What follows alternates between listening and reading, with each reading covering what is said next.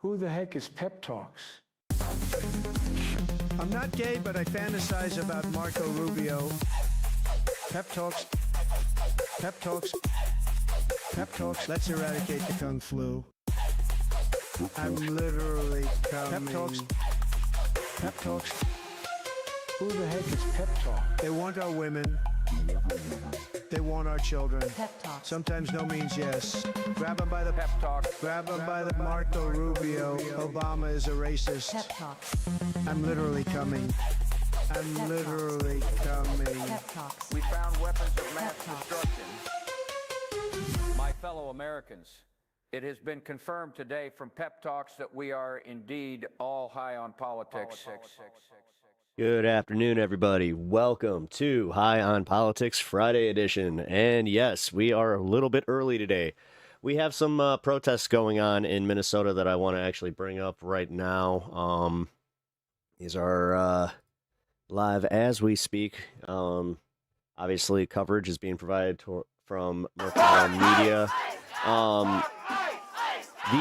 This started about an hour ago. As far as like the march, but yes, there are thousands of people at this. It's insane. The turnout is absolutely crazy. This is also a general strike 3.0 from my understanding in the Minneapolis area. So let me bring this up for you folks. There we go. All right, but also I'm gonna keep the volume on the protest super low so I can welcome everybody to the show. I want to say hello. Thank you for being here. Thank you for checking out the channel and just being here in general to hang out. What up, Etch? Zombie Banana, what up, dude? How's it going? Natch, what's up, brother? Hope you guys are all doing well today. Yeah, today was definitely a little bit of a bitch.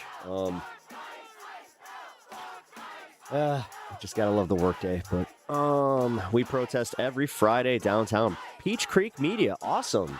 I kind of figured that's what was going on because I noticed the trend where anytime that I'm covering this, it seems to be right around like the 1 o'clock. I think we're on the same time zone, Minneapolis and Chicago. Yeah, we also have some marches going on tomorrow, so I will be on covering those. Those will be interesting. Hi. Justin Casual Revolt stream. He's pretty cool. Oh, cool. Zachary. Oh, damn, dude. Zach, thank you for the Zachary Johnson, $79. Let's make that to exactly 3K. Aw, brother, I appreciate that. Thank you, Zach. Man. Dude. Thank you. That means a lot to me, especially, yeah, right now we're kind of going through it. Oh, yeah, there you go. You get two. Thanks, dude. I really appreciate that. I was not going to give the, the bummer announcement. Well, it's not even really an announcement. It's just we're taking it day by day, but today is a bad day. She's in her final round of cancer, and because it is the final round, they had to go and they gave her essentially a double dose is kind of how it was described to me, where the dose is much more intense, and man, she is feeling it. So it sucks. It absolutely sucks. So everybody's, if you guys have, some positive vibes to, give to Uni, I really appreciate that. I'll make sure that she gets it because, yeah, she needs all of the positivity and just even reminders like, hey, people are thinking of you because she's having a really, really fucking hard time. Thanks, guys. I really appreciate that because, man, there's nothing worse than when you see the incline, and then just all of a sudden, yeah, she hit a wall last night, and it just sucks. It sucks. Called the doctors just to make sure that it wasn't anything that we needed to address immediately. As far as her observation, and she told me to stop, to calm down because I was just do I need to come? What's going on? What's going on? She's just no, just calm down. I'm just responding very, like, this chemo is very, very intense. And, yeah, fuck cancer. Yeah, dude, fuck cancer. But, the good part is that this is the final treatment, we hope, as far as her chemotherapy, and then she goes into radiation in the next few weeks. We are really looking forward to the next few weeks because she gets to enjoy life again. So, again, guys, thank you for everybody that has contributed to the fund. Also, just in general, thank you for all the well wishes and the positive vibes. Like I said, she thrives on positive vibes. She's actually like the number one person I know that can walk into any room and eventually, like, even if like that room is completely down, she will turn it around and she will make everybody leave with a smile on their face. So I can think of nobody more that deserves all the positivity. So if you're just joining us, sorry guys. Yeah, I'm talking about my wife's cancer. We just hit the $3,000 fund or goal, or oh my god, we hit 3,000 on the goal.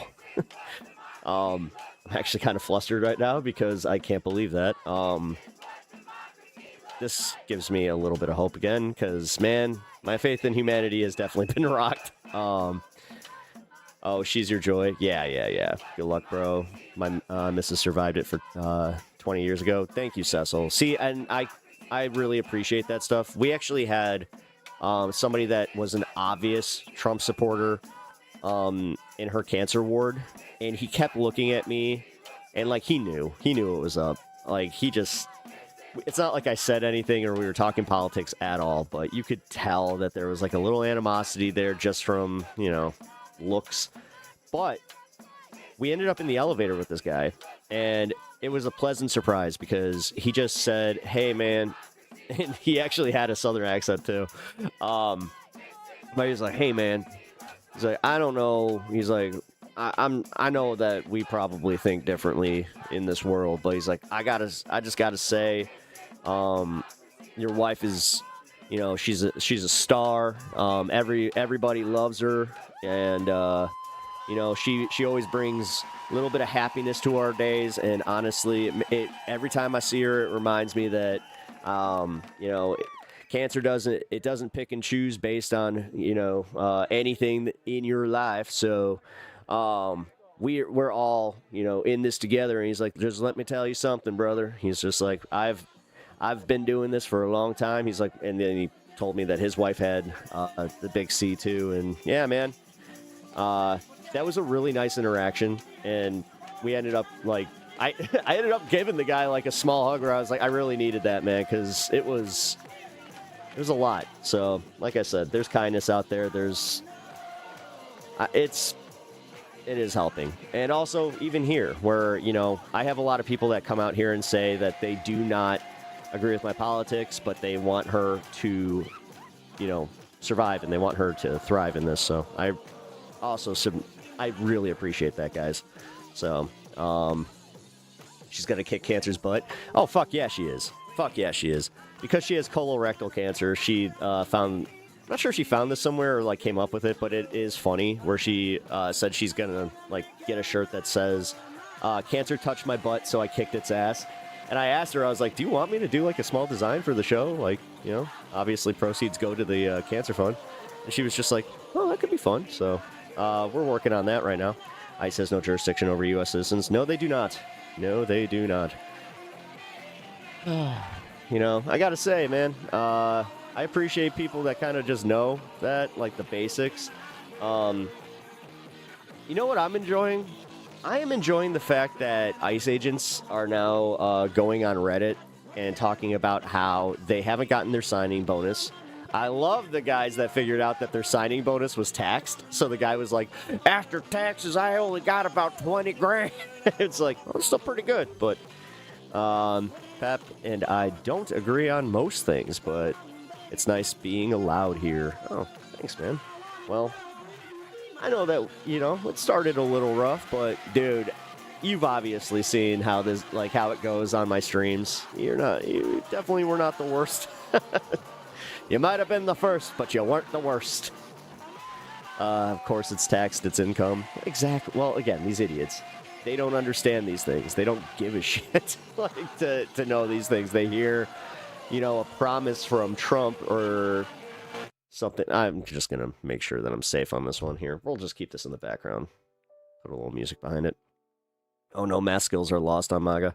Well, somebody actually brought up a post about I don't know, for the life of me, I cannot understand why all these teachers, even in red areas, they're all liberals. It's just well, going out to dinner tonight. Should I buy a bottle of Shiraz or Merlot? I don't know. I'm not a wine guy, man.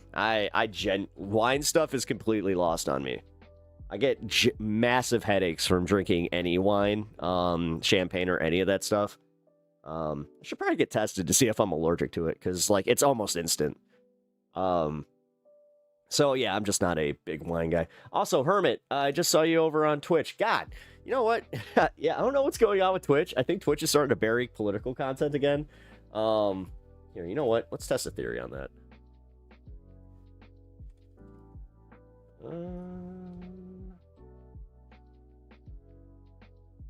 Yep, no. They are burying political content over on Twitch again. There are 254 political viewers. Whereas, because we've all had to swap to just chatting, here, let's see. Oh, Hassan's live. Go figure. Jesus. Yeah, because I just typed in Obama and Trump into the header here. And all of them are just chats, so. Hey, what's up, dude? Jake, how you doing, man? Thank you for popping on by. Keep it up, Pep. Thanks, dude. I really appreciate that. I always appreciate some kindness, As I was saying, my wife, she always appreciates the kindness and the good vibes, but I do too. Joseph Chill with the all caps. Nice. Kirk off. Hey, Kirk, you got a fan. Yeah, vinegar is better. Well, okay, cooking though. I can cook with it, so you know what? Yeah, I don't know. Maybe my body just doesn't like it. I don't know. I don't technically know. Not an expert on such things. Wow, I am so glad that I turned my music on, because this is, copyright central. Let's not do that. Bud Light Bear is cooking. I know, dude. I thought it was Smokey. Isn't that Smokey the Bear? But yes, the Bud Light Bear is cooking. Only driving I do drunk as Mario Kart. Hey, that's a good. Damn. Yeah, if Nintendo wasn't all heavy with their C&Ds, that would be pretty good. I don't know. Put that one out there as a viral post. What am I doing? I'm technically an influencer. By the way, did you know that I'm technically an influencer? I was looking into the taxes stuff, and yes, apparently that's how they label us in the IRS. So, ew. For real, ew. That did not make me feel good. These people yell about democracy, but Trump won in a major landslide. Do you understand what a landslide is? You guys really overemphasize how popular he is. And that you're doing that to your detriment, by the way. That's the only people that get hurt by that is you. You're not trolling the libs. You're not actually getting anybody uncomfortable. You're not getting what you want out of this. You're not gonna get me to be oh, I'm quaking in my boots. Oh no. Oh, 3 more years of Trump got me quaking in my little boots. Oh no. Come on, man. Seriously. Like I said, overemphasizing Trump and his popularity, especially when, no, dude, 37% ain't good.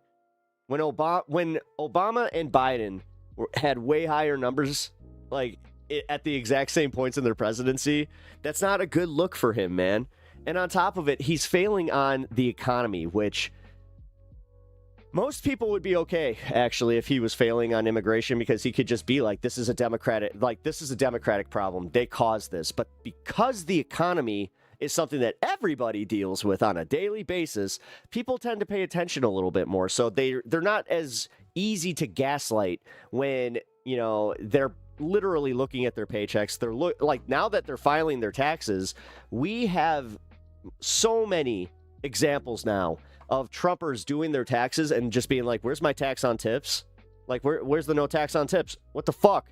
And then you find out that the no tax on time, like overtime, was actually, it's a time and a half thing, and they only give you the half. They're still taxing the overtime. So,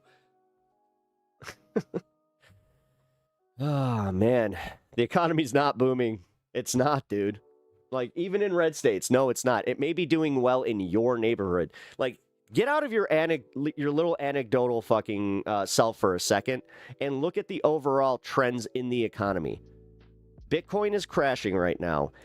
With the Dow going even higher today, like record, anytime you see record highs after a fucking dip, just understand that's what causes these huge fluctuations in the economy, and the biggest dips usually lead to the biggest the biggest falls. Specifically, I don't know, like that whole Great Depression thing. It's almost like we can look at history and like the actual context of history and go, oh, politics be damned. This is exactly what happened, and this is exactly what they're doing. That's why economists tend to not care about politics as much, and the ones that do, like the ones that are trying to placate to Trump, they're just like, ooh boy. Well, we have some bad news. Okay, so here, I froze my chat. Give me a second. Let me catch up a little bit. You will thank Trump when your wife's cancer's medical bills will be cut. He's actually the reason that we're worrying about them, because we cannot not, like, before I didn't have them attached to my credit. Now they're attached to my credit. Oh. All right. He ended the his coverage. Okay. Let me do something real quick. Go back.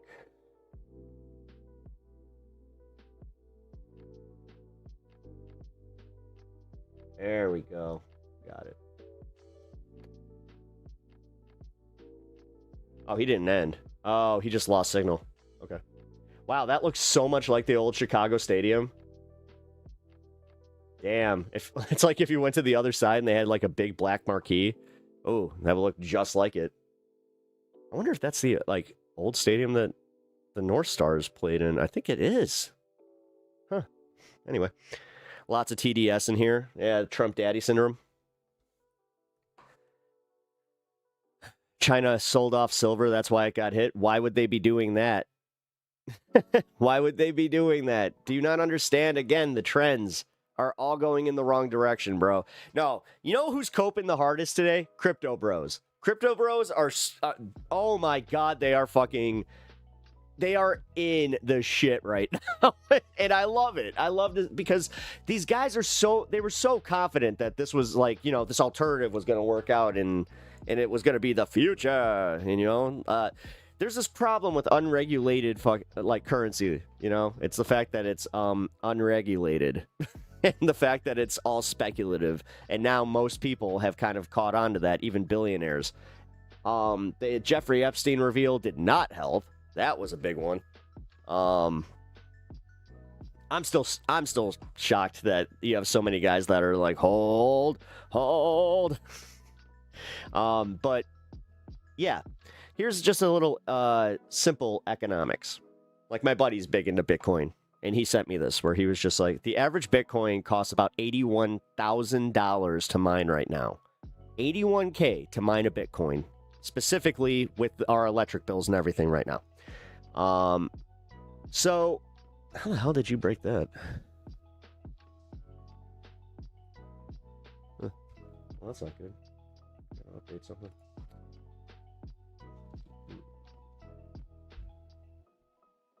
Well, you just made me aware that did not actually take.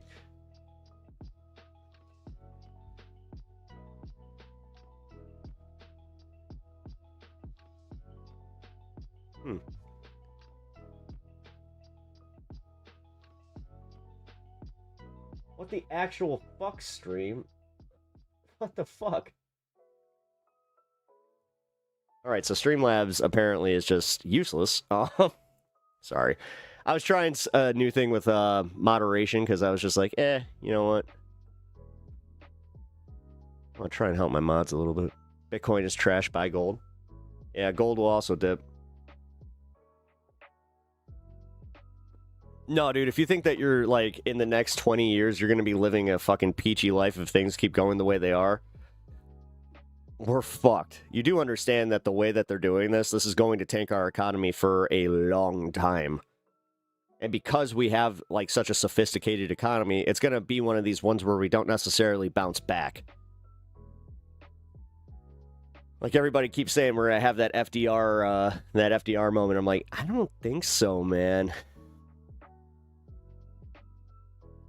I just said, and why would silver dip? And why are they selling it off? Like, dude, keep ignoring it because, again, the fact, you know what? Fuck it. Just like, don't let these guys get pissy about it.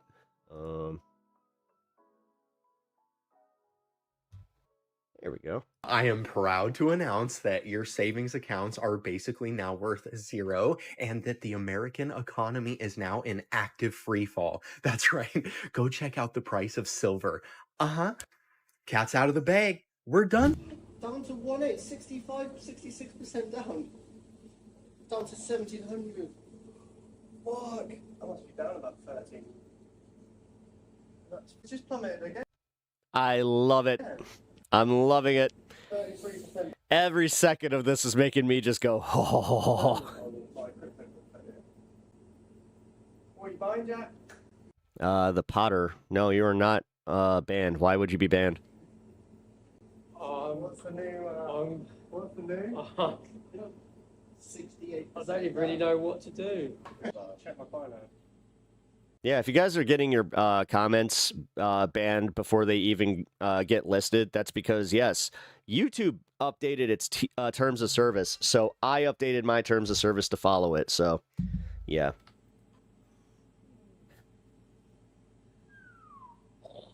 Don't think about it. I'm minus 70%. No, any buying at the moment. I know.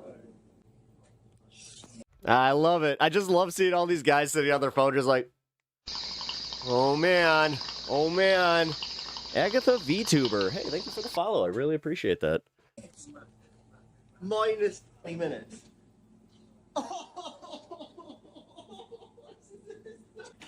Fuck. Oh. Wiped out 700 billion in market value on the S&P, obviously futures trader. Is that a lot?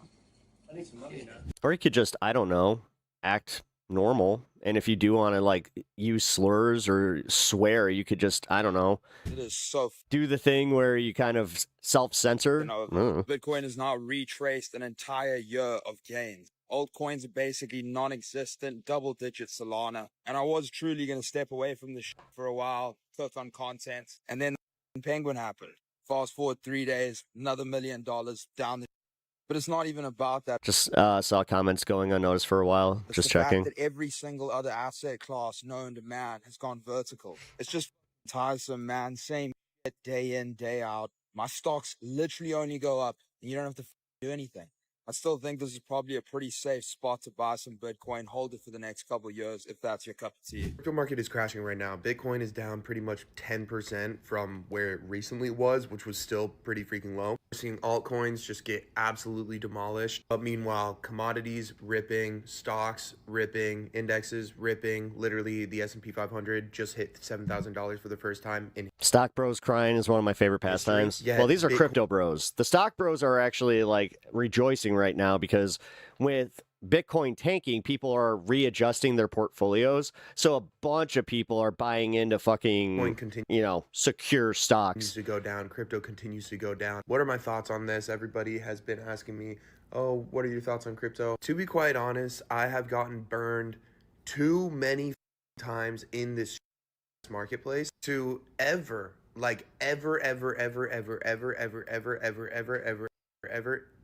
and this is like this is the market right here. Again, like these are want the to guys that dip were my keeping it toes alive. Into any sort of altcoin. I'm completely cool off of that. I'm going to stack Bitcoin and that's it. Even that I'm kind of cool off of that for now. Like, I don't want to that put any more money in than I already have. I'm not a fan. The price of chilly. Bitcoin has absolutely plummeted within the past couple months, and it is scary and it's sad, but so many people are losing everything right now as we speak. And when we talk about Bitcoin on the president pooped himself on live TV and it caused Bitcoin to crash. On today alone, it has dropped $6,000. Oh, I didn't finish my point. So like I was saying, it costs $81,000 to mine a Bitcoin. If this is the price and it doesn't rebound, how is that tenable? 8% down on the day. It is insane. I didn't think that we could get this far. And even when we talk about year to date, it's down 23%. It's down $20,000 year to date. Even when we look at the past year alone, it is down 32%. And of course, it reached an all-time high back in October when it got up to 123,000. And so many people were like, oh, buy Bitcoin, it's going to the moon and all these different things. And then over time, it continued to drop. And of course, when Trump You still don't know what mining is? got into office, That's the reason that a CPU costs fucking, it was or just a fucking graphics card costs what? $1,200? reaching an all-time high. Here's the graph. Jeez, of that the seems past low. 5 Let's see. years. What And was then, this? you know, it was just, it's just so sad. And people are losing everything. I'm not promoting people and I'm not laughing at it, but it really does suck to Holy see how fuck. this is all unfolding. What I've been was telling it? people for a Fuck. long Oh. time now. Ah. You talk about investing, Bitcoin, cryptocurrencies, all these crazy For an MSI Gaming GeForce, it is $15.99. Let's see. Let's check. things are one of the riskiest investments you can Just make. And if last you have nothing that is December. backing that, if you're not investing $1,200 last in December. the stock market, Well, ETFs, $12.99, $1,300. or any other kind of stable Jesus. investment, you're really setting yourself up for failure. I'm gonna be quite honest with you, because a lot of people invest in these coins and waiting for, you know, massive growth, but in actuality, yeah, you get growth, but then most of the time it's always followed by a massive crash. What did I just say about the standard economy? That's why I'm looking at this and going, oh, we're fucked. Crypto market has been tanking pretty much since October 10th. Let's talk about what's going on and what I'm doing about it. As you can see, the all-time high was really on October 6th, but the real drop-off started October 10th when we had the biggest liquidation event in all of crypto history. During 2025, we were actually on track to have a good year of returns for Bitcoin. However, Trump tweeted something about tariffs at that time, and the market had a sudden sell-off. A lot of people were over-leveraged trading, and it caused pretty much just a crypto version of margin calls. It started a huge sell-off. Great news, MAGA. The U.S. laid off 108,435 jobs in January. All this winning. Downhill since. Now going into 2026, as Beanie Babies are going to soar any day now. More liquidations, rate cuts have cooled. Get that Princess Diana bear out. Let's go. We've seen Bitcoin and Ethereum Hold on. ETF inflows not only slowing down, but sometimes even going negative. All these factors alone have pretty much just killed bullish sentiment at the moment.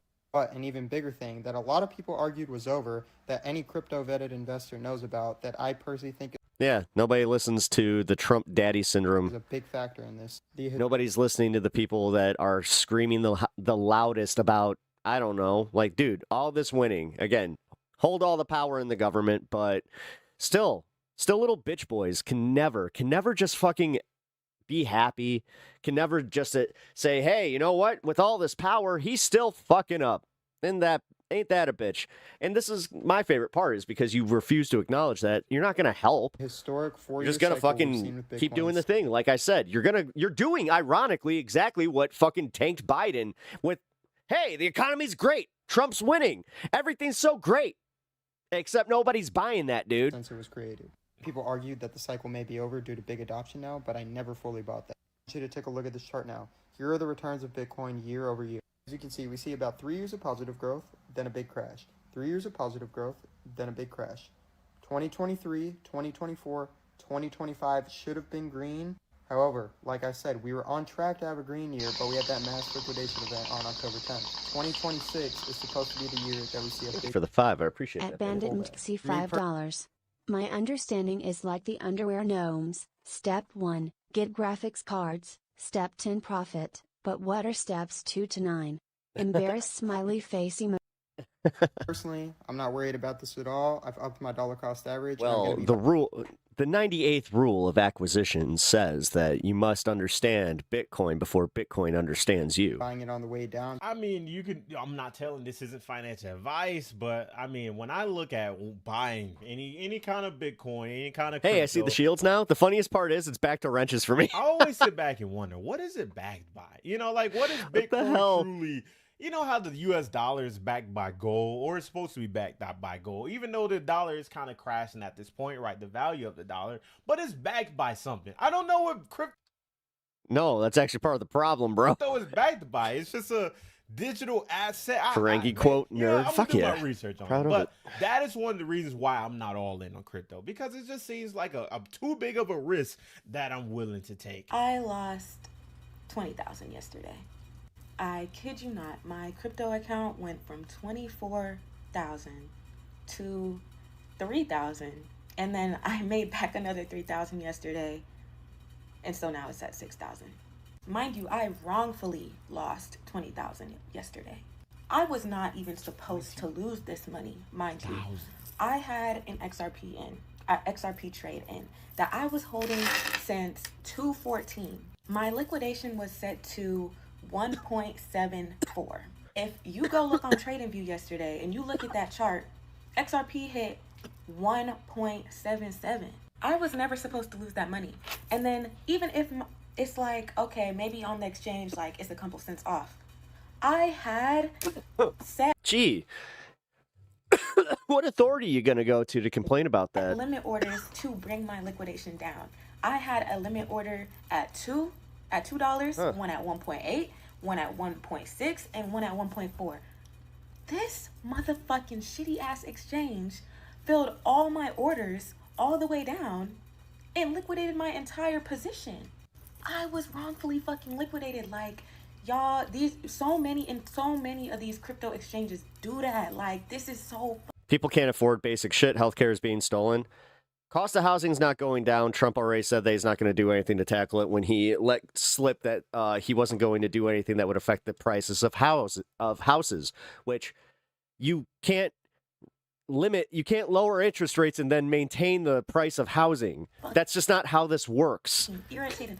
I'm tired of these shitty ass crypto exchanges. Like, can we get something good for the But again, by all means, guys, keep doing that. Keep telling everybody that the economy's great. Because the thing that I'm seeing right here is the fact that you saw in my title that the economy's crashing, and your first response was, "Nuh-uh." Yes, please. And this Don't talk shit about my daddy. This is not my first time dealing with this at all. Me and my dad lost millions. Yeah, millions with an M last November off of a shitty ass crypto exchange. If y'all want a story time on that, I can give you. Yeah, it's almost like you should have fucking dipped. Like you should have fucking sold. Y'all that too. So it's like, if I don't seem that butthurt, it's because I've seen worse. No, I think she's basically trading, and she's talking about her situation with trading. But yeah, I mean, it's real life. So Bitcoin erasing nearly all of its gains since President Trump's reelection, dropping to its lowest point in nearly 16 months, down 17% year to date, as investors continue to rotate out of risk-on assets amid tariff uncertainty. He's suing them for $10 billion for him. Not us. He's not trying to get us money. You guys are fucking really stupid. You really are. The fact that you guys take everything he says and just go, yeah, we're going to get that money. And then he just backs out, and then you're just like, nope, still support the guy. Fucking Christ. Government shutdown delaying. It's fucking comical at this point. The economic data. But when you guys are broke, you're going to blame Biden. I know you can see just how there's no point in interacting with any of you. With the NASDAQ moving in lockstep with tech equities lower today. You've got altcoins like Ether and XRP, part of this wider sell-off across tokens. The broader crypto market he's sued has as a now private shed citizen. $1.5 Exactly. trillion since its peak in November. And the market, it really hasn't been able to recover since that October 10th liquidation event that wiped out $19 billion. I'm saying he's stealing it. I'm not arguing with anyone.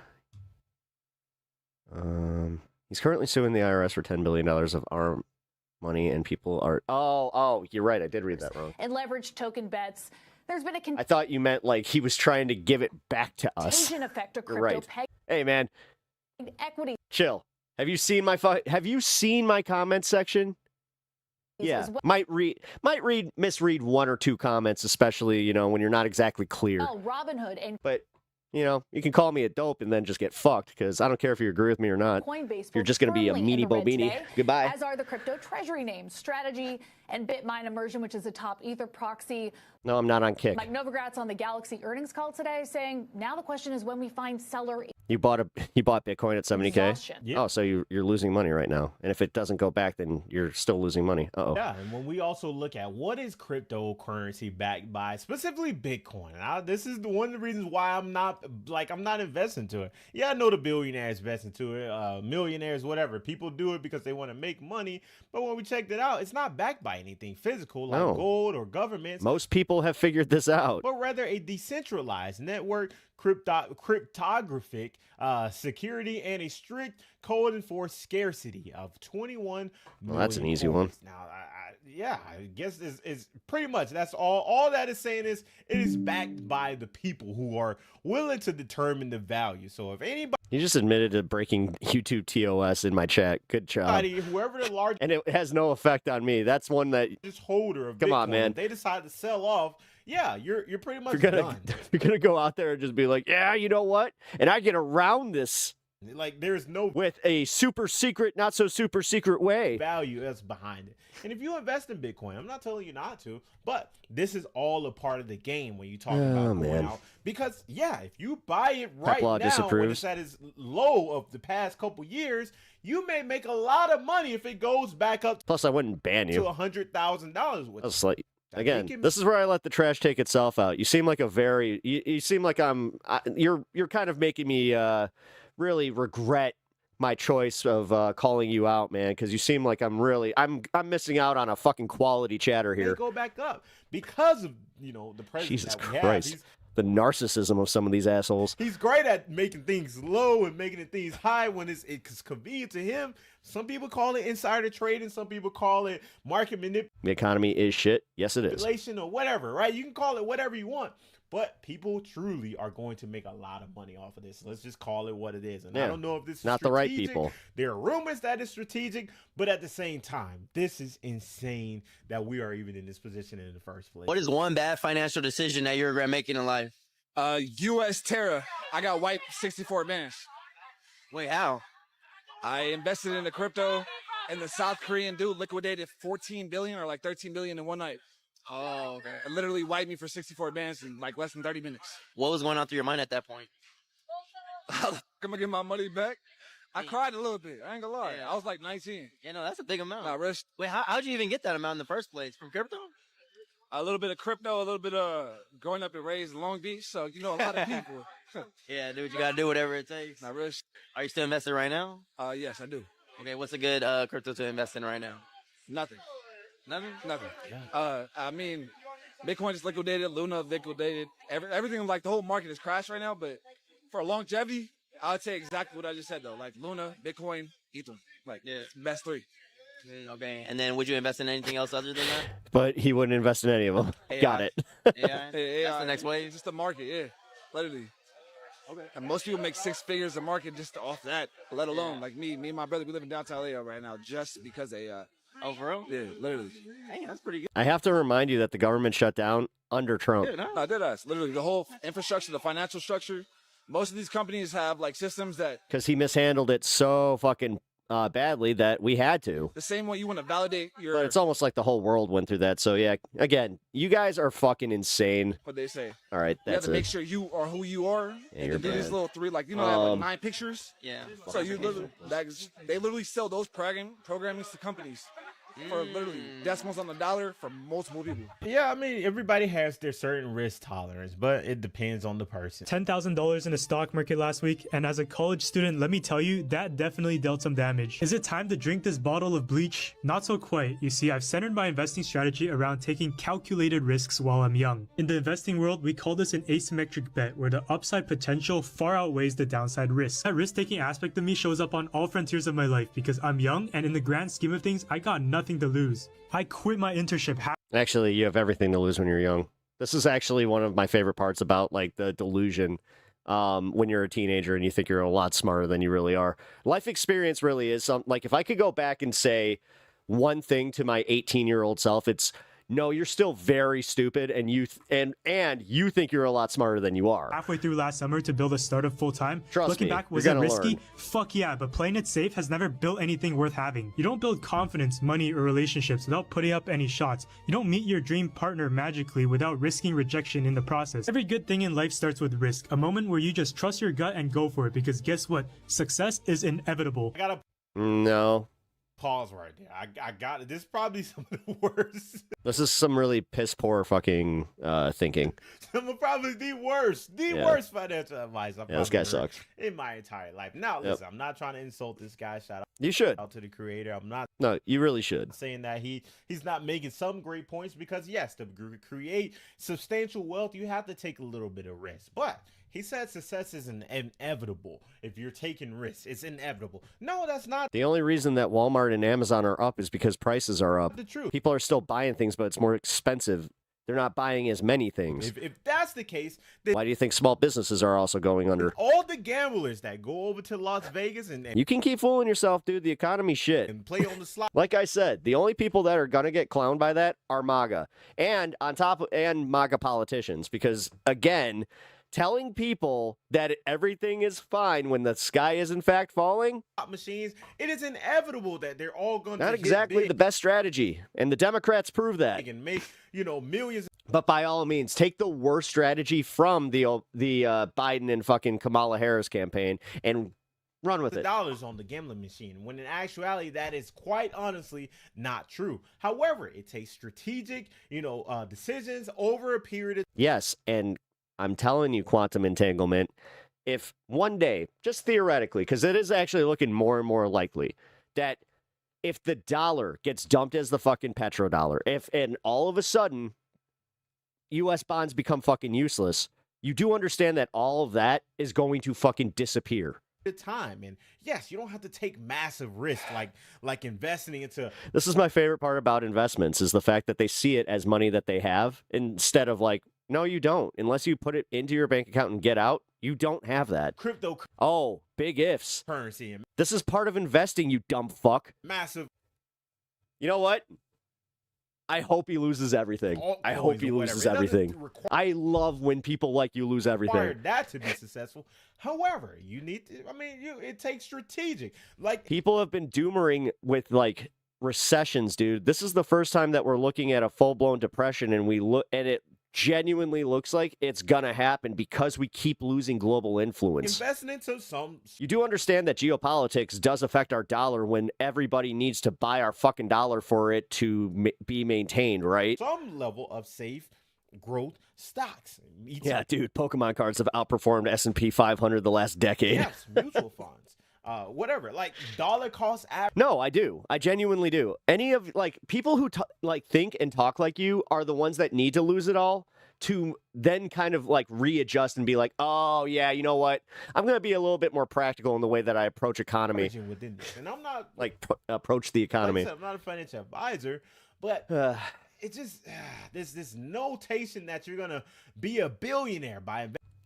I love it. I love the fact that you're even going back and forth with me. It tells me that you are genuinely not feeling as confident as you're trying to portray. Investing in crypto, but keep going, man. It just doesn't make sense. And yes, I get why people invest into it. I get why people are all in on it, and because you can make a lot of money. That is honestly the fact. You can make a lot of money, but at the same time, it's always these guys that have no money too. The downside. Again, it's all invested. He has absolutely nothing.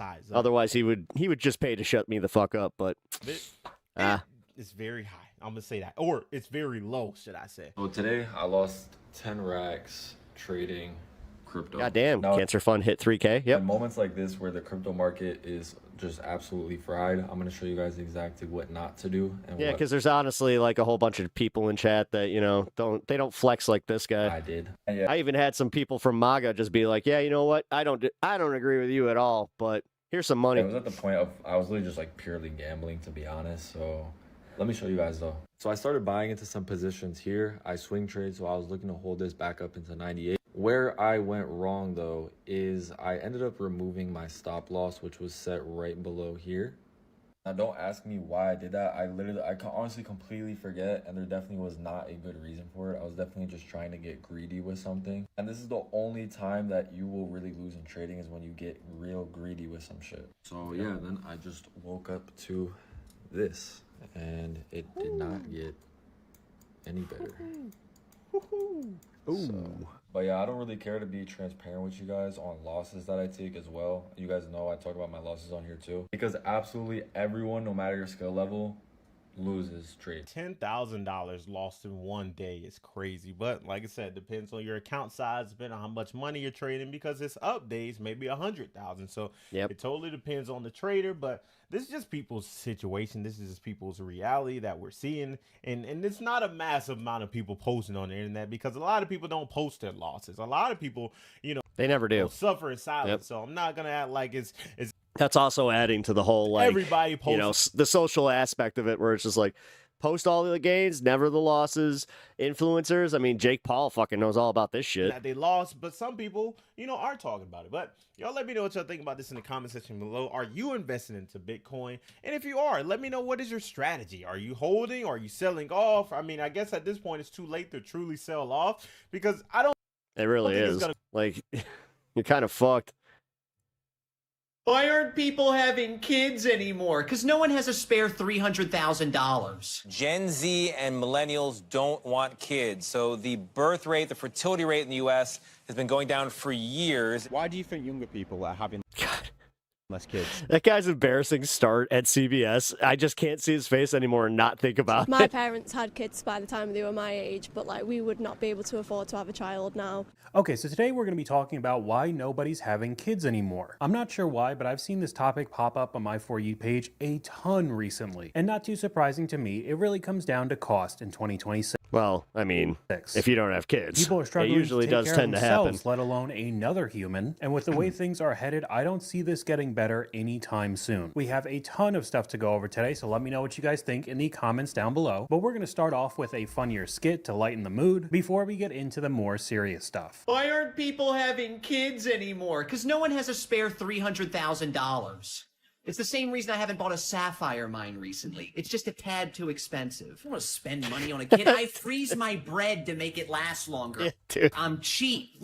I freeze my bread to make it last longer. It's not even a joke. It's just a good tip. I don't even spend the fake money I earn in video games. Here's a better question. Why did the people who had kids before choose to make it feel impossible to have kids now? And how can they help fix that? The closest I'm going to get to having kids is rewatching the first season of Stranger Things. But who's going to take care of you when you're old? I don't know. Probably an AI android with a voice just different enough from Scarlett Johansson's for it to be legal. And unfortunately, even though the last statement was a joke, he's probably not too far off what the future's going to look like. I don't know. We are living in crazy times right now. But let's dive deep into mind you, this guy is one of those apolitical types. A little bit more of the stats with the declining birth rates. That used to like kind of lean right until he started seeing the writing on the wall, where he's like, oh god, these people are fucking corrupt as shit. Gen Z and millennials don't want kids. So the birth rate, the fertility rate in the U.S. has been going down for years. It's now at a historic low. And what's really interesting when you get into the Pew Research underneath it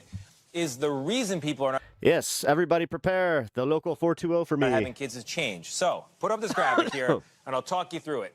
People over the age of 50 who have not had children, they say, look, it just didn't happen. Basically, I wanted to, but it was bad luck.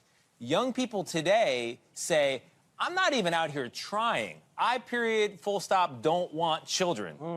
That is a big shift. That is a big change. There's a bunch of reasons, you know, a portion of them. And I'll tell you what, no regrets. Cite the cost. I'm very, very, very happy It's been not having children. And a lot of my friends that have kids are really like they try hard, but then they go, it's crazy. You know, it does. A portion of them cite worries about about the state of the world, climate change, and then 20% say, I just don't like kids. And these are all fair reasons. I don't know about not liking kids. The state of the world and climate change, meaning they don't want to add to our population because of the pressures. Or they're just worried that the quality of life is getting worse and worse. We can't afford apartments. How could we afford kids with 146,000 likes? Correction, we can't afford kids. Another person says can't afford them. I want kids. But we could go a little bit deeper into the daycare costs, because a vast majority of families need 2 full-time working parents just to be able to make ends meet. But But on the other hand, some of these why not watch Trump depict? Oh, I'm getting to that. Ridiculous prices eat into most of the money we started talking about econ, so I was just like, yeah, you know what? I had an econ segment already kind of lined up. Let's go for it. Going to make the entire year. We spent $53,400 on daycare tuition last year. Because trust me,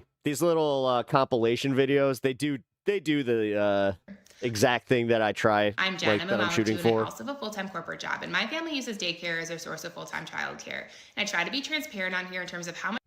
Considering that MAGA is so easy to fucking trigger, so it's just like, hey, how'd you trigger MAGA today? I played a few TikToks of people saying that they can't afford shit. Much it costs to be a dual-income family, especially from a childcare perspective. We just ended 2025, and I made the mistake of going into my parent portal and looking at our tuition summary for the year. We spent a total of $53,432 on daycare tuition. And I have two kids. I have a 4-year-old daughter that's in the pre-K program and a 2-year-old son that's in the TWOS program. And we actually get a discount for having 2 kids enrolled in the daycare center. So our total is actually closer to $55,900, but we saved about $2,600 with that sibling discount. And I posted a couple weeks ago about how we already got the daycare tuition increase email for 2026, and our tuition is increasing about 5%. So that would put our total closer to $59,000 for 2026. Luckily, our daughter is going to public school kindergarten in the fall, so there is a little bit of reprieve on the horizon. But the next time someone asks me if I'm going to have a 3rd kid, I'm just going to start showing them these daycare bills. And that's part of the reason why people aren't having their first kid. I did also think it was almost insulting saving $2,600 with the multiple kid discount, even though you're still paying $55,000 in one single year. That's insane. I do know that daycare prices vary throughout the country, but to be honest now, there aren't many places where it's actually affordable. $55,000 would be a good chunk, if not all, of your income after taxes. Most Chicago's little bit more expensive. People in today's world. We have an au pair, highly recommend. I mean, I'm not sure what the cost is for that, but if the prices are similar, it might be a better deal. That's a whole yearly salary. That's what I was saying. You might as well have a nanny for that amount. I'm so confused on how my husband and I are going to do this. I'm starting medical school soon, and I just don't know how we're going to be able to afford a family during my next 12 years of schooling and training. And if we wait those 12 years until I'm established in my career, we'd start having kids right as we're pushing 40. Why does this country make it so hard for us to both have a career and a family? And that's a pretty good segue into talking about this isn't. Oh, I just realized it's my multi-stream. So no, it's actually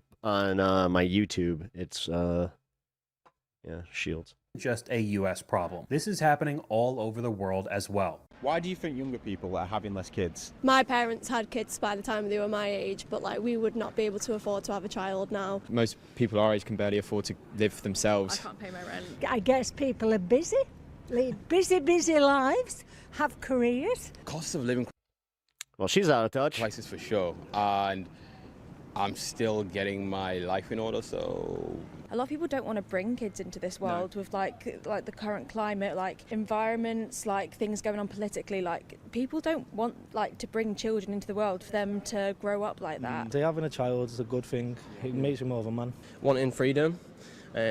People feel like children are a burden. Even though it is a financial burden, the love that it gives our family outweighs anything. Knowing what it costs. You got amazing rent in Chicago, and you're the only one that's not getting raw dog. And the hours people have to. Yeah, the only reason I'm not getting completely fucked is again because I work to keep a family. I bought my house when I did. Right. It was literally just luck. It's staggering. I wouldn't suggest not having a baby due to finances. Just make it work. When I was younger, I learned so much about just make it work. The population, and I was really worried about that and thinking like, oh, maybe I'll do my part and not have kids.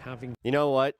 That guy, that tells me that guy has a kid, like he's got a child that is not at that age that it hates him yet. Children. This usually tends to change right around the time that they hit like that pre-teenhood.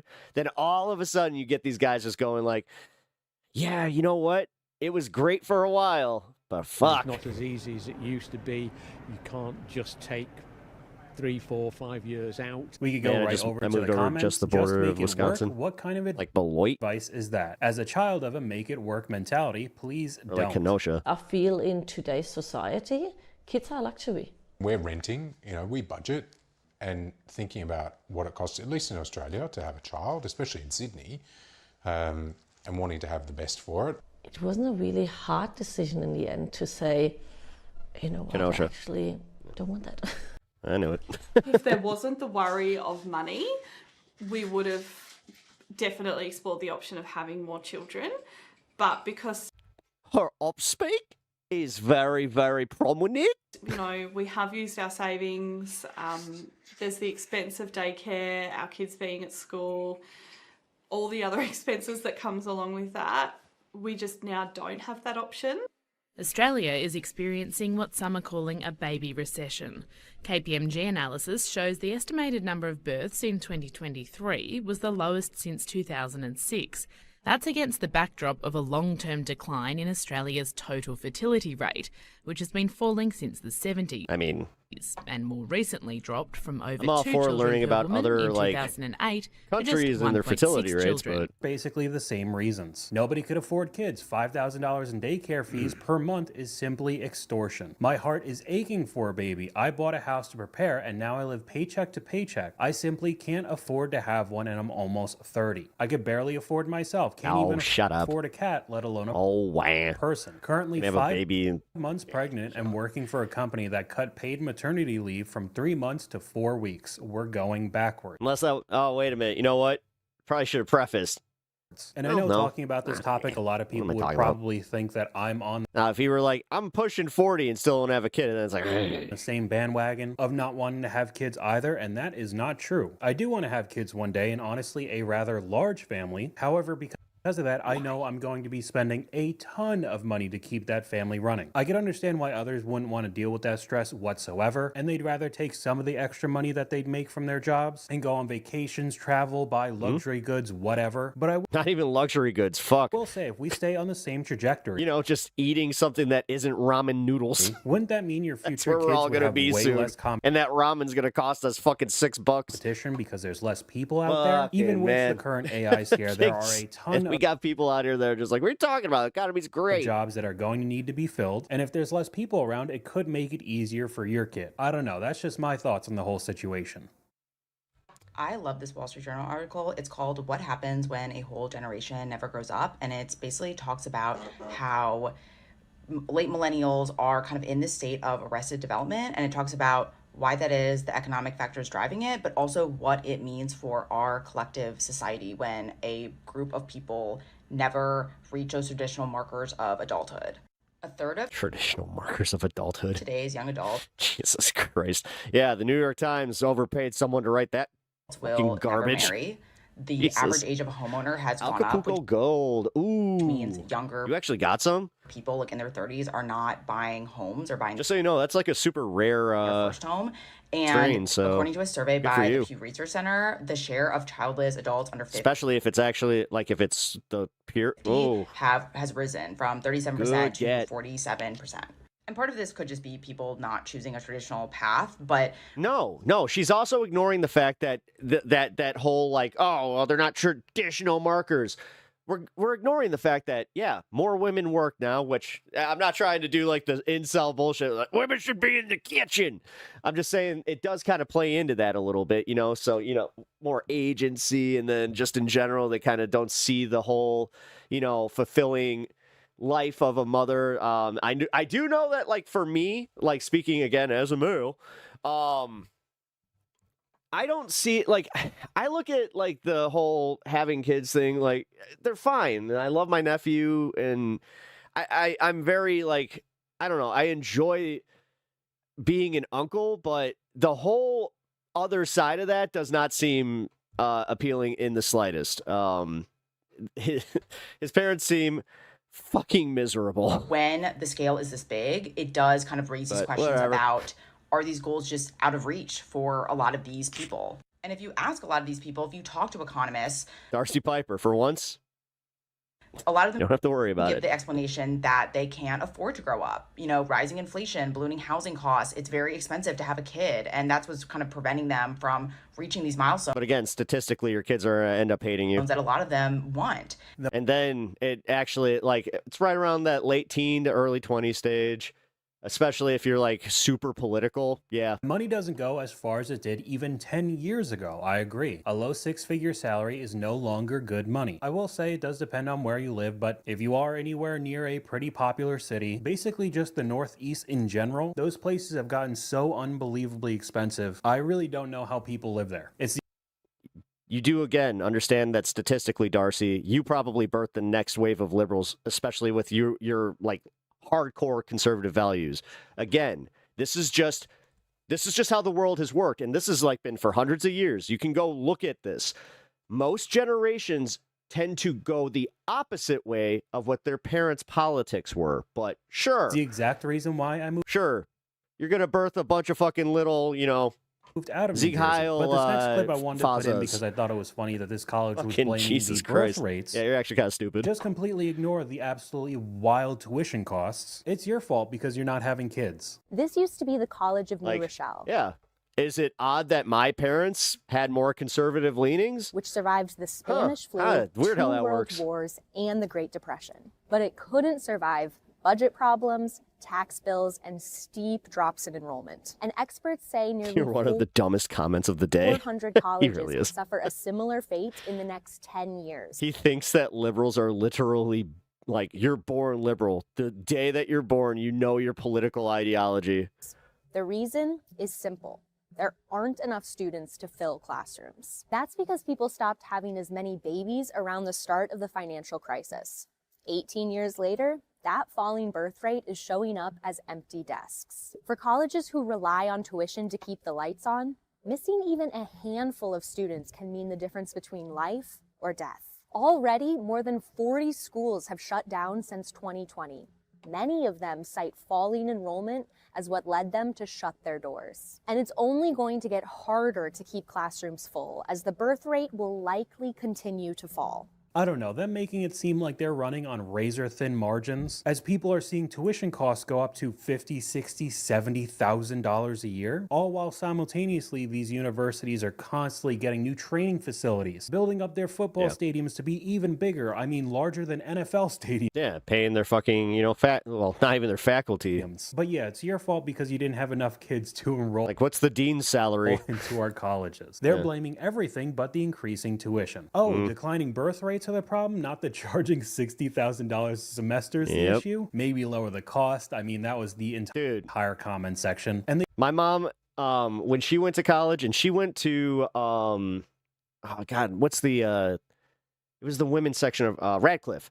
So she went to Radcliffe, and she only paid $8,000 the entire time that she was there. they completely ignore And that, again, is the women's college, the Women's Art College of Harvard. or the people just skipping out on college in general. So it's not worth like it for was bare one of bones those, community schools. pay at a corporation that's going to instantly fire you when there are any budget cuts. People are turning to other And the fact that she was like, that was expensive at that time, I was just like, what? options today, like going to trade school. Wait, College what? is becoming less and less worth it every single day. You literally can't make this stuff up. In my newsfeed right here, it says U.S. birth rate hits new low, CDC data shows. And more top stories right below it, it says investors bought 1 out of every 4 affordable homes last year. It's like Right. The truth about 100 years from now, you really want a world with straight-laced conservative society would melt down from being repressed on everything. pretend that this data is surprising and that It's almost like, the whole Puritan experiment didn't work out. There's a reason that we're not all Puritans. the answer isn't right in front of our face. The real reason why nobody might There's actually a reason that we're not all Christians, too. It's almost like they, enshrined that into our fucking founding documents. age and nobody younger than me is going to have kids. The new houses that are being built are about in That's this insane. price range right here. Yeah. And a large portion of the affordable ones are bought up by investors at the same time that the dollar's been losing its value. You paid off college at by 30? Manda, congratulations. That's actually fucking, that's unheard of. Crazy.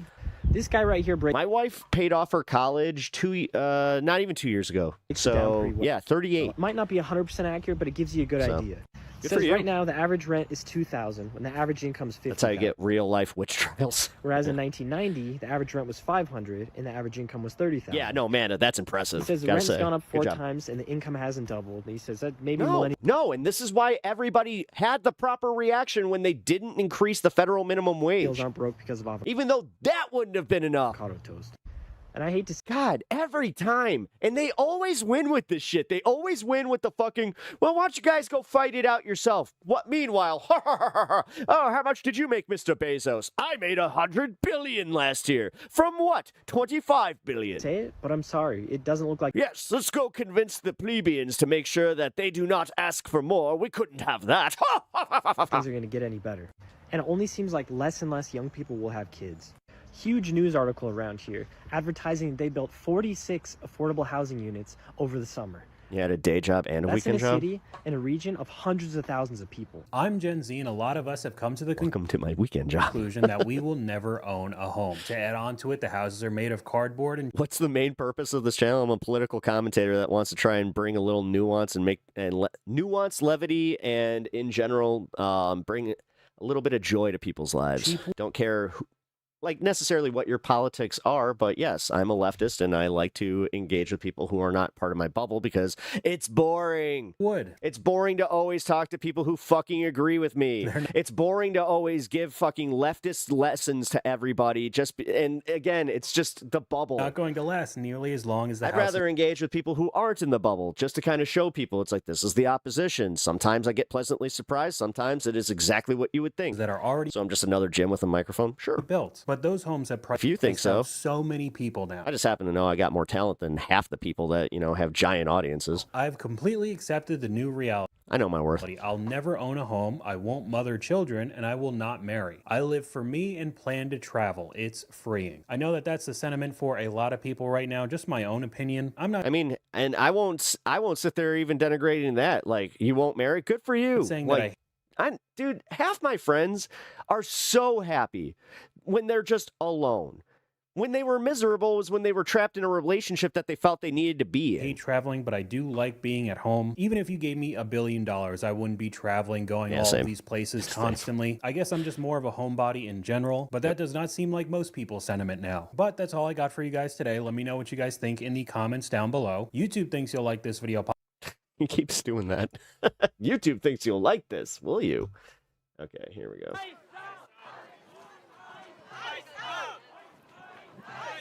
Got some updated footage from the protest. Give me 1 second.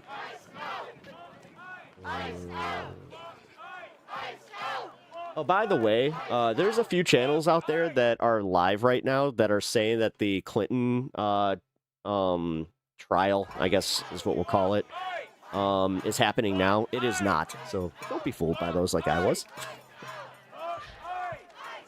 Also, fuck you, Mint Media. You are kind of the reason that we have the new YouTube TOS coming into effect, where they're going to essentially shut down your 24-hour channels. Good job. Your greed ruined it for a lot of people. So if you guys enjoy like the Mystery Science Theater channel or the Tokusatsu channels, yeah, those are going to go away, all because a few greedy assholes needed to always post their shit on a 24-hour channel and steal a bunch of content to do so. So yeah, properly, fuck Mint Media.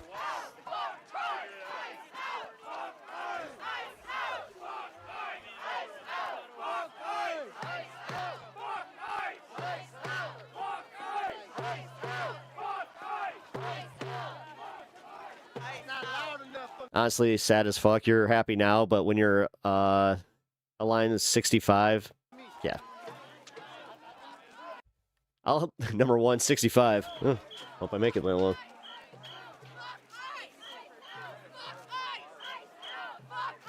But like that guy said, likely, I'm going to have an AI nurse taking care of me, man. You are too. Your kids ain't going to want you. Have you seen what America does to its old? Fuck off.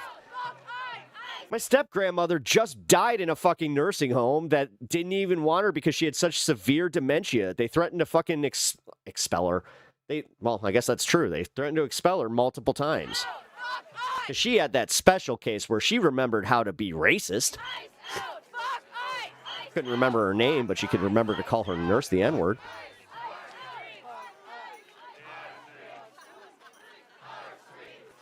Yeah, my step-grandma sucked. I'll be honest. No, I'm sad for my stepmom and all that, but God, she was not a nice woman. No, she sucked. Like, even when she, like, was, all her faculties were there, she was not a great person at all.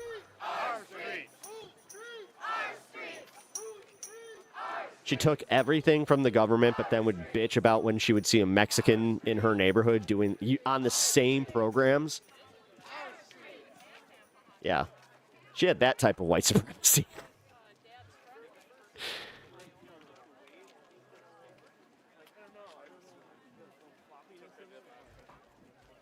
Jesus fucking Christ. None of... Dude, okay. Fucking YouTube, dude. They update their terms of service, and then I update mine. As far as like, so they gave me a list of things that can't be said in chat anymore. I update my, the checks on chat. None of them are working. But it's Friday at 2 o'clock in the afternoon. The hell, man. Friday at 2 p.m. in the afternoon is pretty good.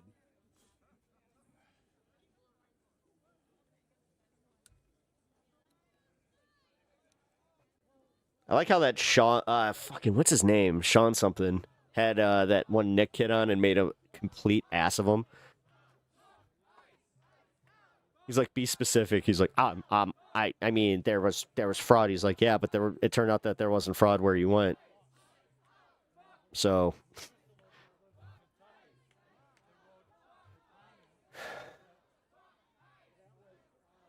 I love how you guys also put your your media time into a guy that literally can't do what he does without his mom next to him. Like, nice, very good job. Really picking out the most masculine of us. Excuse me. Man, again, for a midday Friday protest march. The estimates, they're looking low because they estimated 3,000 people there. That just, I don't know, man. This TOS stuff is a bit confusing. Unfortunately, they made it really confusing, Natch. I'll go through it with you guys in the chat on Discord, but I will just say, yeah, YouTube has new TOS that they just updated. I read all of it last night. Where is this? This is in Minneapolis. This is downtown Minneapolis. Which apparently it was like 25 degrees, and people were just like, yeah, it feels like summer. After it being in the negatives for 2 weeks.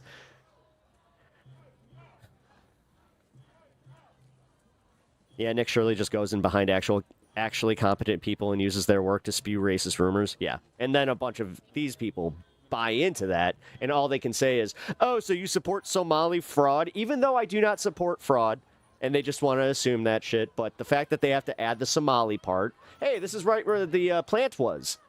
This they had a ICE agent embedded, and right here, where this black car is, he fell to the ground and claimed that he had gotten beat up, but there was nobody around him. And there was a dude that just pointed to him and said, this guy he just laid down like that. He just planted himself like that. And then they had somebody come in. He's like, dude, he's been here the entire time. Then conveniently, a fucking van with 4 cops pulls up, and they pull this guy out of the crowd to save him, Because they needed to bring a medic in. God. They tried so hard and they couldn't even get that right.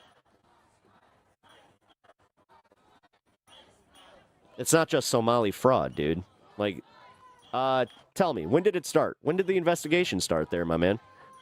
Since I know about this, way more than you do, apparently. When did the investigation into the fraud start? And it wasn't with Nick Shirley. He was not the one to break that story the way that you guys keep trying to say that he did. They already had prosecutions. Did you know that because of what Nick Shirley did, they also now are not going to be able to prosecute these fraud cases because now they don't have enough people to work on them? Good job. Yeah, did you also know that, with the DEI firings, now they're short-staffed in all these positions, and that they also have federal prosecutors quitting en masse because they have a whole bunch of lawsuits that are being fed to them because of the fucking ICE tactics that they're using? Yeah, it's almost like, I don't know, they have to follow laws, and when they break those laws, it goes to court, and then all of a sudden, your money's being used while they're in court. So your tax dollars are being wasted. So therefore, ICE is committing fraud just through doing that. If you cared so much about wasting money, fucking hey.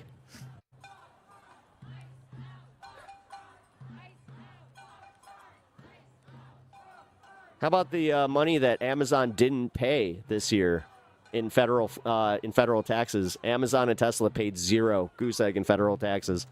That makes sense. That makes so much sense.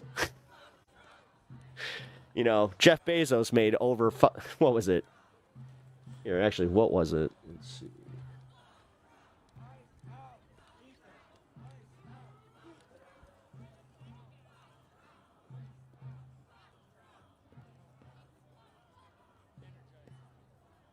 $232 billion from $25 billion. He was sitting at $25 billion when Trump got into the White House. His fucking net worth right now is $239 billion. But yeah, tell me again how Somali fucking fraud is the fucking problem, you absolute clown shows. What the fuck? This is why, like, you guys hear that and you're just like, it's just a couple $100. It's like, no, a couple $100 billion. Just $1 billion you can't even conceptualize, like as an actual tentative amount of income. You could never spend that. Like you, unless you, again, are just that stupid and you're just like, I'm going to go buy a building. Why? I don't know, because I can.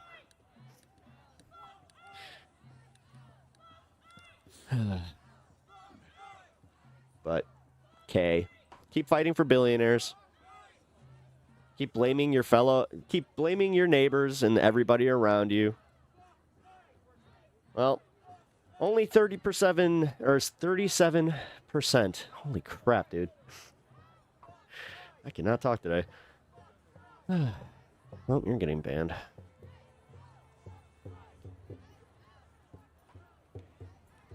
Oh, thanks, Natch. You got that one. I got you.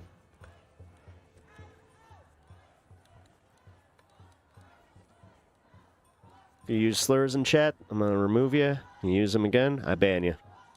Plain and simple.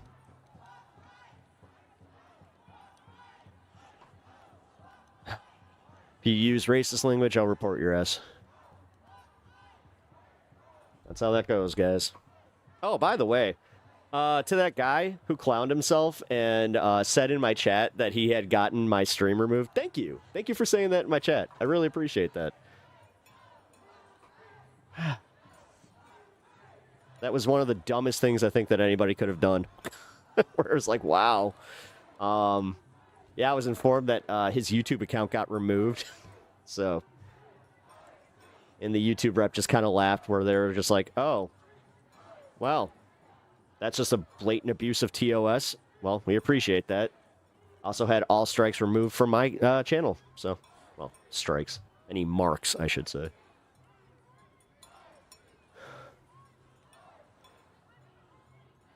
Does the dark gods watch me?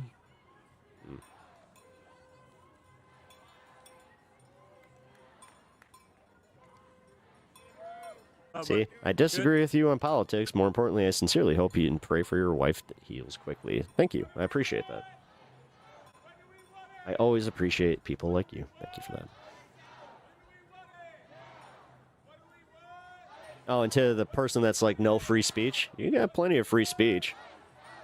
Even in my chat, dude, I let stuff go to the point where it's like, you know, you really have to do something fucked up to get banned from my chat. I don't just ban right-wingers just because you're right-wing.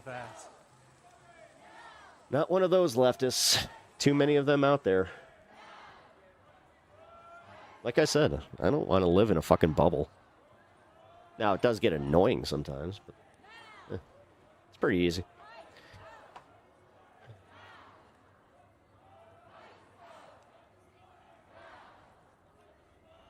Not even Travis got banned. Yep. Hey, Diego. What's up, man? Good to see you.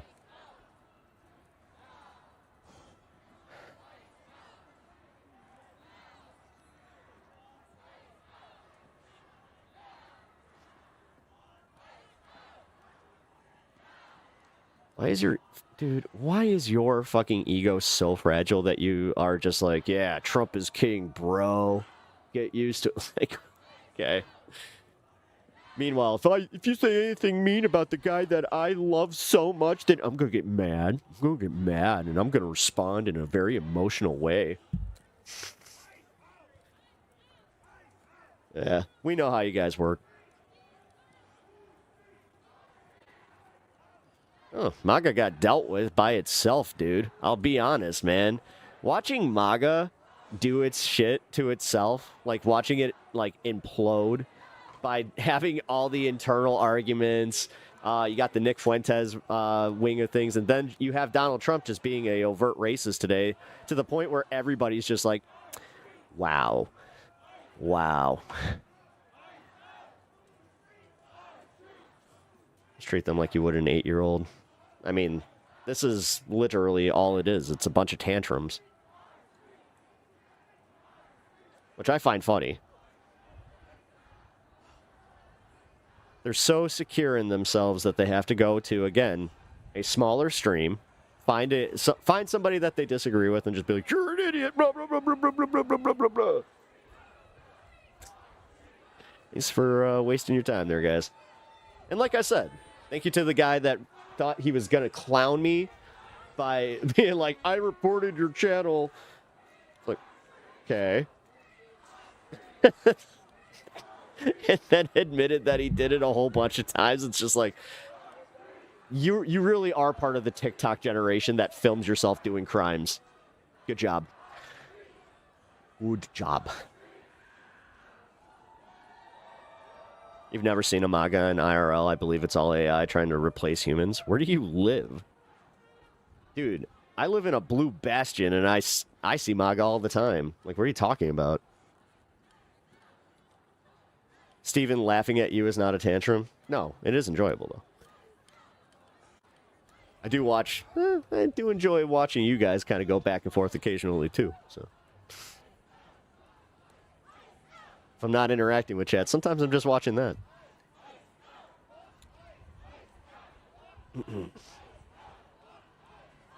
Thing MAGA say. Get really effed up. Oh, yeah. Oh, even if it's just 10 things. I mean, to be fair, they really do just kind of use the same playbook. What up, buddy?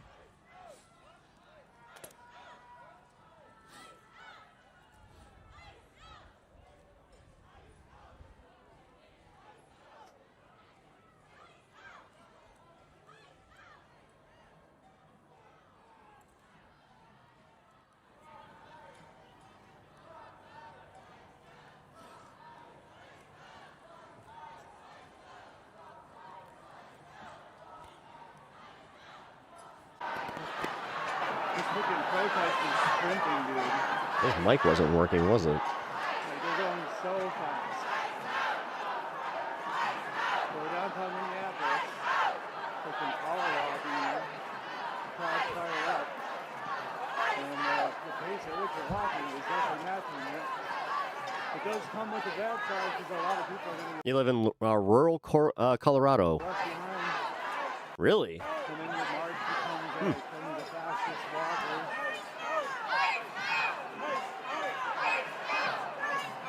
Hey Chris, I think we should walk faster. I think the marches are going fast enough. I mean, Jesus, dude. That's what I'm saying. I'm joking. Yeah. There were way more people here than they were expecting. Again, they only thought that a couple hundred people were going to show up for this.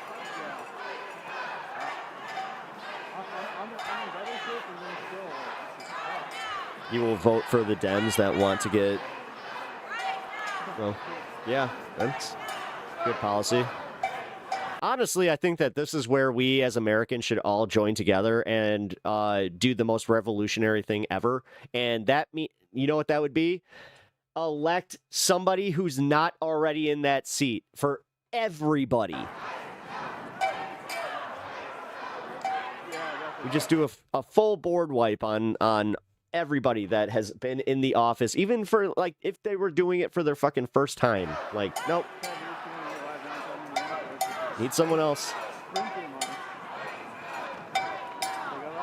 But what is it about America that makes us so stupid that we constantly vote for the same people to be in these seats? It's almost like we're always worried about the opposition instead of actually, like, thinking about, what would actually benefit us? Who's the biggest threat to America? Donald Trump. Like, no joke. Donald Trump.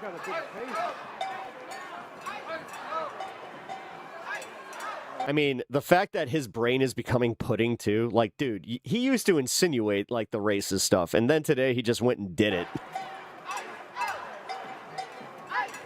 It's a corrupt system. Oh, fuck yeah, it is.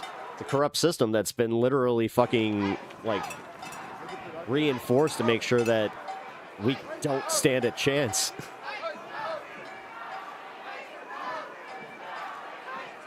And honestly, the Democrats are just as fucking guilty as being part of it.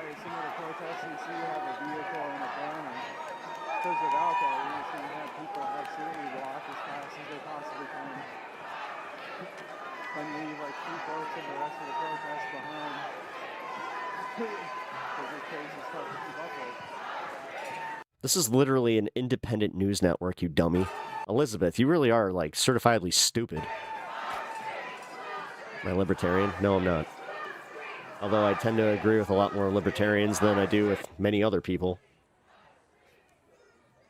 Specifically MAGA. Just tuning in, check into the stream, let me know where you're watching from. We're trying to keep up with a super sprinter protest today. No, it really wasn't. Actually, just objectively, it wasn't even funny for, like, a racist. If you like AI slop, I guess, sure. Must be because it's Am I a warm. constitutionalist? No, I'm not. I'm a democratic socialist. Walking fast as hell.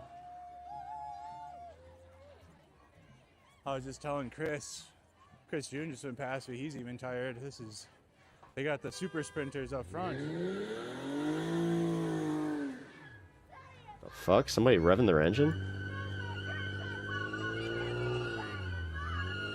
Someone squealing their fucking tires? Oh, dude, the Guardian Angels are there.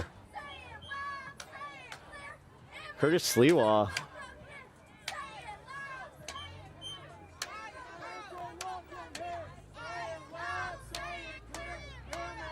Oops.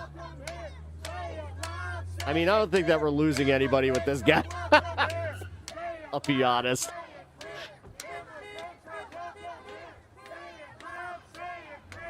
Elevator guy isn't too happy. There's a march going. I mean, as somebody who has had to wait unexpectedly for a march to pass that I I'm cool wasn't with getting part a of, break anyways. you know, sometimes it gets annoying, but you just deal with it. Or you plan an alternate route.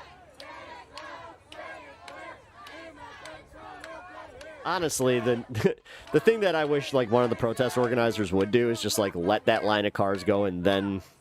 Although, you can't really do that, because then you're just... just let the fucking protesters pass, right? It was like revving his like tire. Democratic Socialist, we haven't tried it. Make sure he's not going to do anything. Literally, democratic socialism has not really been tried on a wide scale, so... If you think that's a dunk, then good job, I guess, because, yeah, we don't know how it would work. I think it would work out pretty well, because we already have a little bit of a mix of that already. It's now I just want to improve it and charge the fucking billionaires a shit ton of money so we can have a little bit more. So we don't have to constantly pay for shit that we shouldn't be paying for, like healthcare. Say it clear. Thank you. The one thing I will never understand are people that have been convinced to fight against their own class. Like, class traitors are just something I cannot wrap my head around. People that look at just the reality we live in and think that they're somehow going to be in that elite class. When in reality, these are the same people that are putting Disney trips on credit cards. And then acting like, I can afford to take my family to Disney even though you can't. Very specific example. Oh, that guy was totally like he was spinning his tires. Holy shit.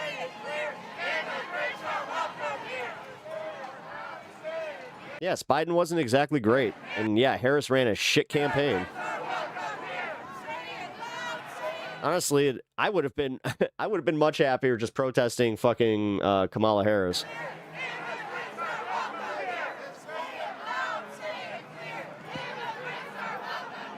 At least I think you know, she might have been just as bad. Honestly. Just more with a fucking corporate smile. So, yeah, you might have saved us on that one. But I'll tell you this much. I think this is why MAGA is so insecure, is because they realize that they activated the base.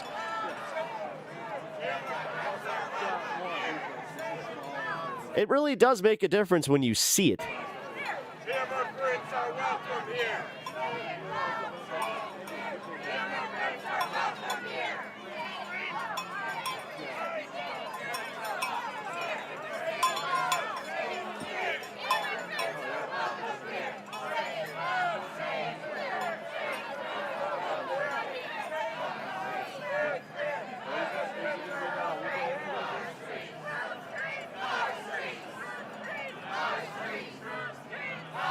Am I on stolen land? Technically, yes. But I'm not a land backist either. Yes, objectively, we are too far gone. Not like we can just be like, okay, so everybody deport now.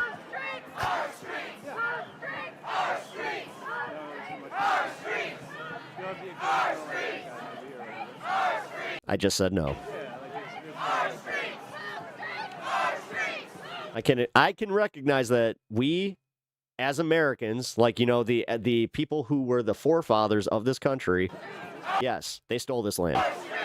That's what I'm saying. I guess you would give it back to the reservation, or like to the Native Americans that, you know, live on the reservations and just let them fucking govern. But realistically, yeah. There's no real practical reality in which that happens. I mean, I'll be honest, the people that truly think that Gaza is going back to the Gazans and like the Palestinians, I got bad news for you guys. Do I think that it should be given back? 10,000%. With Jared Kushner and all these fucking assholes, I don't see that happening. They're already planning to make it a resort. So. Did you have to open your doors when the open borders were there? How come there was so much, like, these open borders with all these Mexicans taking over? I mean, did you lose your job? What happened to you? I always wonder what it is.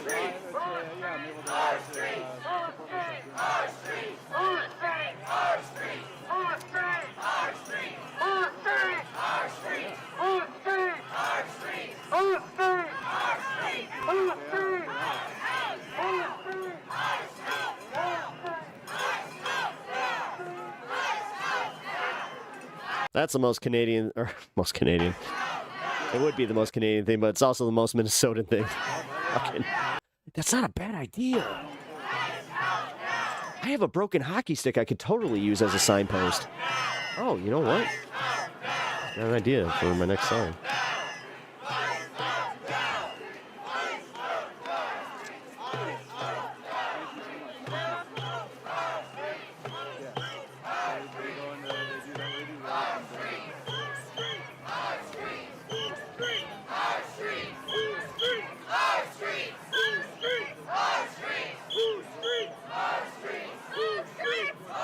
You use a mop stick? Nice. I used a painter stick and then it broke because I did not think about it. So.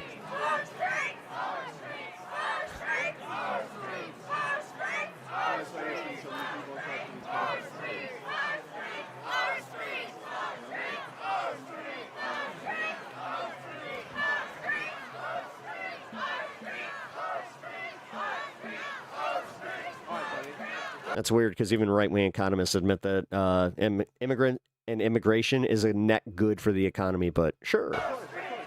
Keep being a xenophobe and just being like, yeah, things are so much better without these immigrants. Meanwhile, prices skyrocket even higher and just nothing is getting better. You have your neighbors that are consistently getting more angry, but you're just like, fuck them. They're just a bunch of libs. Even though most of the people that you're probably saying, fuck them, they're libs, are people who weren't even politically engaged before.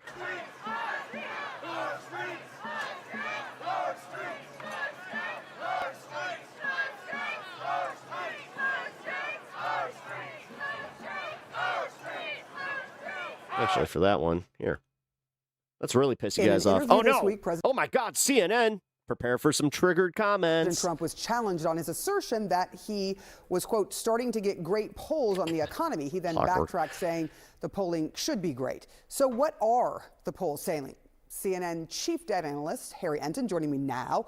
Where do Americans think the economy is going right now? Yeah, here is the reality check for everyone. And I would just say this is the problem for the president of the United States. You get elected to fix the economy, and the American people, they ain't buying it, because just take a look here. Say the economy is getting worse. Right after Donald Trump was elected back in 2024, re-elected, 42% of Americans said the economy is getting worse. Well, you want that number to go down. You want that number to go down if you're the president of the United States. Instead, it's going up. What are we talking about? Now, 55% of Americans say that the economy is getting worse.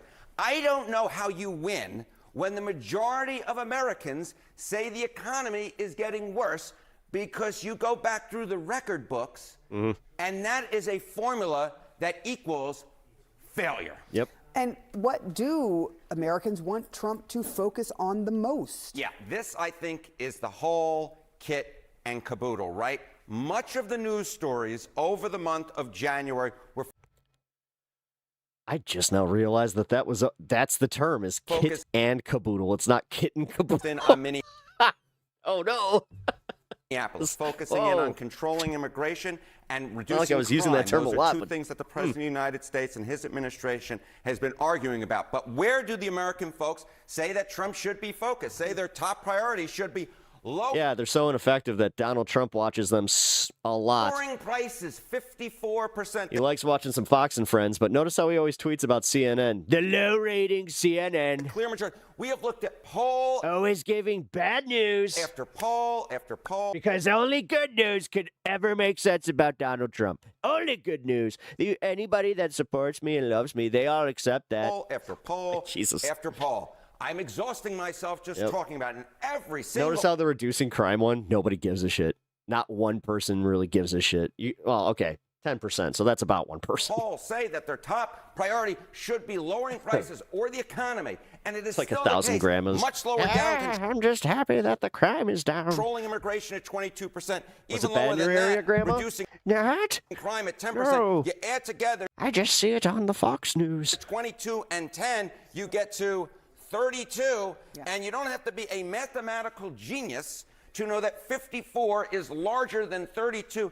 The Trump administration is putting their focus on the wrong issues, the issues that are not most important to the American public. And when you are focusing on the wrong issues, and the vast majority of Americans are the... To be fair, too, I do believe that it was the Stephen Miller effect. I genuinely do. I don't think it's like the...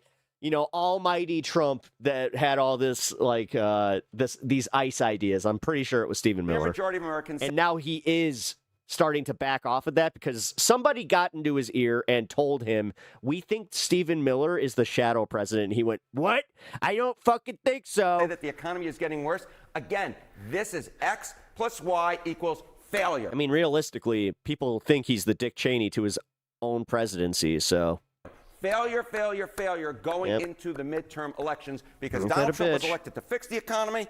And like I said, guys, you guys can sit here in your la-la land thinking everything is great while the rest of America sit here. We sit here paying attention to the news, even though you guys don't believe any of it. And then when it does come time to vote, it's still... I mean, you guys... The only thing that I can see is you're counting on him rigging the vote. Belief in the American people that lowering Because prices he keeps telling you that he's going to do it. should be the top. And at this point, 55% say the economy is getting worse. So I guess the question as we get But bury your head with that, guys. Again, it worked really well for Joe Biden. closer and closer to the Bidenomics, Jack. Yeah. midterms, which party do people trust knowing how they feel about how Donald Trump has handled things when it comes to the economy? Right, the economy, right? Affordability. Donald Trump has been dismissing affordability concerns, but when 54% say the top priority should be lowering prices, not much of a surprise, right? Party trusted more in affordability. Overall, it's the Democrats by... Oh, no. Plus 14 points? What? Look at this. No, it's almost like the Democrats are going up in the polls. Among independents. I'm laughing. Hey, guys, since you guys are experts on this, how bad are the Democrats doing in the polls? It's 39. You guys always got your poll numbers ready to go. ironically. Points. It's a blowout. This is I don't trust polls, even though these polls say that Donald Trump's doing better. So I believe those polls. the entire ball game right here. And when you're having a 39-point lead among independents, a 14-point lead overall keep being you. on Never affordability, change. and right now the top priority, the Americans say, should be lowering prices for the Trump Yeah, the problem, CNN, it's not the fact that they're reporting something that you're very upset about. administration. This is the type of formula that equals major success for the Democrats come the midterms, if it holds. And we have seen that in the special elections. We'll see if that holds in the midterms. We shall see, Sarah. Harry Enton. Fucking, that guy loves his job. I can't really hate him for it.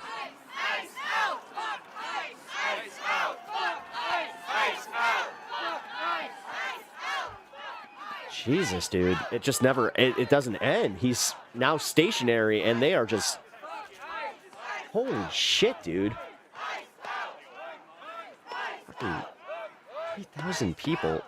Straight price. Let's see if they got an updated number. Give me a second. No, it's still holding.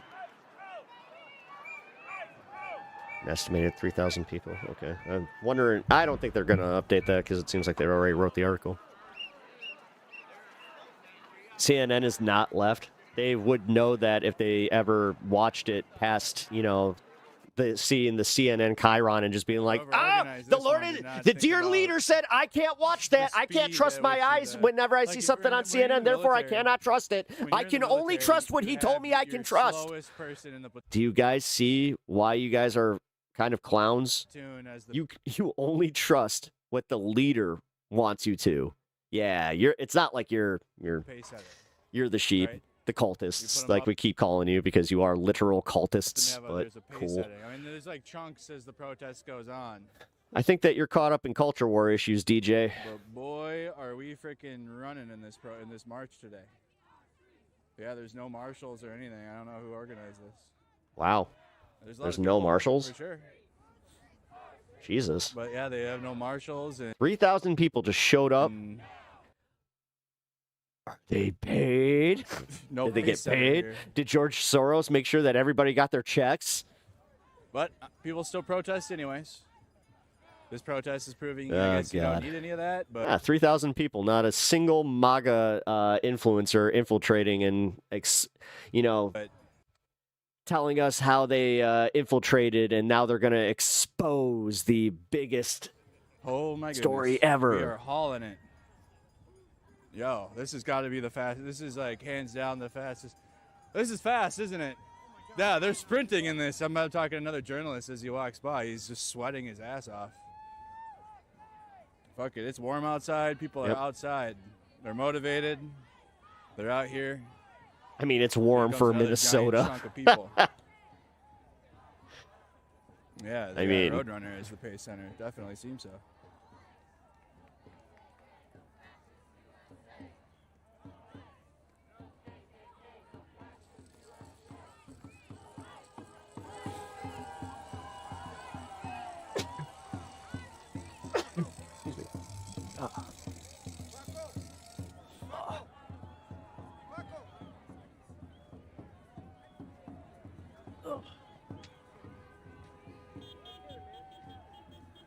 It's got to go in the auto.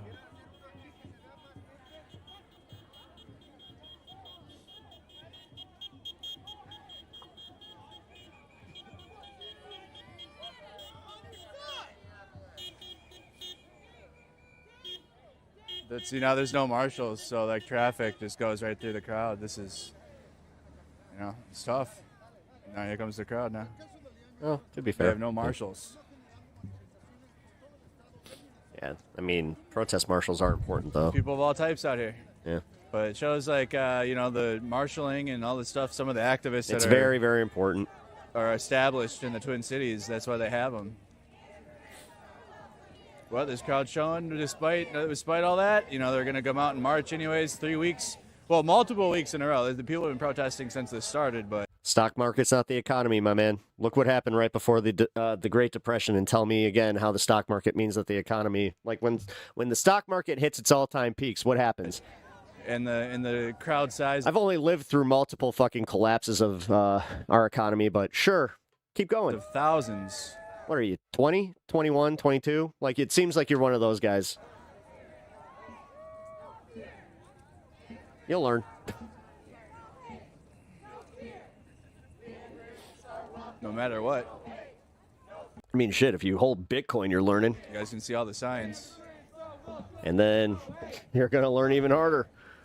Yeah, they got Group A is definitely leading the crowd. The A group.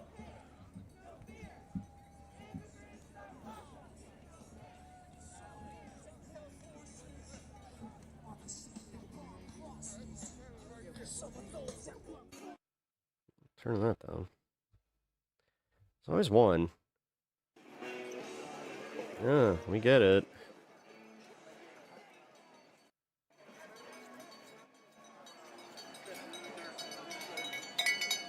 Sad part is how Zach doesn't really agree with it anymore.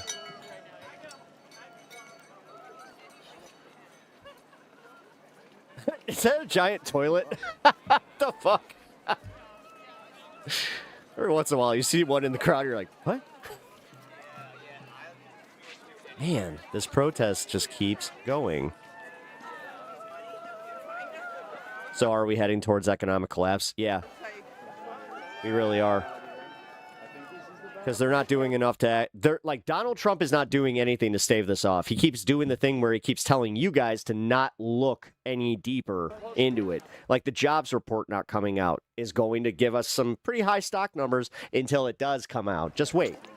When the jobs report comes out and they have to revise it, it's going to fucking tank the economy again.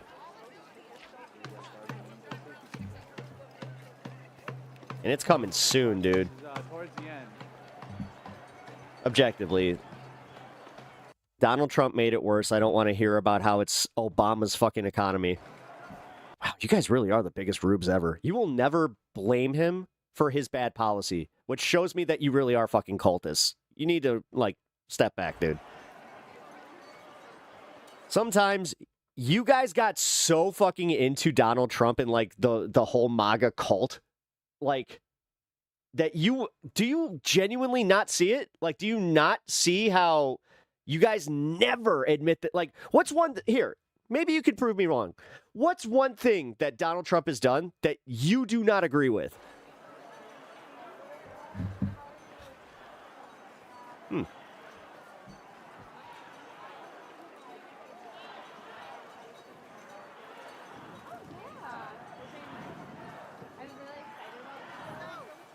Doing great in Kentucky? Yeah, it's because you take a bunch of my fucking money, you asshole.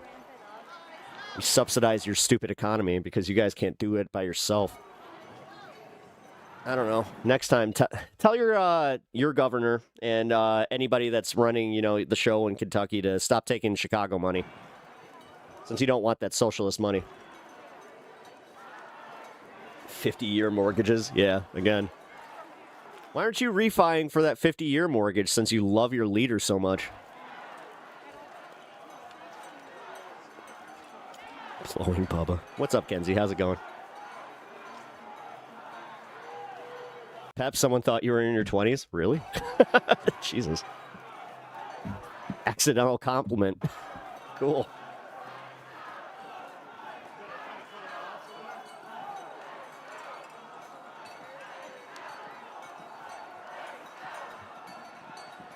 I don't agree with his meme coin. Okay. You know what? That's something. The real Donald Trump.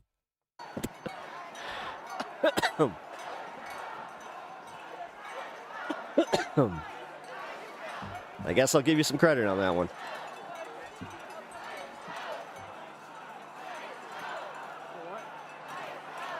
Pep, this should be the litmus test. If they can't answer and try to change the subject, then they get banned as unserious. I like that. Hey, mods, if that starts happening, you have my permission to start banning people. That's a good one. Yeah, because it's just a waste of time.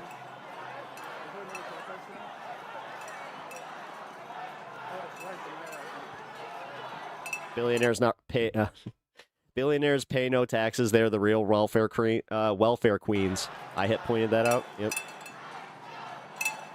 I love IHIP. So proud of you, Minneapolis. Dude, that's a wholesome ass sign. I like that.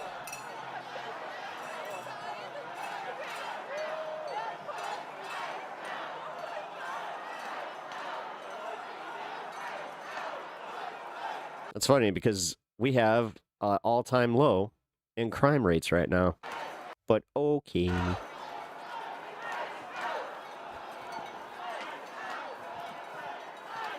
Who got banned? Oh. Just saying, at this point, I'm just kind of over it. It's a way to kind of get the bots out, because when I ask a direct question and they try to change the subject, it's usually a bot. We're learning. You guys get to grow with me. I mean, shit. Went from averaging maybe 100 to 200 people per stream, which I was happy with, to, I average about 5K to, 10K depending.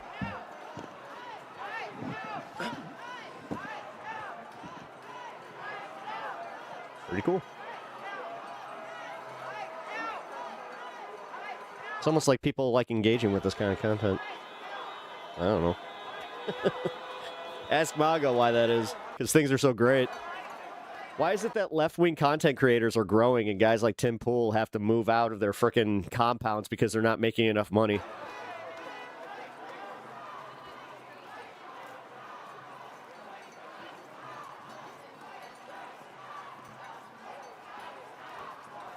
Jesus, this is a huge fucking march. I cannot emphasize that enough. It's my pepper personality.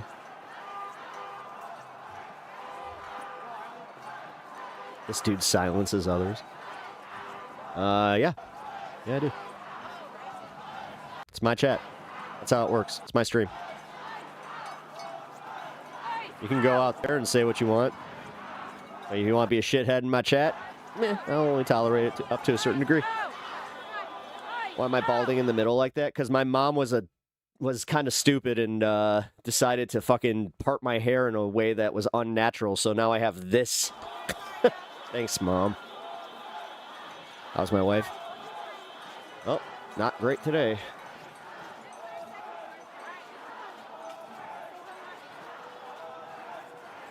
Trump tells you 50K for selling your soul, then you find out that it's 10K if you're returning the if you're a returning soul seller, 10K if you sold it before August, and 30K over 3 years. I mean, Jake, are you insinuating because of the whole ICE agents finding out that they got taxed so high on their bonus that it really wasn't that great of a bonus?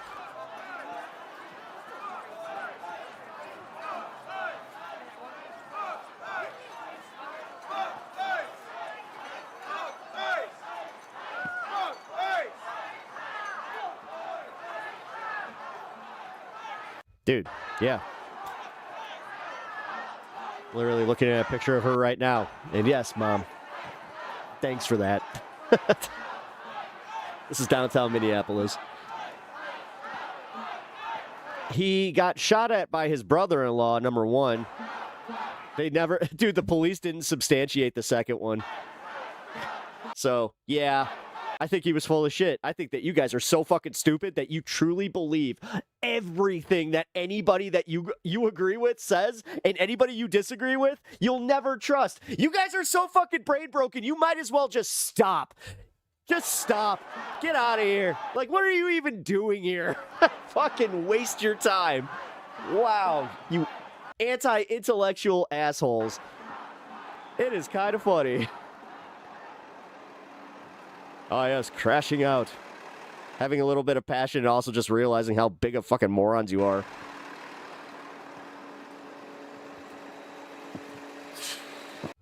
You got my permission. You can just get rid of him. He's adding nothing to this. I'm gonna go try to cut him off. Who wants him first? All right. Who's the mod? Who's gonna get him? On this street, looks like they're marching up this road. Man, dude. Got to be in shape for this protest. Natch. Natch got him. Oh, Natch and Edge. Oh, wow, you guys shared. You got to be in shape. I think you guys both did it at the same time. Nice. Everybody check camera live downtown Minneapolis. Covering Ice Out protest.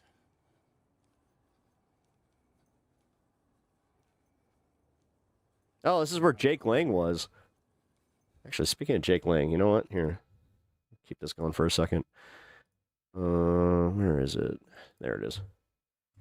Here is Jake Lang getting arrested.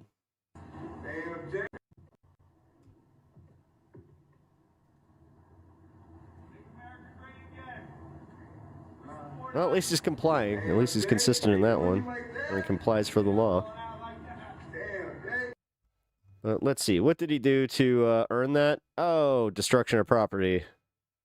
And you know what? They charged him with a felony, too. Ain't that a bitch? It's almost like you can't do that. But, yeah, the fact that, protecting property, the Kyle Rittenhouse crowd. What are you doing supporting somebody that's so destructive to property, guys?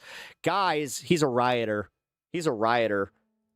Jake, dude, thank God that the cops did something about this rioter, this dangerous rioter.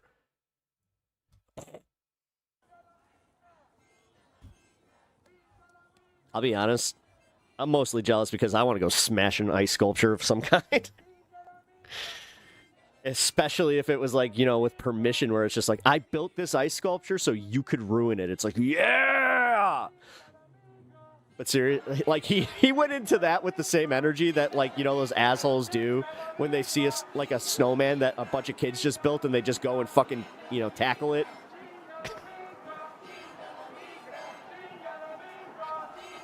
Yep, destroying property is rioting.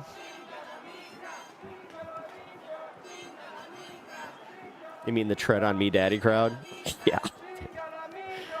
Yes. The Trump daddy crowd.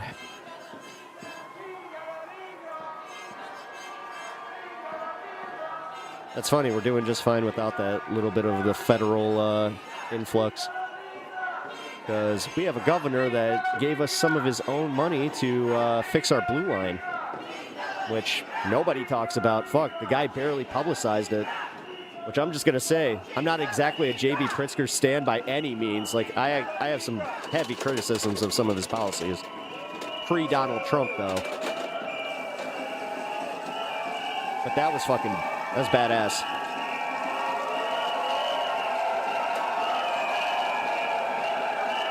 Now is he doing it disingenuously so he can be like, yeah, I may have billions, but I actually gave back to my community. Maybe. Who knows? I don't trust politicians, so there's always a reason, in my opinion.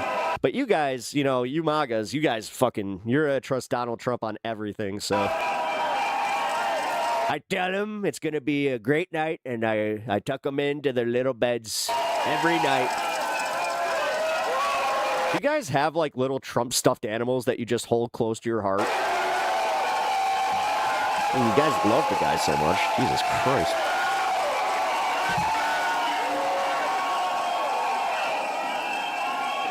You got $500 that says he won't walk through O-Block? Yeah, I won't. No, I know that. Yeah, I know where my fucking walk stops, dude. I've lived in Chicago my whole life, and yes, we do know. Like, you're not... Dude, crime does happen, but you know what the bitch of that is? ICE didn't go to O-Block, loser. They stayed on the outskirts of it. They didn't even reach 68th Street, dude, so shut the fuck up.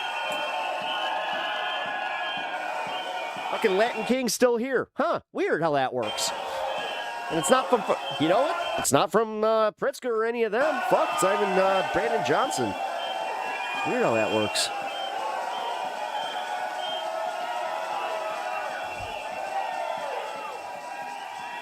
Mitchell, are you black?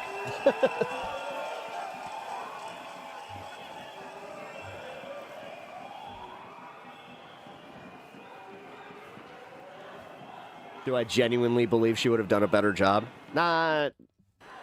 No, I think she would have been a boring-ass politician and we wouldn't have all this. Which, ironically, I don't think I would have taken off the way I did if she were in charge. So, weird. But if it meant peace, like a more, like, more peacetime and just watching you guys flip out, like, and having the opposite where it's like you guys out there just saying that she's a tyrant of some kind for reasons, who knows. We saw how you all reacted when as a society, we asked you to wear a mask and stand 6 feet apart from each other and like to kind of not go to work for a little bit because we didn't know about this virus. We all saw how you guys reacted to that. Like, honestly, do you ever think about like just how nobody trusts you anymore because we saw how you react in the face of adversity? Holy fuck, man.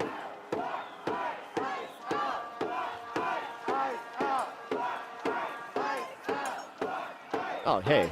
All right, yeah, coming up to the old stadium. What's in the old stadium? Here, let's see.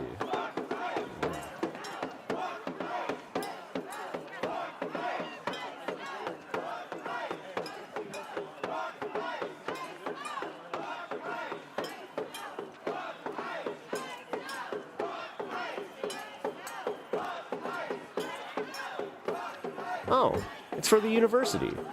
Well, that's cool. Oh, that's a good repurposing for that. Minnesota, you know what? I gotta give Minnesota some fucking credit. Minneapolis is, like, as a city specifically. Like, man, they know how to repurpose those old buildings.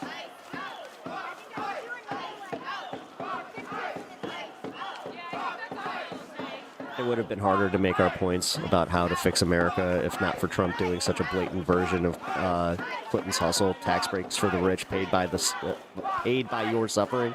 Yep. That's why he came out just recently and said, "Yeah, I wish they wouldn't attack Bill Clinton that way."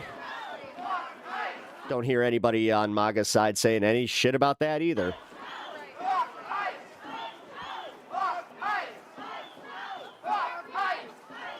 Funny enough, most Democratic cities are not dumpster fires. You guys just think they are because you don't know how to fucking not trust one man and a whole bunch of other people that are like, you need to be scared of the big bad cities. Yeah, name one large Republican city. Wait a minute. What, Anchorage? Fucking Christ. That's right. I keep forgetting that you guys are fucking ass clowns that don't know. Like, you live in a town of maybe 115 people that per capita, you have a higher crime rate than our cities. But, okay. Daryl at the gas station just yesterday, major crime rate higher than Chicago. God damn it, Daryl.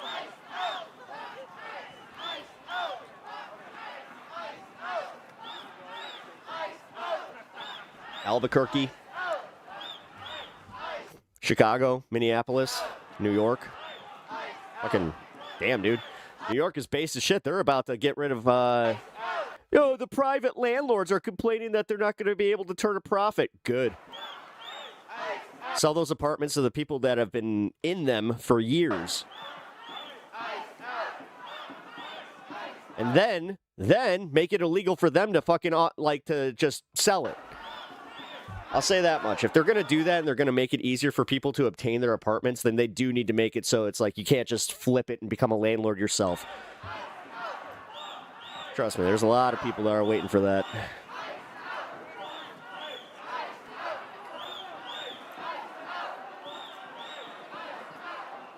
This guy's out there doing this with a cane.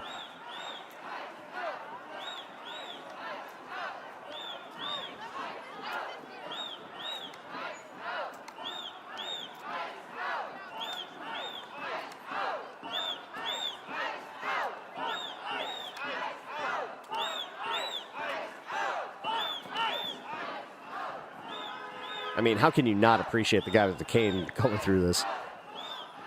New York's falling apart. What'd you watch fucking Michael Rappaport's video about the snow or the snow plows? Then you find out that, yeah, it's on the people who have their cars buried to unbury them. It's not on the city to unbury your fucking car. It never has been, never will be.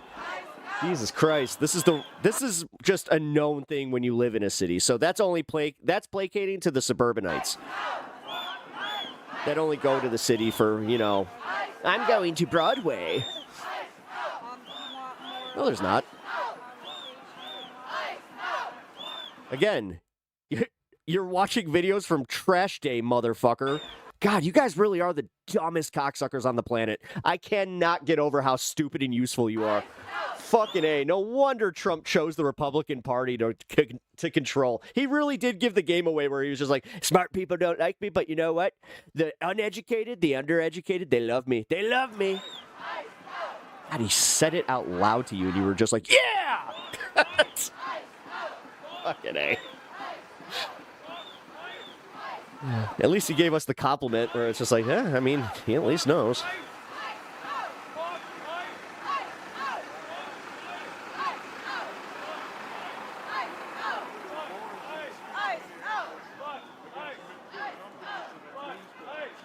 MAGA, useful sheep. Yep.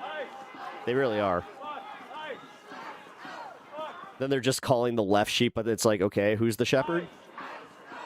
I don't think you guys understand how that analogy works. It's the same with cults. It's like, okay, we're cultists. Then who is the leader of the cult?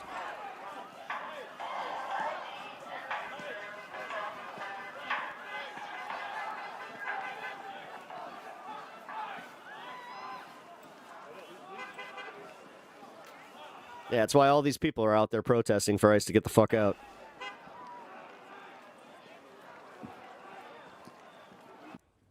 Shit is so spread out. There's like a group up there. They're going right? What are we... Yeah, what is happening here? Where are they going? Okay, so they're like way the fuck up there. This is so spread out. That's too spread out, because that's a huge fucking intersection, too. Okay. I got it.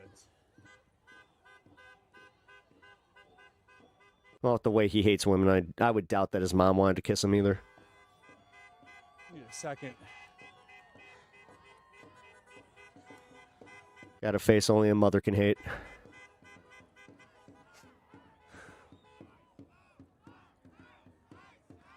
See, we can do this too. It's fun.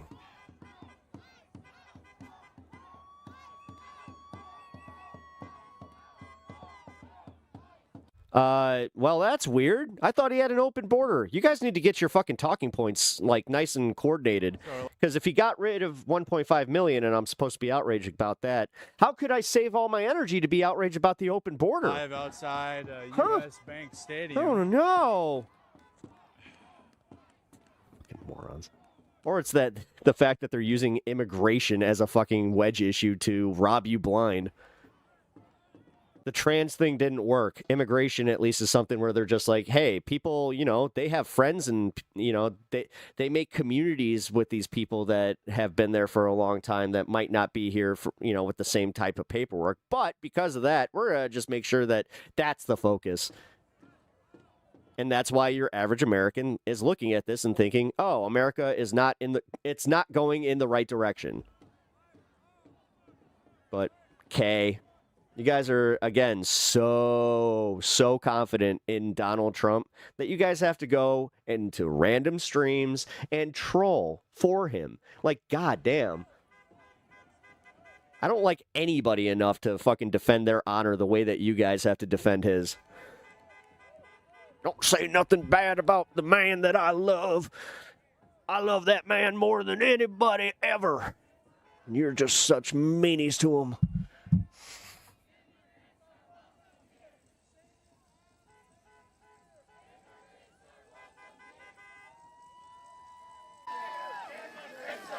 Again, that Dow spike of over 50, I'm telling you guys, with Bitcoin crashing, do you not see trends?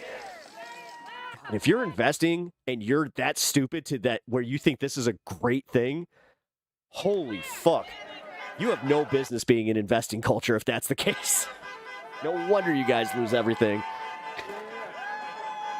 What's your name? Zach. Yeah, see my site? Oh, yeah. That is a great fucking drawing. Wow. Awesome, good work. That was really, really solid art. Wait, SummerSlam's in Minneapolis? I didn't know that.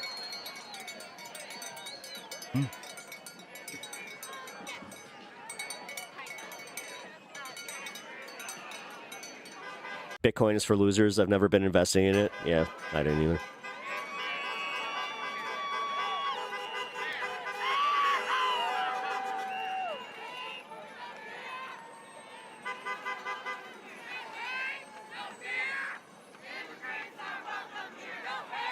Man, I haven't seen that Looney Tunes jacket in a fucking minute. That's a fucking 90s staple right there. The Porky Pig and the Daffy Duck. Fuck cancer. Thank you for that. Yeah, I appreciate that. Sir farts a lot.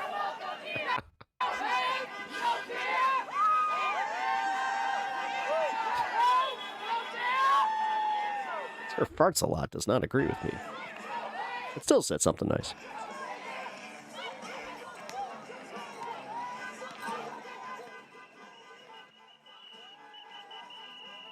Okay, man. You got the song on repeat?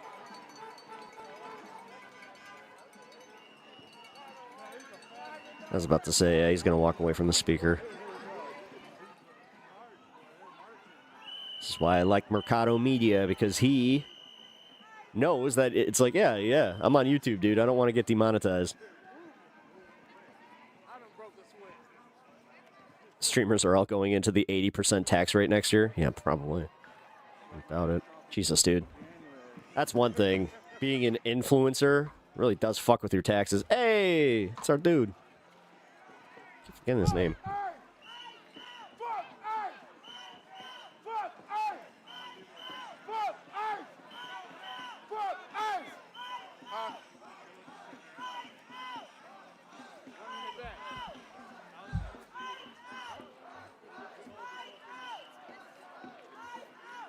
Fuck 1090. Yeah, trust me. Yeah, I'm not too thrilled about that. Okay, good. Looks like taking a right's not a part of the plan. Nice.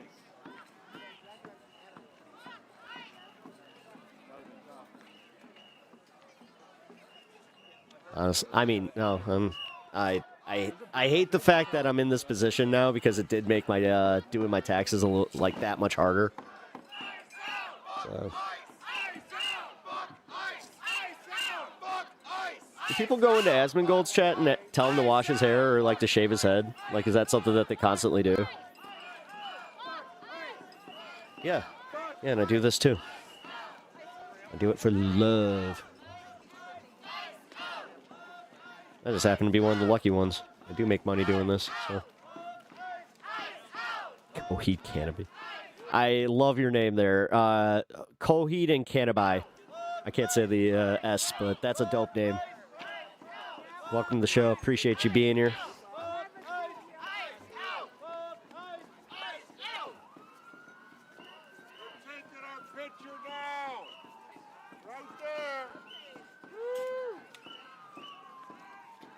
Asmon Silver, Asmon Bronze, Timu Asmongold. Like, yeah, okay.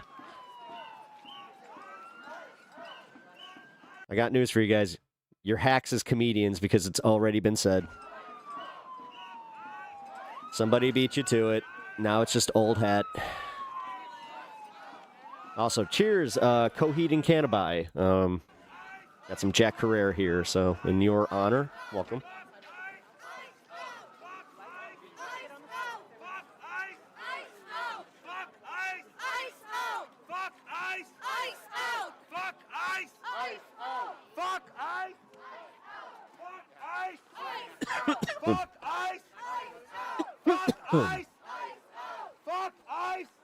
I'll just say it. I like I like how Minneapolis is set up where you got like the main stadium right in the center there, and then just everything's pretty much connected, which I have always loved. God, even when I was a kid, it was weird because we used to like go shopping with my aunt and shit, and we would be walking through all these tunnels, and she was just like, yeah, this is because it's so cold out. I was like, oh. It was nice. All right. All right. Well, we're just gonna. There. That's what to say. Since I paused it. Okay. This keeps happening, and it is really annoying me. So we're done with these. Okay. It's like the fourth time that's happened.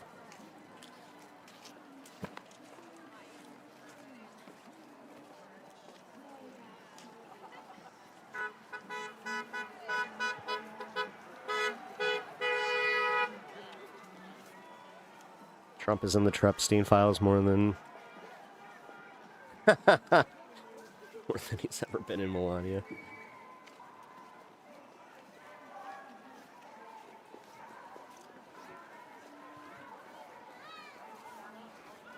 Someone said something really funny the other day where they were talking about how Melania, like, it's so obvious that, like, she has to have, like, a different lover. So they were just trying to figure out who it was.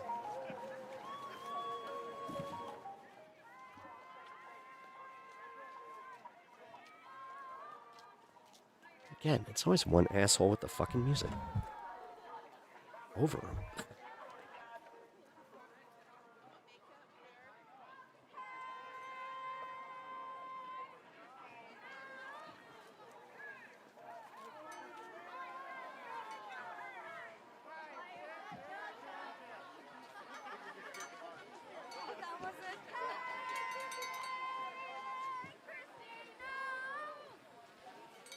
All right, I love the dog, and oh, he's a good boy. Look at him. Look at him.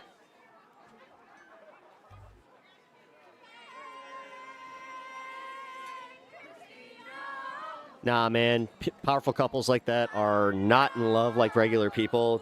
For them, it's a business transaction 90% of the time. Yep.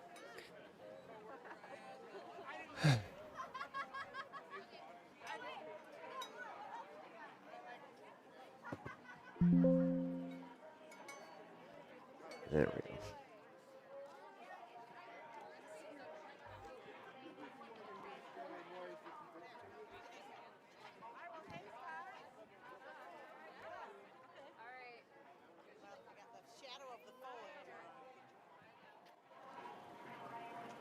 I'll say, come on, walk away from the music.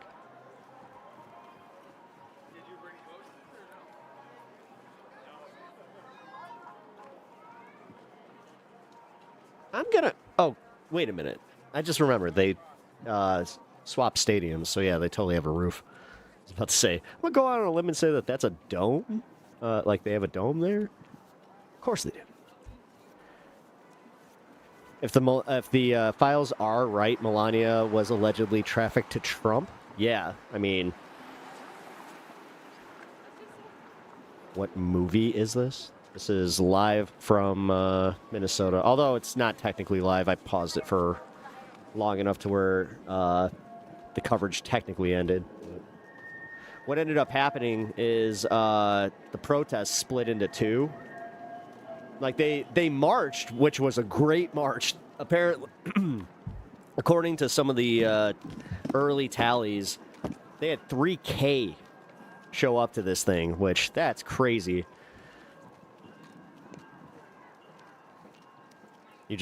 That's the biggest conspiracy that you have ever heard. Canceled. Oh. Bye! Bye! Really? After everything that Candace Owens says, that's the biggest conspiracy? Wow. After she won his little pageant? Yeah. Yeah. Well, it seems that there's more evidence of that than, you know, a lot of the other conspiracies. It's kind of weird.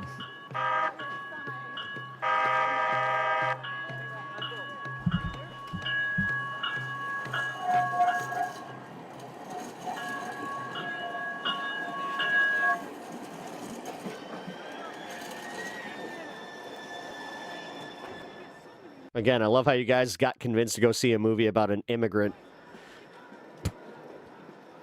Meanwhile,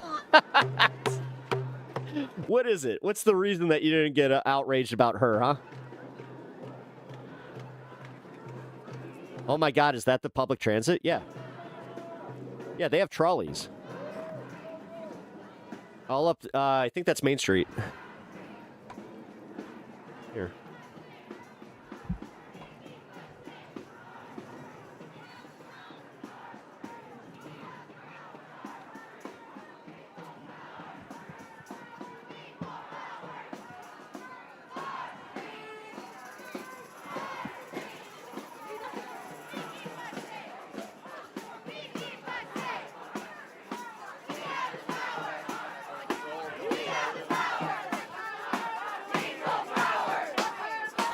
Minneapolis is shitty. Meanwhile, we're staring at this beautiful city.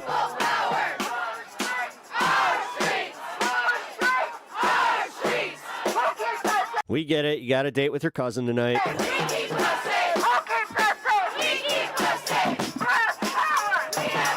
Just make sure you do it outside this time. Your mom and your aunt were complaining that they could hear you last time.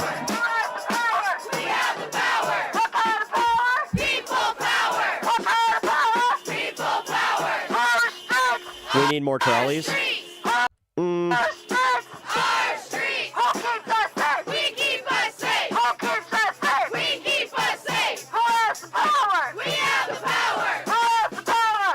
Did you really just same as you? Nuh-uh. I know you are, but what am I? Get the fuck out of here. Dude, sometimes these guys go straight to elementary school. And then they wonder why they get made fun of. Wow. So now you're just literally throwing my joke back at... Guys, MAGA's not sending their best today. Wow.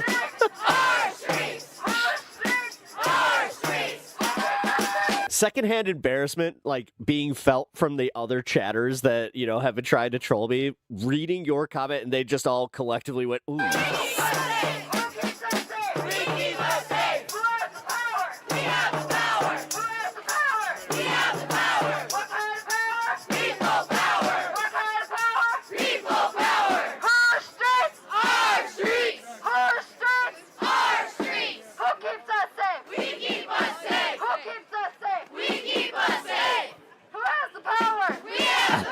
I thought we were done with it.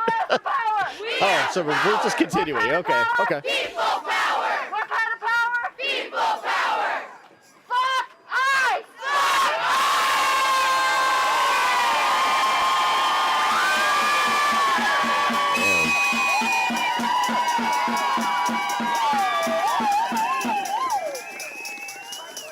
All right, they have moved on to the government's matching.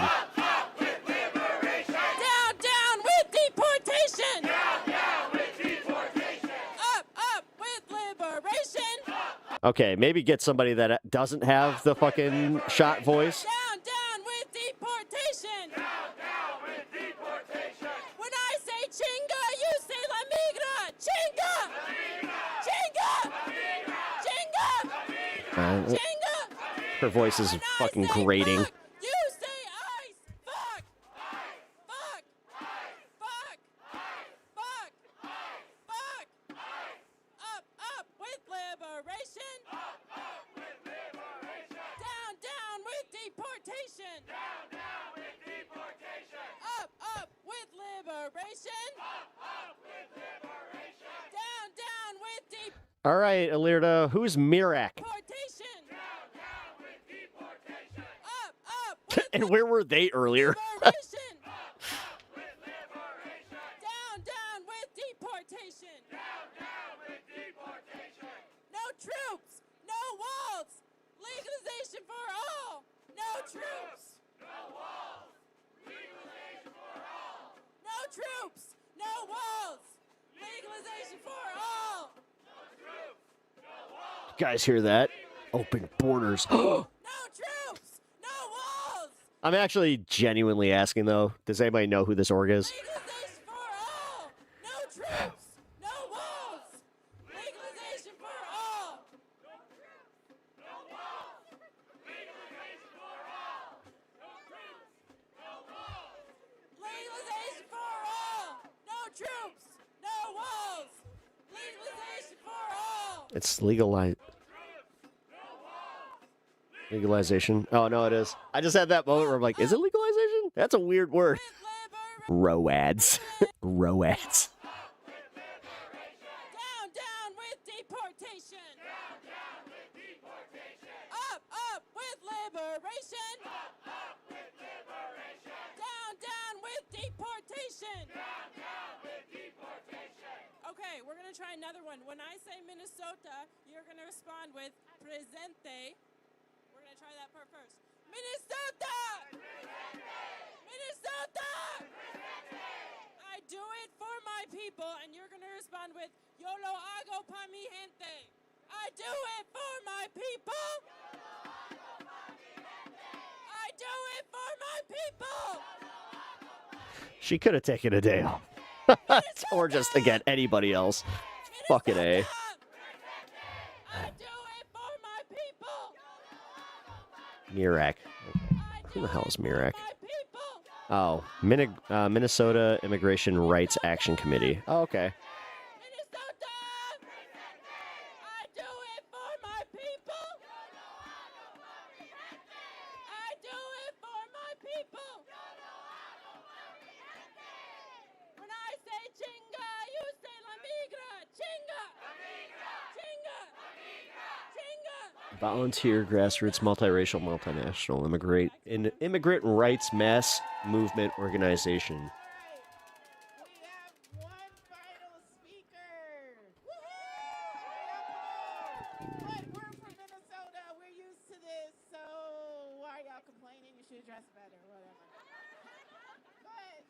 But our last speaker has been a fierce fighter for those who have been incarcerated,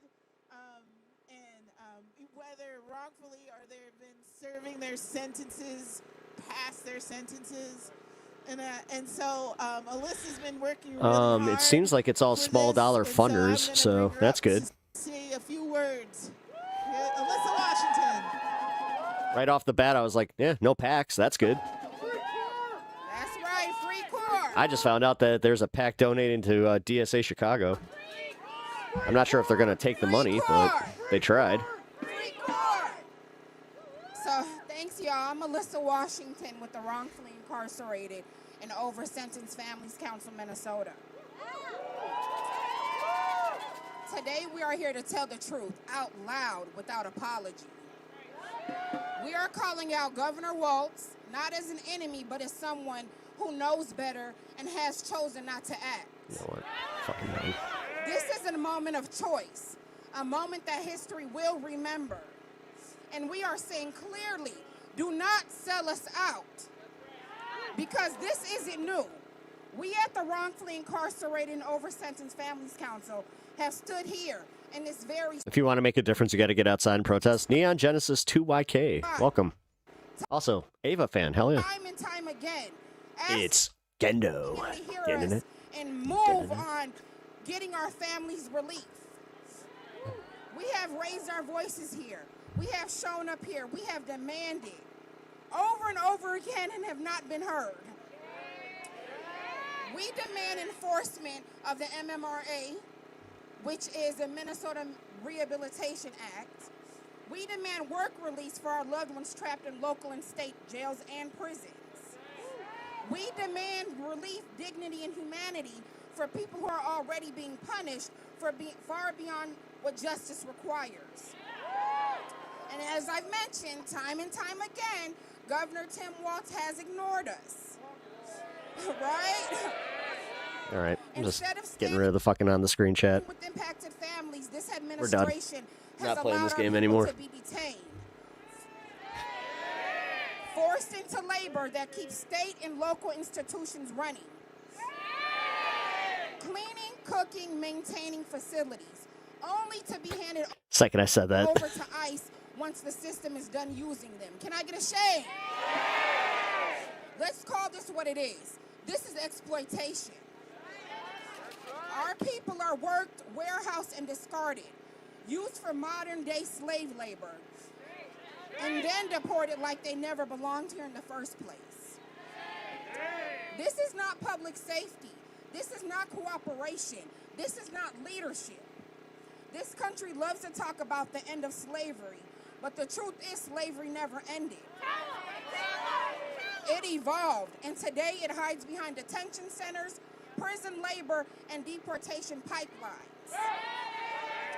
Governor Walz, you have the power to stop this. You have the authority to enforce the law. You have the responsibility to protect families, not break them apart.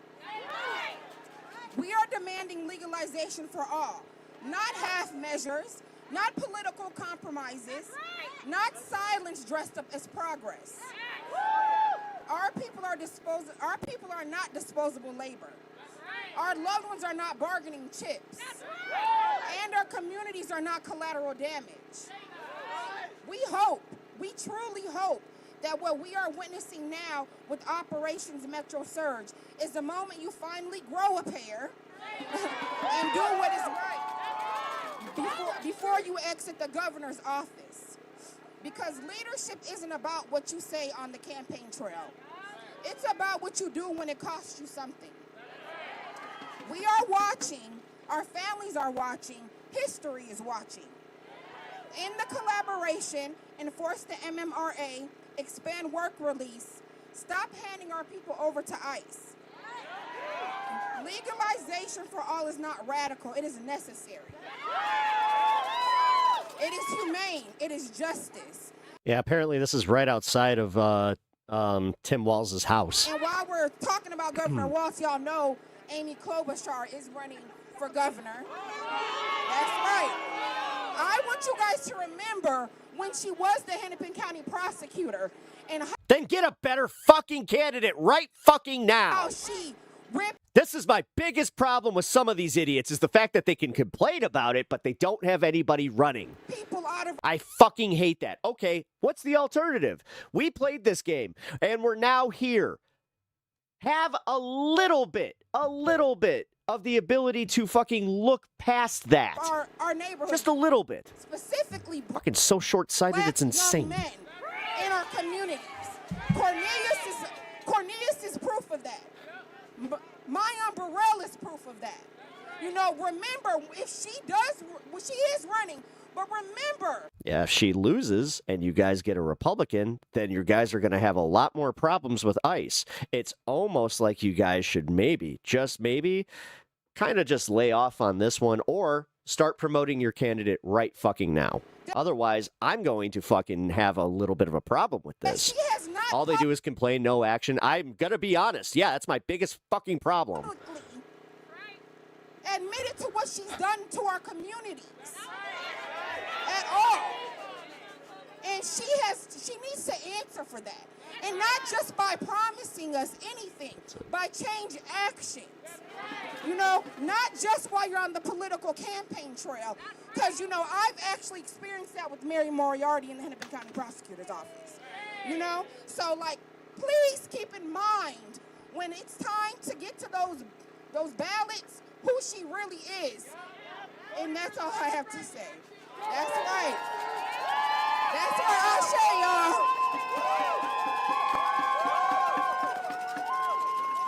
Oh, yeah, let's bring it a little back. So Sunday at the New City Church on 3104 16th Avenue South, we're having our second annual Day of Empathy.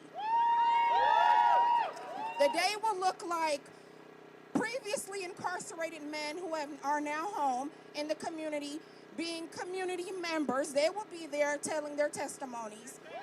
And we'll also have call-ins from incarcerated men and women in the Minnesota Department of Corrections. We'll also have food. Everyone loves food. Lido's Burritos will be catering. We all love Lido's. You know? Right, so come on down, stand with us in solidarity, 2:30 this Sunday, New City Center. Free them all, y'all. Give it up for Alyssa one more time. Quick announcement, if there is someone named Benjamin and you lost a blue wallet with a dinosaur on it, we have it. Come up to the front, Benjamin. Where's Benjamin? No Trump, no KKK, no racist. I do appreciate the fact that they found a wallet. It's just like, USA, no Trump, all right, important. no KKK, no racist USA, no Trump, no KKK, no racist USA, no Trump, Man, KKK, no racist USA. When a decent-sized crowd outside the governor's mansion. What do we do? What do we do? Let them hear you!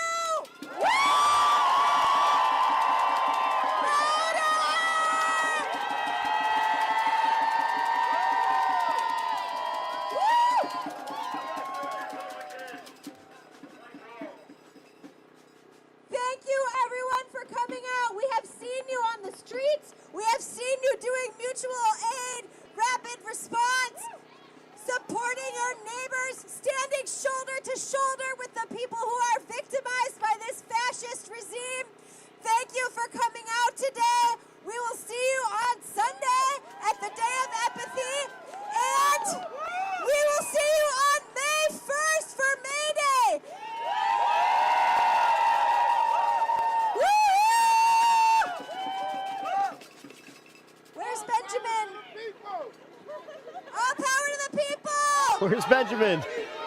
Hope he didn't leave.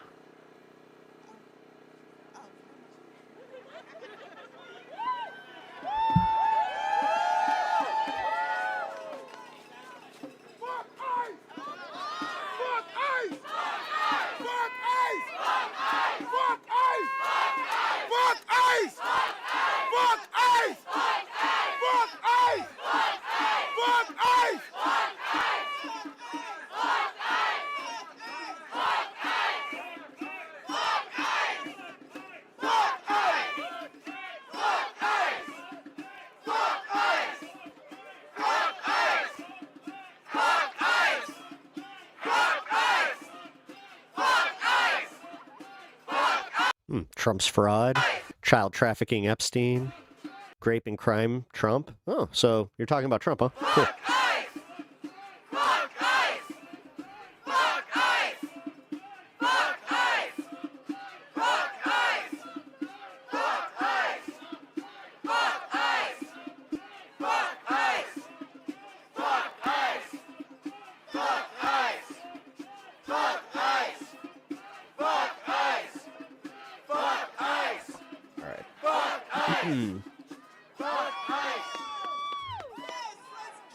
I don't understand how this is fucking happening.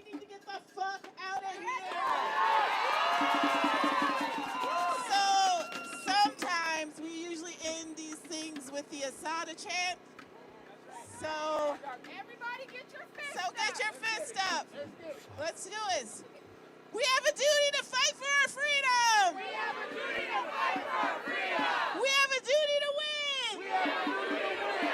We must love and protect each other. We must love and protect each other. We have nothing to lose but our shame. We have nothing to lose but our shame. We have a duty to fight for our people. We have a duty to fight for our people. We have a duty to win. We have a duty to win. We must love and protect one another. We must love and protect one another. We have nothing to lose but our chains. We have nothing to lose but our chains. We're going to say this one last time. I want you to say this with your full chest. We have a duty to fight for our people. We have a duty to fight for our people. We have a duty to win. We have a duty to win. We must love and protect each other. We must love and protect each other. We have nothing to lose but our chains. We have nothing to lose but our chains. We have Thank you, Sebastian W. for the sub. Appreciate that. but our chains. We have nothing to lose but our chains. We have nothing to lose but our chains. We have nothing to lose but our chains. We have nothing to lose but our chains. We have nothing to lose but our chains. All power to the people. And fuck ICE. Fuck ICE. Fuck ICE. Fuck ICE. Fuck ICE. Fuck ICE. Fuck ICE. Fuck ICE. Fuck ICE. Fuck ICE. Fuck ICE. Hey, Jolly's there. Cool.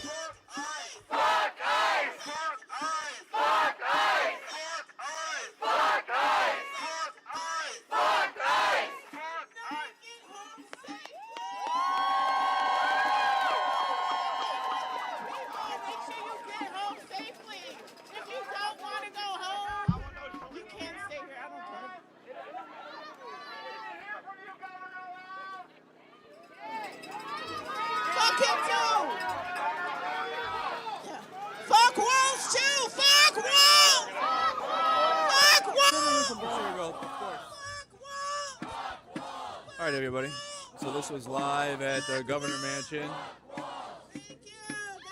We're protesting Governor Walz's cooperation with the feds and other local issues.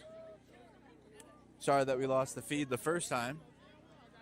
We had to quickly recover. We're still working on things in the studio and whatnot in the background. But people are going to start dissipating. Thinking of doing a gaming stream tonight. I don't have any other plans. I don't have plans. So I might do a gaming stream Friday night. Make sure you guys go and subscribe to Mercado Game. Yeah. Sweet. All right. Well, we should probably get to this since, yeah, this is like the biggest news of the day. Here, hold on. I did want to see the end of this.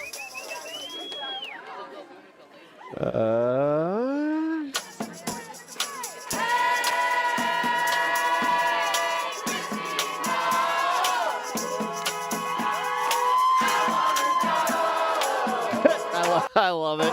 Oh, you're such a cunt. Yes. This is awesome. Oh, she's gonna be so mad about this. Why, you're such a cunt. That should be a punk song. Hell yeah. Hey, Christine, no. I wanna know why you're such a cunt.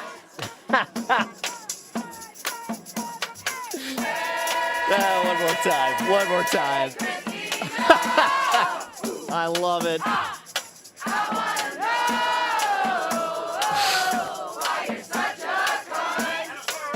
It slaps. This is my problem with Chants, though, is like I'm good for like 2, maybe 3, but then I'm kind of like, all right. All right, and then we can move on. All right, now we will do this. Okay. I can't play the music, obviously, and I can't play the video, but yeah, so this is the meme if you guys don't know. This is what's going around. Now, look out in chat because you're about to see some real winners. Kind of proving why a lot of people call Trump a racist, because these guys go out there and they're like, yeah, he is, and we love it. The pushback from this has been unexpected, because even Republicans came out and said, oh, shit. Yeah, he just like did the blatant racism. So Trump posts racist midnight video depicting Barack Obama and Michelle Obama as monkeys. Donald Trump posted a racist video depicting former President Barack Obama and First Lady Michelle Obama as monkeys. The video was shared to Trump's Truth Social, so it wasn't a tweet. I knew it because somebody was like, I think it was one of the like CBS ones saying that it was tweets. I was like, it was not tweets. Account shared at midnight. Wait, this was midnight last night? I thought that this was like at 3 a.m. That does make a difference. A little bit. Because it might not be poop tweet. It just might be, yeah, he might just be, he might have been thinking some racist shit and just went, you know what? Fuck it. I'm done holding back. But the current president sharing a host of posts, including this video. That video runs for 1 minute and 2 seconds, the final seconds of the video depicting Barack Obama and Barack and Michelle as animals.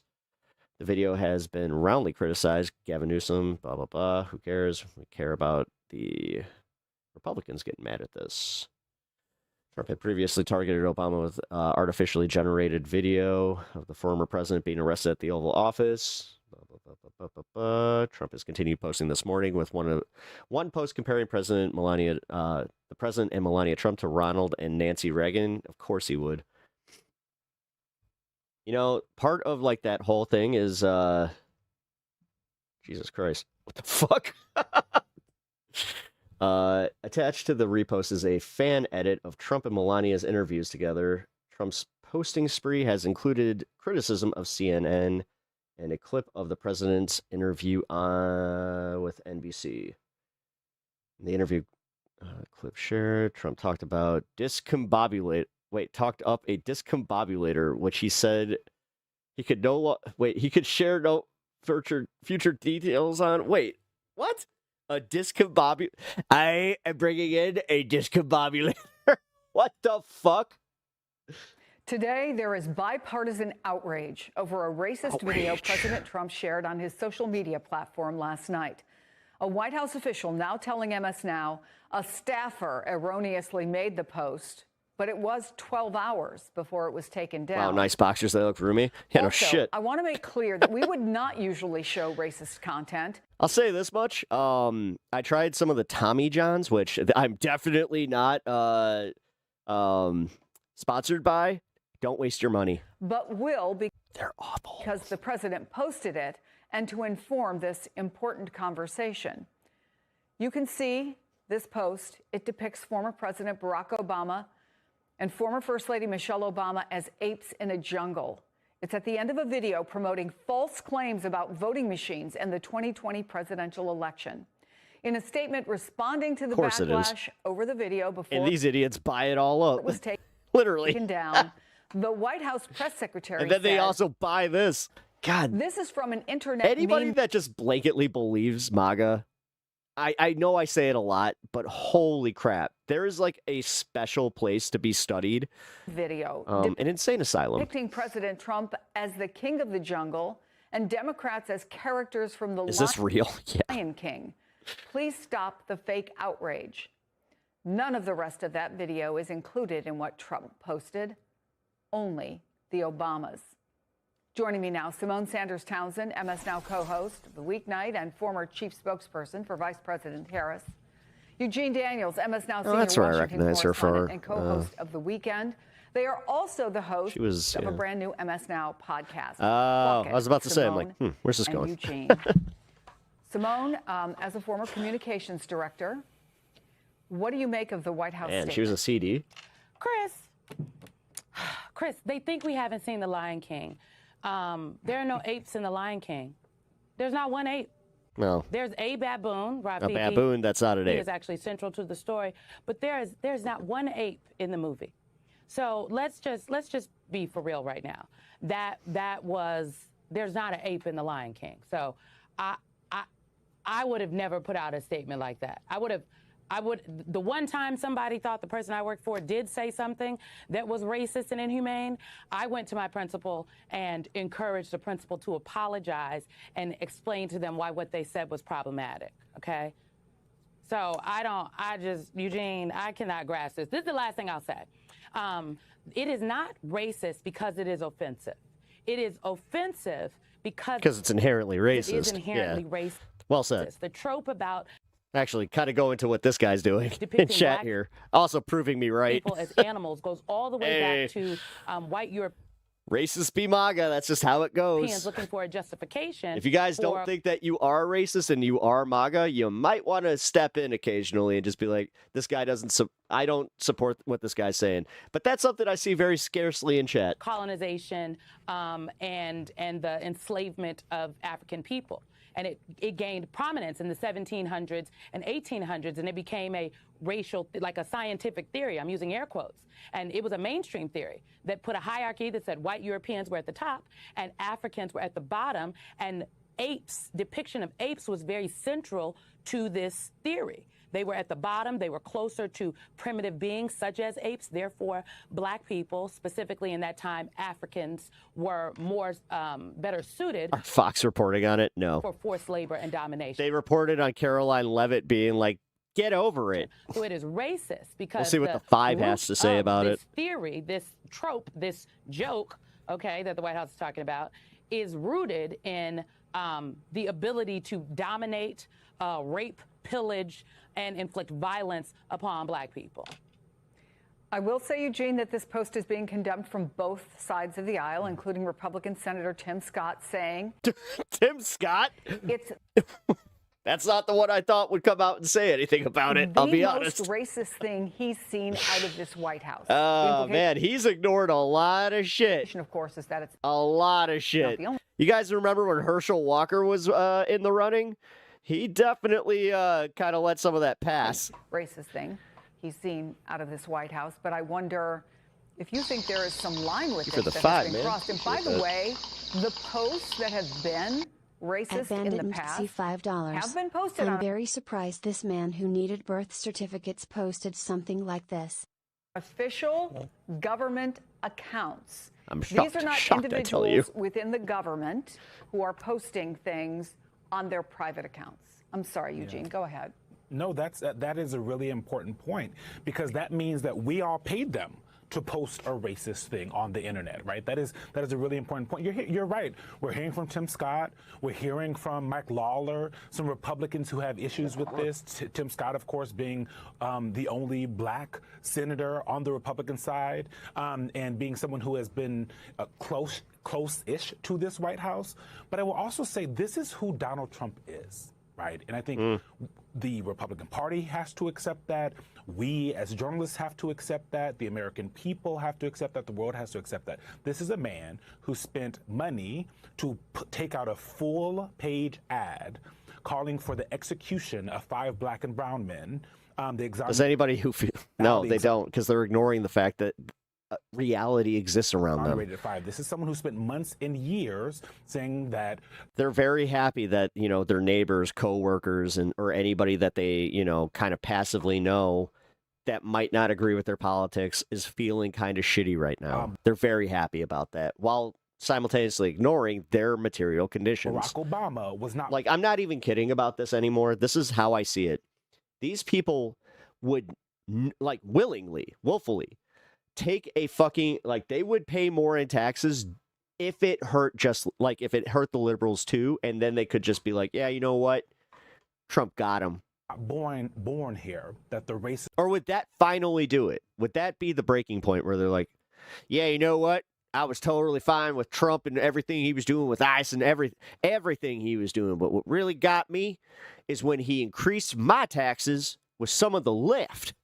This trope about this, you know, this interloper who doesn't belong. Someone should study them seriously. Someone who is not a part of the American experiment. Problem is they don't believe in therapy. The first black president of this country, that's what he spent his time doing. So this is the idea from this White House that this was an accident, the idea that this was just a meme that was posted. This is who Donald Trump is. And even if it is true that a staffer posted it, right? Well, I think we all have a lot of questions about that. If it's true that a staffer posted it, this person believed that it represented the thoughts and the feelings of the president in which reduced taxes, yeah, that they serve. Yeah, he rose. Dude, your taxes got raised. And that, do you make over $400,000 a year? No? Okay. Says a lot that they thought it. Then your taxes are going up. Would be okay. It was up for 12 hours. Those deductions that you thought you were going to get under Trump are not there. Because they do not care. They think it is okay to be racist and treat black and brown. Well, then in that case, yeah, yours actually might go down. In order to, quote unquote, own the libs. And I think we just have to be really honest about what that means, because it means. But I also don't believe you. A lot about where we are. If you got $400,000 in the bank, then you can fucking donate $420 to shut my ass up right now. Country and how we're going to operate the rest of this presidency, and really. But you won't, because I know you a poor boy. Republican Party. You're just a poor boy. Nobody loves you. He's just a poor boy with a bad attitude. Well, let's talk about what else is happening right now, Simone. I mentioned this image of the Obamas was inside a video focused on false theories about election fraud in the 2020 election. Trump, of course, has come under fire for saying he wants to nationalize election in 15, he calls crooked states, because, quote, these people were brought to our country to vote and they vote illegally. What is Donald Trump? That's the definition of fuck you money. Is literally being able to give a sum of money that will change someone's day just to tell them, fuck you, I make this much. How do you feel? Trying to accomplish here. But that's how I also know you don't have fuck you money. It is this, I'm sorry, I just have to say, it's the 6th day of Black Dude's like, I make History Month. $400,000. He barely, he's sitting at fucking maybe over 50. This is too much. I just think we need a do-over. So this idea, first of all, I do think he is trying to steal the election. And yeah, where is my Doge? My Doge check never came. Talking about Weird. manipulating votes when I say that. I think I'm talking, so let's just be clear. F-MAGA, BCJ. What I'm talking about is the actions that the president himself and the people around the president have taken. He gets stamps, bro. Julie B. Arts. BCJ and Julie B. Arts. Well, I appreciate you being here today. definitely hit that sub button and hit the like button if you guys have not already done that on the stream. The executive order that he put out about elections Trust at the me, beginning of this it presidency. helps. The call to not Georgia, but to Texas last year, asking them to find him 5 more seats. That is what kicked off this mid-decade redistricting, to manufacture more seats to manipulate the voters, because the president does not believe that he could win as the maps currently stand. I'm talking about the election deniers that have been given roles within the Department of Haha, Trump is your Homeland president. Security. Honestly, Rusty Ace, if you're not from America, then that is kind of funny. Made up And it is like, yeah, you know what? That sucks for me. roles over election integrity. But if you're in America and you're saying, haha, Trump's your president, it's like, oh, yeah. One of the ways Yours too. will try to steal the Oh, shit. election is to Well, ain't that a asking bitch? these states for votes. Kirk with the $420. Fuck you. Voter rolls across the country. Why do you need the voter rolls? Well, what do voter rolls contain? They contain personal information such as your social security number, I'm kind of mad that TTS didn't do it. names, and Damn whatnot. it. Potentially, that could be used to target people My with favorite channel. misinformation and disinformation. We already know from reporting that has at least one, Just at least two for the staff record, guys, it wasn't the guy that I challenged to the 420. from Doge, according to Bloomberg. Yes, reporting. but Kirk is a legend. A whistleblower Jesus noted that they Christ. had referred the fucking- actions up to disciplinary chains because these Doge individuals had Wow. given sensitive Thank you, Kirk, for the $420 donation, dude. I am fucking floored. Thank you. information to a And also, yeah, fuck that guy. voter advocacy group. I highly doubt that those people Can't even match your money. Yeah, what a loser. were looking to elect Democrats. So I like the going in and seizing ballots out of Fulton County 6 years after the election was happening. What is if they're Hating on willing to bots. do that for an election that happened 6 years ago? What do you think they're willing to I'm just thinking of everybody that was in there trolling right there. do in the election coming up? So I think people should be very clear that the president is in fact Are they trying still to steal here? the election, and Democratic governors specifically have been warning about this. Governor Gretchen Whitmer, who is term limited in Michigan, she is the vice chair of the Democratic Governors Association, and I want to point people to an interview that she did with NPR where she talked about the real concerns that she and other governors have about what the Department of Homeland Security could do and how they could be used in this election coming up. So Now y'all mad because the man got paid? What the fuck? What the actual my fuck? understanding with conversations with a number of different I love this Democratic shit, dude. entities and lawyers is Crashing that out. Democrats are Oh preparing my God, for damn. chaos before, during, and after this upcoming election. Kirk just trolled chat better than I could ever do with that one move. That was hilarious. I ain't mad. I'm super pumped. Send him another 420. Thank you, Julia. I appreciate that.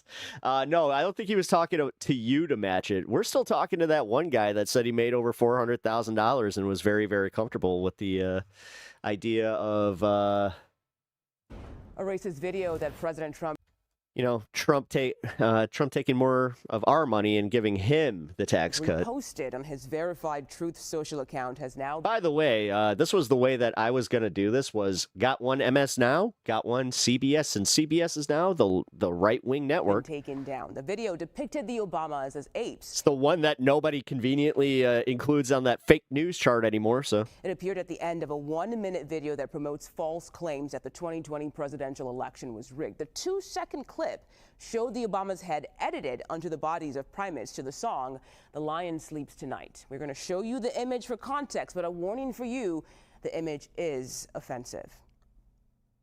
And there it is on your screen there. Reminder, this post has now been deleted from the president's again, Truth Social. I love how they tried the. Yeah, it wasn't even racist. Like you took it out of context, and before Caroline Leavitt could leave the fucking press room, Trump deleted it, and then they had a new fucking markup where they were like, "Oh, it was a staffer." Website. Okay, joining us now is CBS News White House reporter Olivia Rinaldi. Olivia. Oh my God, he actually donated? No, Josh, no. This was even funnier. Kirk donated $420 to flex on that guy because that guy was bragging how much money he makes. Yeah, how is the White House responding to this? No, it was a boss-ass move by Kirk. Well, Mugo, it's good to be with you. The White House is now saying that post is taken down, and now they are blaming a White House staffer who erroneously made the post and saying it's been taken down. That obviously raises a lot of questions. One I like how even CBS is like, I don't know about that. being which staffer has access to the president's True Social account. Because, who has that? So you're telling us that every time that the president tweets, it's possibly a staffer? Huh? Why? What's up with that? Why are they posting this? I thought that he's gone on the record saying it's always me. No, it's just I tell the truth on my Truth Social. This at 11:45 at night and reposting this. Yeah. Also raises the And if it is a staffer, who's the staffer? Who are you throwing under the bus? Once you make that a public name? question as to why this White House earlier today, in a statement from the press secretary, from the press secretary, was defending it. Caroline Leavitt. I like how they're like, listen, we're stupid and we'll stand up for this administration, but don't do the thing where we have to be that stupid. Called this fake outrage and also said this is an internet meme video depicting President Trump as the king of the jungle and Democrats as characters from The Lion King. Please stop with the fake outrage and report on something today that actually matters to the American public. But this does actually matter to the American public, and this does actually matter to several Republicans. Who the fuck cares? It was a Lion King parody. Man, they got the bots out here fucking doing overtime. Who have now said publicly, including With Bitcoin taking, I don't think you're getting paid. Senator Wicker, Senator Sorry there, Ricketts, guy. and notably Senator Tim Scott of South Carolina, the Republican African-American senator representing South Carolina, who said he prayed that Well, most people aren't racist assholes, and the second they see something like that, it's like, oh, that's hack. this was fake You like hack comedy. That actually kind of tracks. because it is the most Damn racist fraud thing protection he had almost seen got out of oh, this damn. White House, and called on the president to remove Damn fraud. What the fuck? it. It appears they had heard that request. Well, and I'm now not it has exactly been thrilled taken about down. that either. Yeah, Olivia, I think it's Thanks, important to note that this is appreciate not the first time the president has posted a meme Holy or a shit, video dude. that some might Seriously. consider offensive or racist. There was that meme of House Minority Leader Well, that would have been Hakeem hilarious. Jeffries, where he had a sombrero and also had a mustache. And Jeffries did not specifically address that post, but MAGA. Hakuna Matata, bitches. heard from the Obamas at all about this? We have not heard from the Obamas yet about this, but many Democrats are coming to their defense. One of those Democrats being How is that a Lion King parody, though? I don't remember that part of the movie. House Minority Yeah, it's almost like there aren't gorillas in the movie. Leader Or apes in general. Hakeem Jeffries, who in a post It's almost like they're lying. It's almost like he did an oops all racist, and then they're just like, oh, there's no berries in there. X said that President Obama and Michelle Obama are brilliant, compassionate, and patriotic Americans. They represent the best of this country. We also heard from the Congressional Black Caucus leader, Representative Yvette Clarke, who said some folks still find Donald Trump's behavior shocking. I do not. She goes on to I wasn't shocked by it at all. say that as the scandals continue to escalate, Not exactly an Obama fan, but I can just say when you do a racist, you might just might not want your president doing the racist. and President Trump continues to But- lose a little lucidity Okay. that remains with him, that he would retreat deeper into the sewers of racism and ignorance. We also heard from Governor Gavin Newsom, who was also in the video. I should note that when Caroline Leavitt and the White House responded to our inquiry this morning about the video, they sent us a link to the full video on X that was originally posted, and it included a photo of Governor Gavin Newsom Another paid bot. in there.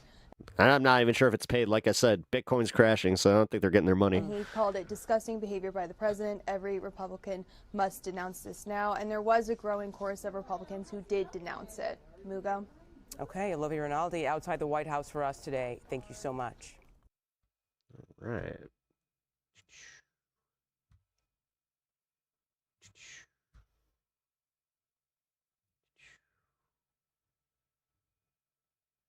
Apparently, the quote noose that was found around Epstein's neck, indicating suicide, actually wasn't around his neck. I think that the evidence points toward homicide rather than suicide. Why? Jeffrey Epstein's suicide story is crumbling. Oh, God. Trump's Oh, Department no. of Justice. It's almost like Donald Trump was actually in charge at that time, too, and the theory that he had him off was totally on base. Over a year later, has now decided to reveal that there was an orange-looking figure. I do love the fact that there is just like there's this new cognitive dissonance where they're just like, yeah, we used to always say that, Epstein was definitely, Cade instead of Est. Well, in Jeffrey Epstein's prison area. Oh, Kirk got it. Oh, really? Early night for you, bro. Evening before he was Good night. Hope you had a good day, and thank you again for the $420 very kind donation, man. Dead. And also, yeah, you bodied that motherfucker. Suicide. That was the funniest troll I've seen in a long time. Build the only independent news outlet, always on the ground with the people for as low as 16 cents a day. Corporate media, they've been lying to us for years, and you're going straight to the people. Flint, Michigan. The economy is hemorrhaging. Yeah. In New York, government sending one more you to the residents of Chicago. Yeah, I got a friend that just lost her job. It's happening. Like once that starts happening, and it's like, oh shit. The voices is possible, and that's why what you guys do is so fucking important. Leaving at 2:30, Mass General Service call. Oh shit. Yeah, get your rest. Covering what the corporate media Be covers safe. up. Hey, it's Jordan with Status Quo. As we continue to cover Donald Trump's terror campaign on the ground in Minneapolis, and Trump continues his Yes, there's a reason that I put that title in my stream, knowing that the Dow was at an all-time high. everyday distraction. Because I have eyes, ears, and I recognize trends. It's almost like I should be in finance. From the tanking economy and his hour-by-hour crimes, Jeffrey Epstein Obama took out bin Laden. Don't remind Trump of that. suicide story is crumbling. As Trump's Department of Justice This is, dude, I'm fidgeting. Fuck over you. a year later This is what has I do. now decided to reveal that there was an orange-looking figure in Jeffrey Epstein's prison area the evening before he was found dead by suicide. Folks, this is capital S scandal, and under any other president, there would be immediate calls for criminal investigations, probably by both parties, I think, I didn't do that for you. I did that for me. and more. Let me show you this from CBS News. Story of Highlands. Who entered Epstein's jail tier the night of his death. Newly released video logs appear to contradict the official counts. Newly released DOJ documents show investigators reviewing the surveillance footage from the night of Jeffrey Epstein's death observed an orange-colored shape. It was a shape, I say, moving up a staircase towards the isolated locked tier where his cell was located at approximately 10:39 p.m. on August 9th, 2019. The entry in an observation log of the video from the Metropolitan Correctional Center appears to suggest something previously unreported by authorities. I wonder why this went unreported for so long. Quote, a flash of orange looks to be going up the L tier stairs, could possibly be an inmate escorted up to that tier. It also appears, according to the FBI memorandum, that reviews by investigators led to disparate conclusions by the FBI and those examining the same video from the Department of Justice's Office of Inspector General. Here's the FBI log, describes the fuzzy image of a possible inmate, 1039, you see, could possibly be I do enjoy the live stream. Thanks, man. inmate escorted up Appreciate to that that. tier. But the Inspector General logs it as an officer carrying orange, quote, linen or I'm definitely in a different space of the internet than most assume. noting it in their final. A lot of fucking right-wingers just assume that I'm just another lefty streamer, and then I got lefties that hate the fact that I let my chat get flooded with a bunch of MAGA people because I like to engage with people that I don't necessarily agree with, which, yeah, I'm trying to find that balance. report as an unidentified corrections officer. Like that. Now, Now you're just spamming. Like, fuck you, prison dude. employees interviewed by CBS said escorting an inmate at that hour would have been highly unusual. Which, common sense, we think a guard was escorting an inmate up to an Epstein's tier or jail area. Why would an inmate need escorting by a guard at 10:40 in the evening? And as that prison employee told CBS News, that would be highly unusual. Then you have Neither officer, these were the officers who were supposed to be guarding Epstein and basically controlling the jail area that night with inmates. Neither officer was specifically asked about the orange-colored figure noted in the video observation log. Yeah, let's interview them, but not ask about a possible unknown person traveling up towards Epstein's cell the night he, quote, killed himself. Bonholm told investigators he did not remember the period between 10 p.m. and midnight and said he had no recollection of anyone walking up the stairs towards Epstein's tier around 10:30 in the evening. He added that a jail employee entering a tier alone would have violated policy. So there is... Those $2,000 dividend checks President Donald Trump has been talking about for months seem to have slipped his mind during a recent interview with the New York Times.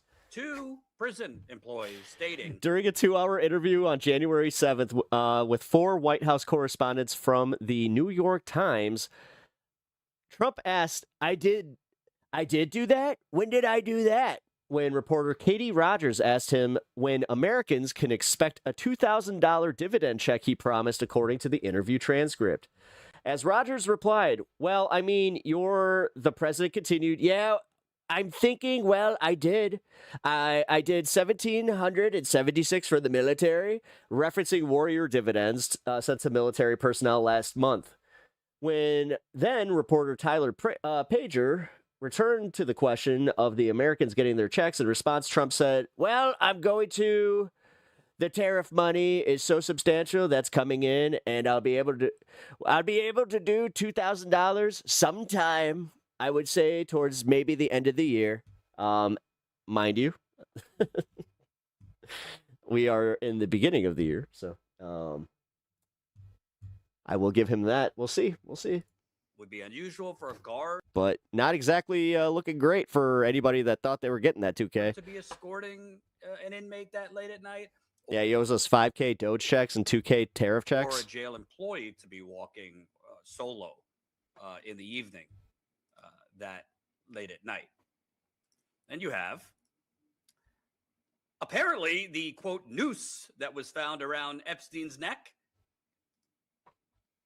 indicating suicide, actually wasn't around his neck. Gee! By the way, I've been saying pretty much all along this was not suicide. And Mandarin Messiah. Not based on conspiracy, based on reporting and facts, which we'll get to.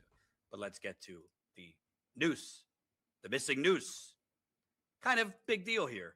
Thomas told investigators he discovered Epstein in his cell shortly after 6:30 a.m. on August 10th, and that he ripped Epstein down. So it's new with me? Oh, I'll go through that in a bit. Hanging position. Investigators asked what happened. This is kind of what I like to do. Go through the news, the important news stories of the day, kind of give my commentary while we're watching the stories, I'll be honest. To the noose. I don't recall taking the noose off. I really don't. Jesus Christ. I don't recall taking the It's almost like we knew this was going to happen. thing from around his neck. No, one of the prison guards who remained standing at the cell entrance told investigators she saw Thomas lower Epstein to the floor, but did not see a noose around his Blue neck. wave. Then where did the noose come from? The noose Epstein allegedly used has never been definitively This last election was not great for you guys, and then the special elections have not been great. So, identified. I mean, if you're MAGA and you're looking at all the election data, which I don't think you do, According to the inspector, half of you guys don't take politics seriously. That's why you love the fact that Trump is there, because it's all about the memes for you. General's report, Memes and feels. a noose collected at the scene was later determined not to be the ligature used in Epstein's death. So he hung himself from the ceiling, although I've showed you in the past a former mafioso who who's an inmate in that prison, said there's no structural or logistical way to hang yourself in any of those cells. So he supposedly hung himself from what? If the guard took him down. I thought it was on. Wait, I thought he was tied to the stair. But there was no noose around his or like the ladder. neck. And they never identified the noose. I got a bridge to sell you. Congressman Ted Lieu responded to this news that Yeah, did you know that of the voter fraud that has been investigated, most of the cases were in Florida and they were perpetrated by right wingers? But Clearly, okay, the Trump DOJ has been burying for over a year now. where's the widespread fraud? I thought that you guys were so good at finding that stuff. Where is it? Judiciary, GOP, you need I mean, if it's anything like that Nick Shirley shit, then don't take that one to court. to call Bill Barr, the former Like if that's how good you guys are at making cases, no wonder you guys don't ever get anything done. Attorney General Fucking under Christ. Trump, who immediately blessed this as a suicide, said nothing to see here. Newly released video logs contradict official accounts of the night Epstein was found dead. And the noose at the scene was not what killed Epstein. Wait, WTF? That likely means some individual placed a noose at the scene. This is a congressman stating this, not I, not some YouTubers. I also want to point out, although this story is coming from CBS News, this was pitched to CBS News over a year ago. They basically said, conspiracy theory. This is from attorney Adam Cochran.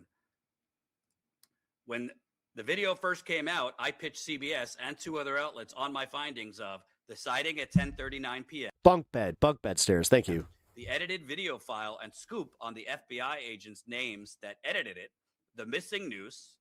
CBS told me none were credible. Since then, they've reported all 3 almost. Oh, so you're gonna go find the other ballots that apparently were fake in other states too? Because even if he just won Georgia, then he wouldn't have won the election. And also, kind of weird that he trusts the government data from 2024. Huh? Nothing changed. A year later, acting odd. What's up with that? as if it's some brand new finding they've uncovered from detective work. Dude, the mental gymnastics these guys have to do. By the way, folks, Like I said, nobody does MAGA like any more of a disservice than Donald Trump himself but this is where it might not be a disservice because it seems like they are kind of gung-ho to go and defend, their Lord and Savior. separate from Jeffrey Epstein, Jesus. I could do a whole documentary. Hell, I could. Like, I still can't get over how gay you guys are for him. It's insane. I could do a whole ongoing series about Like, would you suck his dick if he asked you? major I've never asked that, but are you guys that MAGA? I think you're that MAGA. stories. I'm 90% sure that you are that MAGA. You would turn that red hat backwards and fucking get on those knees.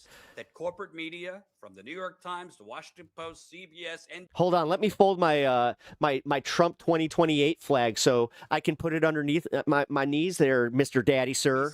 ABC, PBS Literally do this ignored or while you're waiting in passed line. when pitched to them by journalists like me, including many of the Okay, sir. Hold on. bombshells that I released in my Flint Water book of 2020. That's the stuff right there. That's it. We the Poison, exposing the Flint Water cover-up, including the former governor of Michigan, Rick Snyder, presiding over a criminal, deadly cover-up to bury the fact that people were drinking contaminated bacteria. Well, Trump dick syndrome. I think that's exactly what we're talking about. I mean, how's it taste? You guys all know how. So Deadly bacteria. Does it taste like a Cheeto? Bacteria-soaked water, and he buried it. I had No wonder you guys are so addicted to it. You guys just documents you keep going back for more. proving that years before I published them. All those outlets. On top of that, while he is, screwing you guys in the ass, I guess it couldn't hurt that much because it is so tiny. So, Did they not care? Yes. But there's so many scandals in America, from environmental genocide to potential murder to shut up a global child sex ring leader, that these outlets just look the other way. But then when other people find it, suddenly they're exposing it. Mr. Trump, how is it so tiny but you still have schmegma? CBS has some explaining to do. So does the New York Times, by the way. Has an air of ricotta to it. Who's ignored much of the Epstein Ew. saga for years. Now, this is going to be very difficult to see, but I just wanted to show you.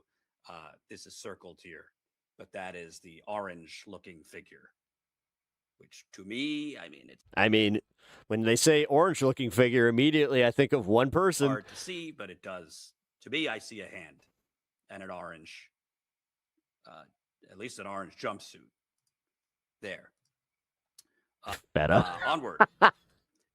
Adam Cochran again said, why did it take the Trump... Someone mistook it as the last little chicken wing, and they were just like, I dipped it in some blue cheese. more than a year to admit Ew. that an unidentified individual is seen approaching Epstein's cell at 10:39 p.m.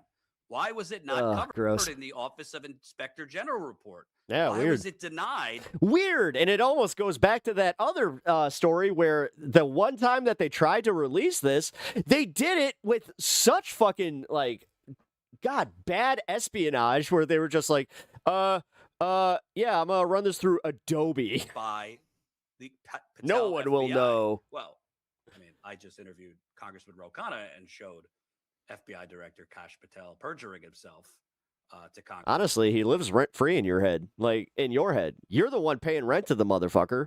Like, dude, you sit here defending the guy all the time. Cheers. Do you not understand how that works? And then on top of it, you're always thinking about Obama and Biden. Like, you think about all these powerful figures all the fucking time. And ironically, you don't do so critically when it comes to Trump. It's not surprising at all. Odd. That the Very odd. Kash Patel FBI, Kash Patel, who as a podcaster was huffing and puffing that there was a massive cover-up and I didn't need that scandal with image. Epstein, but then when he became FBI director, Trust me, I probably lost some people with that one, but you know what? nothing to see here. I know where these guys And end up with why it. do we still not have answers from the fact that videos have been edited and have digital paper trails showing the exact agent who did it, but no one questioned him under oath? Journalistically, this is called you cannot find what you don't look for. And for those that have never seen it, I keep playing this clip because I think it's important. Renowned forensic pathologist Michael Baden, Dr. Michael Baden, No, I'm not, because I don't stand up for any of these elites. I don't stand up for Biden. I don't even really stand up for Obama. But here you are. We can't take it when somebody says something mean about your daddy. I believe very quickly after God. Epstein's suicide, Again, you are so gay for him. It's unreal. he was asked by Epstein. Like, for people who like to make fun of homosexuality, you really don't get it. You don't understand how you guys show your man crush every fucking day. his brother Mark, who observed the autopsy, he said That's what odd. he saw, this was I not don't know, Sean. Why were you obsessed with Biden for 4 years? a suicide. I was asked by the brother, Weird. the next of kin, to be at the autopsy. And at the autopsy on day one, So it's cool to talk shit about each other? Get the fuck out of here with your disingenuous bullshit. findings that were unusual for suicidal hanging and more consistent with ligature homicidal strangulation, which included... And it was suggested at the time that he committed suicide by doing what? By hanging. At the time he was found allegedly hanging by a homemade ligature of sheets. Are you saying you don't think it was suicide? I think that the evidence points toward homicide rather than suicide. Why? Because there are multiple 3 fractures in the hyoid bone, the thyroid cartilage. You're definitely quiet in person. Hey, for any of my IRL peeps that know, really? Guys, that was a thing that was said in my chat. Usual for suicide and more... Cass is just sitting there laughing his ass off, just like, what? indicative of... Did you just say that Pep is quiet? Strangulation, homicide. No, I talk this much shit a lot, man. Strangulation. Or indicative No, of homicidal I have been punched in the face before. I've also, punched back. strangulation. And I also want to show you Jeffrey I'm not your standard, just goes and talks some shit, Epstein's brother not Mark, knowing that there could be repercussions. who, by the way, not a small detail, sent a tip to the FBI in 2023 that he thought, here's the bottom, I'll meet you on the ice. Jeffrey Epstein was murdered in his jail cell. I have reason to believe he was killed because he was about to name names. I believe President Trump authorized his murder. Pep is Let just that sink pacing in. himself. Jeffrey Epstein's Yeah, brother, shit. not some crackpot, his brother, tipped off the FBI. He thinks Trump ordered Wow. Brad coming in here with the real hot takes. a hit Now all of a sudden, Jeffrey Epstein was innocent? on his Wow. How much money did it cost to program Brad Stevens, do you think? Here is I Mark wonder. Epstein also talking about the fact that he asked for video from that area around Jeffrey Epstein's cell from the night before his death all the way to the morning. Everyone knows? Well, no. Apparently Pam Bondi doesn't know. And here- Apparently the Trump regime doesn't know. Is what he was told. They think that he was just, sad I asked and worried. to get the footage from that same camera under Freedom of Information Act from 10 o'clock the night before until noon the following morning. That would show who locked up the tier, who were the last people on that tier. And in the morning, it would show, Michael Thomas going in the garden, finding the body, and it would show what the situation was when they removed the body from the tier. I was initially told I couldn't get that footage because it was still an open investigation. Okay, I understand that. But then when the investigation was over, I asked for that footage again, okay? And I was now told that the cameras that were operating don't show that area. That's right. I have this in writing from the Bureau of Prisons. Not to mention, as I've reported, and comes out in the Epstein files, the prison had a psychologist meeting with Epstein a month before his death, 2 weeks before his death. Epstein was cocky. He was looking forward to his bail hearing. He mocked the psychologist for even suggesting he might be suicidal or asking. Yep. He said, I would never kill myself. He was more concerned that... No, he loved himself and his life enough. And on top of it, he genuinely thought he was going to get away with this shit. He wasn't getting his constipation medication than suicidal. Mm-hmm. There was zero indication he was suicidal. In fact, there was indication he was excited for his bail hearing. Bottom line, Donald Trump, I believe it was in June 2019, as president, meets with Prince Andrew while Donald Trump was in the United Kingdom. We all know Prince Andrew's role in all of this. Epstein. I don't know what their discussion was, but they did meet. Michael Wolff's book, Siege, comes out in June of 2019 about Donald Trump. There's details in that book pertaining to Trump, Epstein, potential Trump money laundering. It would all be funny if your cult wasn't making America hated Mortgage again. Fraud, among other things. Yeah, 3 right. weeks later, Make Trump's America great again by making it isolated and then ruining the dollar. Department of Justice decides to arrest Jeffrey Epstein. Why then? Trump had been in office for years. They arrest Jeffrey Epstein.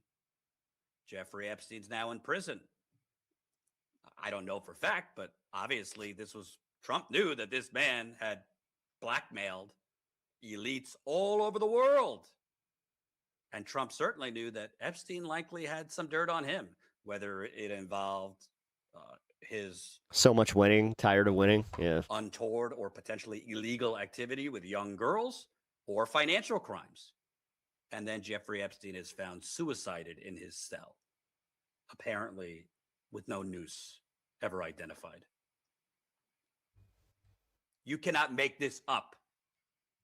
Shame on the media for lazily peddling and laundering this nonsense about a suicide for years. This, obviously, victims getting justice is first and foremost the most important thing.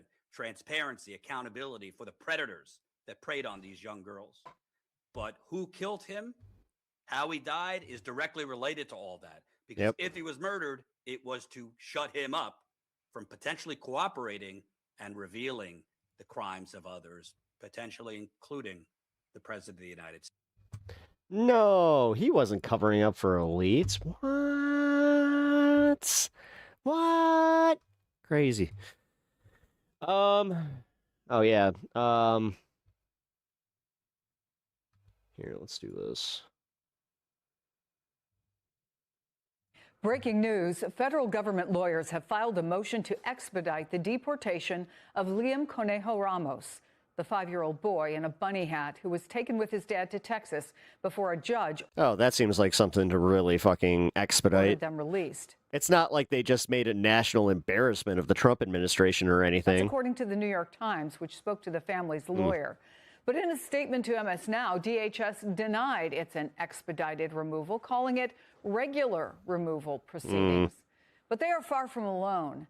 In an MS Now exclusive, Jacob Soboroff reports on another. Again, it's almost like normal people don't look at we don't look at this and go, yeah, they should be out. Minnesota family. Even like some right wingers are like, yeah, that's a little bit too far. I thought we were going after criminals. Old girl and her father taken by ICE. But somehow you guys all have been fucking like cognitively fucking coerced into thinking that somehow, some way, all these people constitute dangerous criminals because they are just inherently illegal, even though through a silent process that means that they're not. Agents. Jacob was in Minneapolis when they were arrested and then later spoke to the dad. There it is. You know what? Fuck you. You're banned too. Bye. Elvis? Oh, I got sniped. Buenos días, Elvis. Jacobo, mucho gusto. Mucho gusto, igualmente. 25-year-old Elvis Tipan Echeverria is currently being held at the Sherburne County Jail in Minnesota. Yeah, if you're going to dehumanize them, like entirely, get the fuck out of here. But less than 2 And honestly, don't be surprised when it's so easy for us to do the same to you. weeks ago, It's getting easier. I used to be consistent in my fucking morals where I was like, yeah, I want you to have health care. But now I'm like, no, we really should check the voter registry to make sure that anybody that does vote for, Republicans doesn't get free health care. wife Nicole and It really should be. You want to talk about a two-tiered system? That should be the two-tiered system. We get our socialism and our programs and all that, and you guys get to pay you get to, go pay your billionaires for whatever you're doing. 2-year-old Chloe in Minneapolis, trying to keep Because we know that you get all your stuff back, right? promise he made when they all left Ecuador in May of 2024. That here, they would finally feel safe. I didn't want to risk something happening to us. And here, it felt safer for my baby. Speaking exclusively to MS Now, Elvis said everything changed January 22nd when federal My tolerance for intolerance is intolerated. immigration agents cornered him outside his home as he returned from the grocery store with his daughter. According to these guys. I went out to buy food for my baby, and when I got home and parked, I realized they were behind me. Elvis said when he saw the agents, he began driving around and called his wife, asking her to be ready to come outside and take their daughter. Hey, I'm just happy that they're finally letting it all slip out. Yeah. Like, they're just letting it all show. Now, the problem is, I bet all these assholes, like the few that are not bots, they don't have the balls to say this in public. Never happened. They would never say this at their fucking work or to people, that might have a little bit of a shade of brown to them that might even be, legal, I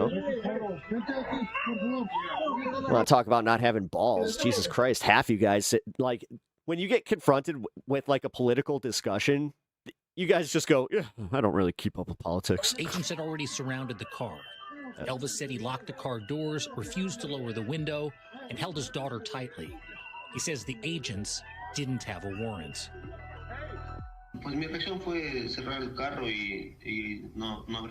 My reaction was to lock the Yeah, I'm just waiting for them to realize that once all the illegals are gone, that they're next. car and not open it. Hey, excuse me, Sergeant Gutierrez. I need to see you in my office real quick. They kept telling me to roll down the window or open the door. I just hugged my baby. Then one agent, I think he was Mexican, told me to call my wife so she could take the baby. Elvis said he believed that if his wife came outside, agents would arrest her too, separating the family, potentially for months or years, or placing their daughter in state custody. So you thought it was a trap? Hey, it's the young Sam Cedar, or the Sam Cedar's younger brother. Agents eventually broke Love the Darth Maul poster. Thank you. car window, Looking forward to the cutting Chloe's new series. hand, then opened the door and arrested him, all while he was still holding his daughter with both arms. Get to finally see how he formed the syndicate. He says Chloe didn't receive medical care. DHS denied the allegation. Dude, you just tried to call me a loser, but you spelled it looser. That awkward moment. Do you honestly not know how to spell loser? I wasn't expecting this. This is funny. When they broke the window, she started crying. I hope you all just saw that. Guys, he is 1000% a representative of overall MAGA right there. Shattered. My baby's little hand was That's right there. you sent your best today. Thank you for that. She had red marks and some blood. Jacob joins me now. Thank you for this report. Is that on Disney Plus? Yeah. Jacob, so what happened to Elvis and Chloe after that? Chris, thank you for airing so much of the story. And it's a full 7-minute mini documentary. I'd encourage everyone to get the full story, to scan that QR code on the bottom right-hand part of the screen. Not MAGA, don't like Trump. But the short version is that neither do I. Elvis, against a judge's order, and Chloe were sent to Texas, only to be turned around and returned to Minneapolis the next morning. And I want to read to you what the Department of Homeland Security says is the reason why they picked him up. They said Border Patrol officers identified Elvis Tipan Echeverria, an illegal immigrant from Ecuador who committed felony reentry. Anyone I don't like is MAGA? And what I just want to make clear to everyone, I don't like plenty of people that aren't MAGA. is that felony reentry Hey, Etch, thank you for that. is the crime when you're deported once and you come back to the United States. Elvis insists to us that he has only ever entered the United States once and has never before been deported. In fact, Chloe is 2 years old. Elvis was 23. He's 25 now when he first came to the United States, and it's something that we took to the Department of Homeland Security. They never answered our question about why there was this discrepancy. What does I say more generally, Jacob, about continuing to take children into custody? Well, as you'll hear when you listen Discrepancy. to the full story here with Elvis, That's how they- he insists, All just right. like Liam Ramos's parents, that they use children, Chloe in this case and Liam in the other, as bait to get the other parent to come out and arrest the whole family altogether. There's a record number of children in ICE detention now. The Marshall Project has that data. It's in our story as well. But what DHS says is we don't use children as leverage. This is a quote. We enforce the law that was passed by Congress. That is Tricia McLaughlin. But So, your end goal is to make America a country nobody wants to come to?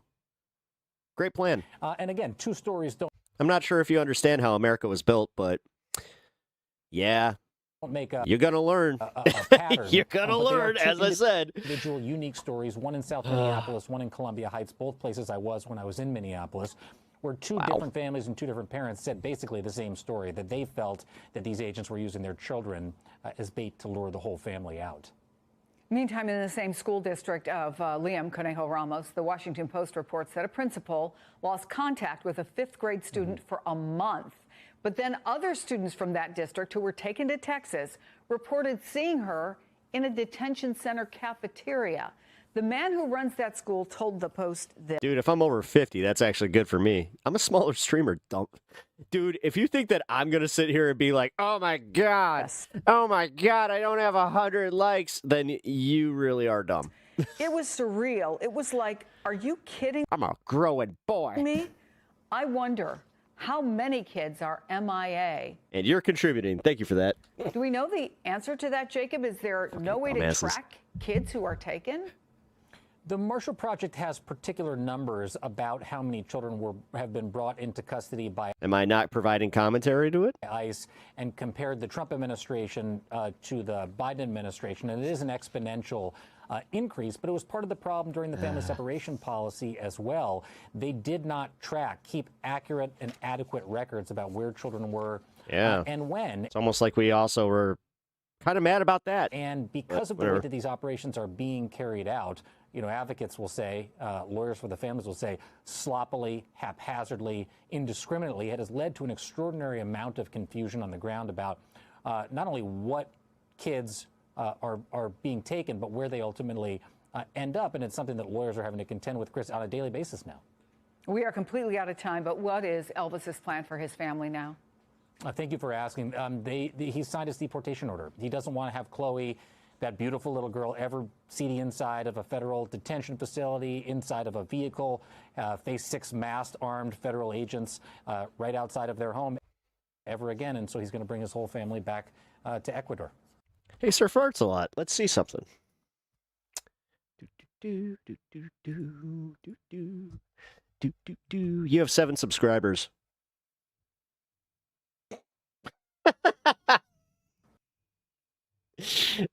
This dude has 7 subscribers and is trying to troll on my fucking numbers. Okay.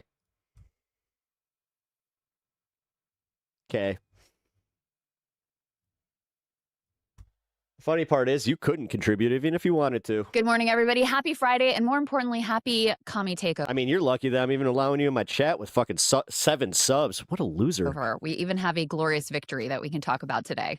That's right, indeed. Yes, we banished the right-wingers from this program. No both sides, just one side. That's right. Various That's how we're rolling from this one Friday. side. Uh-oh. That's right. It's like a DSA meeting.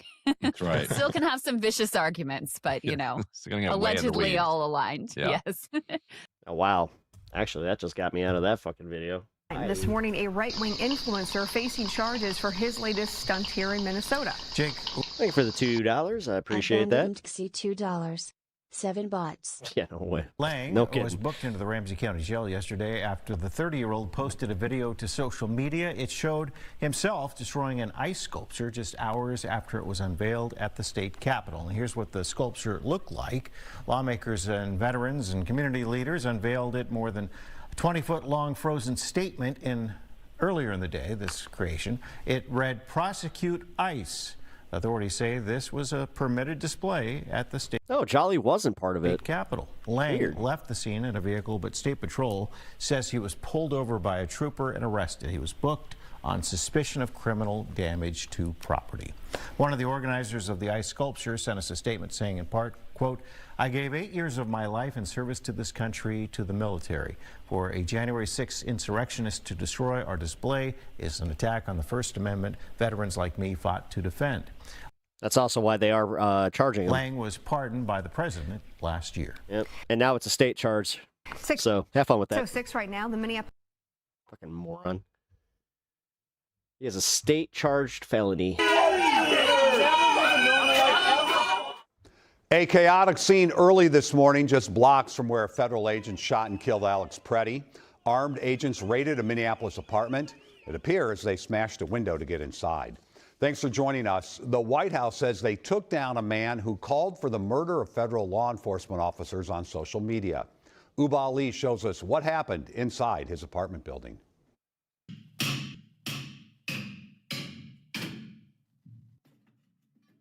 This is when masked federal agents with long guns make their way up to the 3rd floor of this Minneapolis complex. And it was all caught on camera. You hear banging before you can make out a name. Police for the warrant. Kyle Wagner, come to the door. Minutes later, they take him away in handcuffs. Masked gunmen, federal agents came in, and I did see them grab our neighbor. 37-year-old Kyle Wagner, a Minnesota activist, is now charged with threatening to assault and kill ICE agents. That's according to the Justice Department. Photos taken after the arrest show Wagner in handcuffs wearing a sweater that says "I'm Antifa," which is short for anti-fascist. Prosecutors say Wagner used social media last month to get his messaging across. No, not talking about peaceful protests anymore. We're not talking about having polite conversations anymore. This is why we constantly say that these guys are likely like psyops, but The murder of federal law enforcement officers. He encouraged bloodshed in the streets of Minnesota. He is why do I have a feeling that he might have an SS tattoo? a domestic terrorist, and he will be held accountable. Neighbors say the response went too far, with not only one door busted, but a window shattered. It's definitely very unsettling, you know. You think you live in the land of the free, and it turns out you live in the land where masked gunmen can break into your building. This all happened. Yeah, and now we have no moral high ground on Russia or any of those countries that do the same thing. Huh, weird how that works. Just blocks away from Alex Preddy was shot and killed by Border Patrol agents in a community already on edge. We have people who are afraid to go to a donut shop or walk into their vet clinic, fear for their lives. Uba Ali, WCCO News. Wagner is charged in the state of Michigan. No, I'm actually fine with Wagner going down. Because that is where court documents say he doxed a, quote, pro-ICE individual. Yeah, honestly, I'm fucking... Are you guys going to go towards the other guy that doxed Mercado? Because, yeah, there's right-wing influencers doxing left-wing influencers. Oh, that's right. This is CBS Minnesota. Right. We're not going to get any actual fair assessments there. Axios is reporting some important and encouraging breaking news about the November midterms, which are rapidly approaching. And that news is this. Donald Trump and the Republicans are not just worried that they'll lose control of the House of Representatives, they're now increasingly panicked that they'll lose control of the United States Senate based on recent signs. All right, that's crazy because they had like almost no shot. And we have to talk about it. But before we do, the closest they were going to get was a 50-50. If you end up liking this video and still lose the 51 with JD Vance, so it wasn't going to really change anything. If you want to support the channel, please be sure to hit the like, subscribe, and alert bells before you go. All right, folks, as we've been talking about, historically speaking, I've been like checking out these political commentary channels, specifically the like Pondering Politics, Kyle Kulinski, all that, a little bit less, but in the midterm elections, the party in the White House tends to I got to say, this is genuinely a surprise. Losses, and usually this results in the loss of total control of one or both chambers of Congress. As we've been talking about for the past year, it is increasingly likely that the Democrats will regain control of the House of Representatives, which is why Trump triggered the gerrymandering war, why he ordered... That's weird. So under Trump, technically...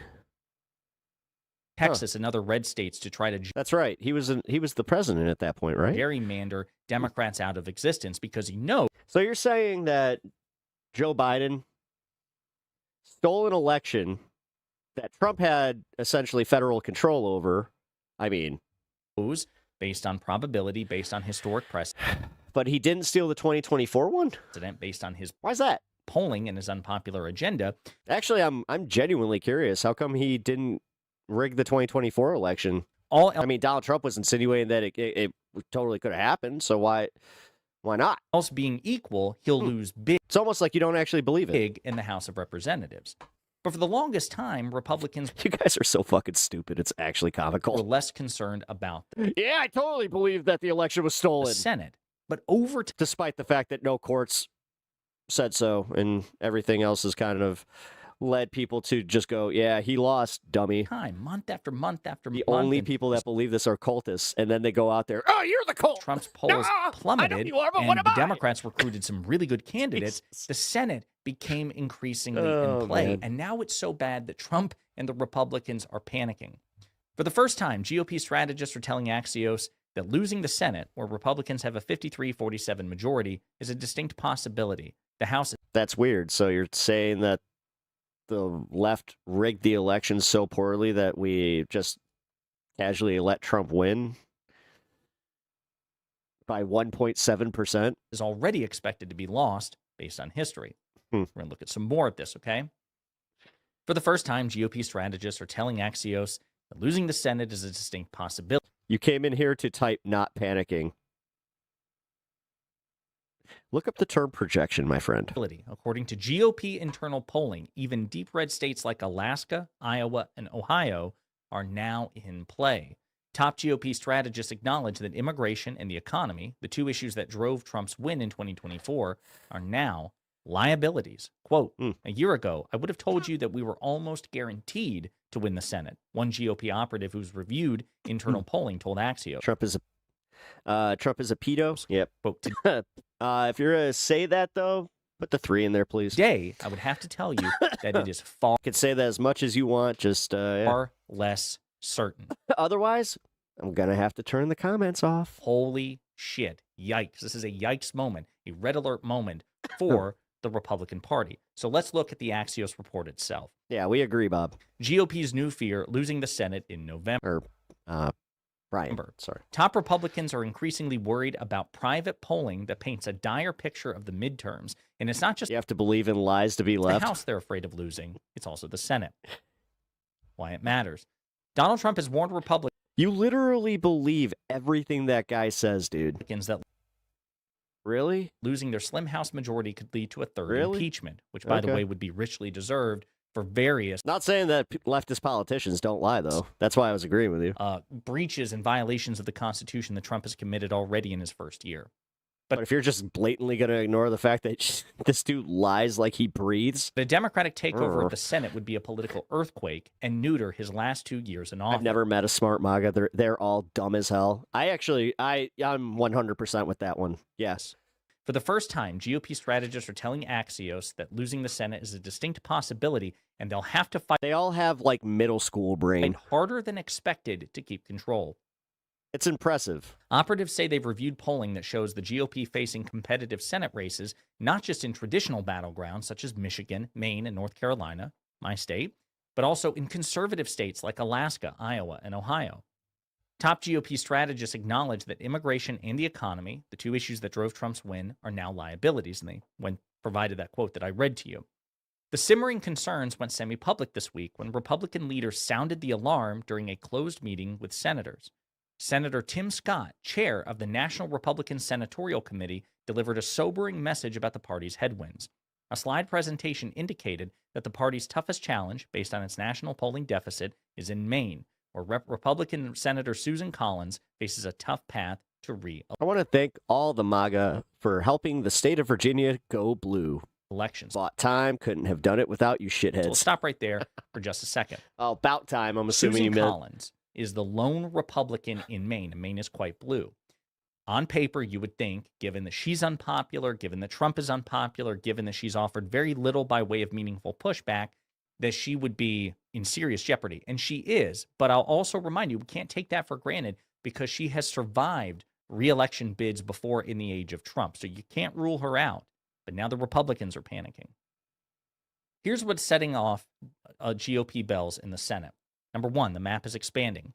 Senate Minority Leader Chuck Schumer is taking a lot of darts from his own party these days, but Republicans privately concede he's done a good job of recruiting Senate candidates in conservative states, once seen as out of reach for the Democrats. Schumer got former Senator Sherrod Brown to run again in Ohio and former Representative Mary Peltola to run in Alaska. Ohio Senator John... I mean, realistically, they're the reason that a Texas seat that has been held for 40-plus years in a red district went blue. Husted and Alaska Senator... But they're sitting here just like, red wave! Dan Sullivan are the GOP incumbents.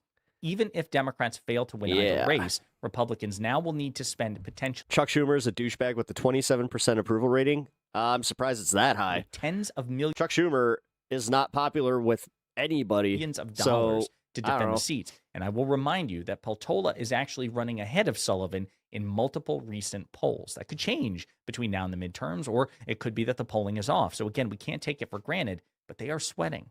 Number two, the Texas problem. If incumbent Texas Senator John Cornyn loses the upcoming GOP primary to Attorney General Ken Paxton, polls suggest it could open the door to a Democrat winning Cornyn's seat in November. The NRSC penned a memo this week arguing that Cornyn is, quote, the only Republican candidate who can, quote, reliably win a general election matchup against either Democratic State Representative James Tallarico or U.S. Representative Jasmine Crockett.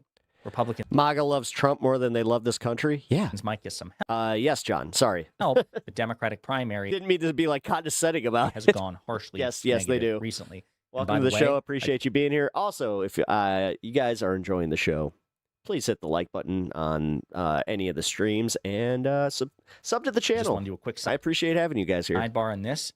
I've said it before and I'll say it again, and I know some people in my audience get really upset.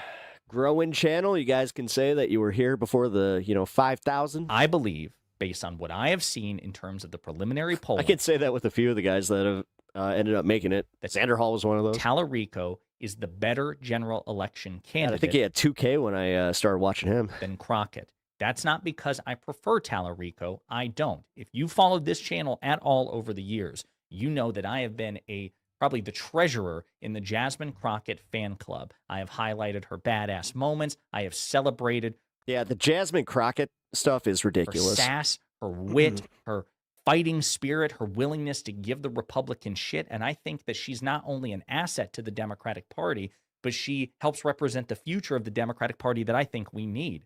I think a Senator Jasmine Crockett would be much more likely than a Senator Tallarico to do what needs to be done in terms of aggressive institutional reform. Really?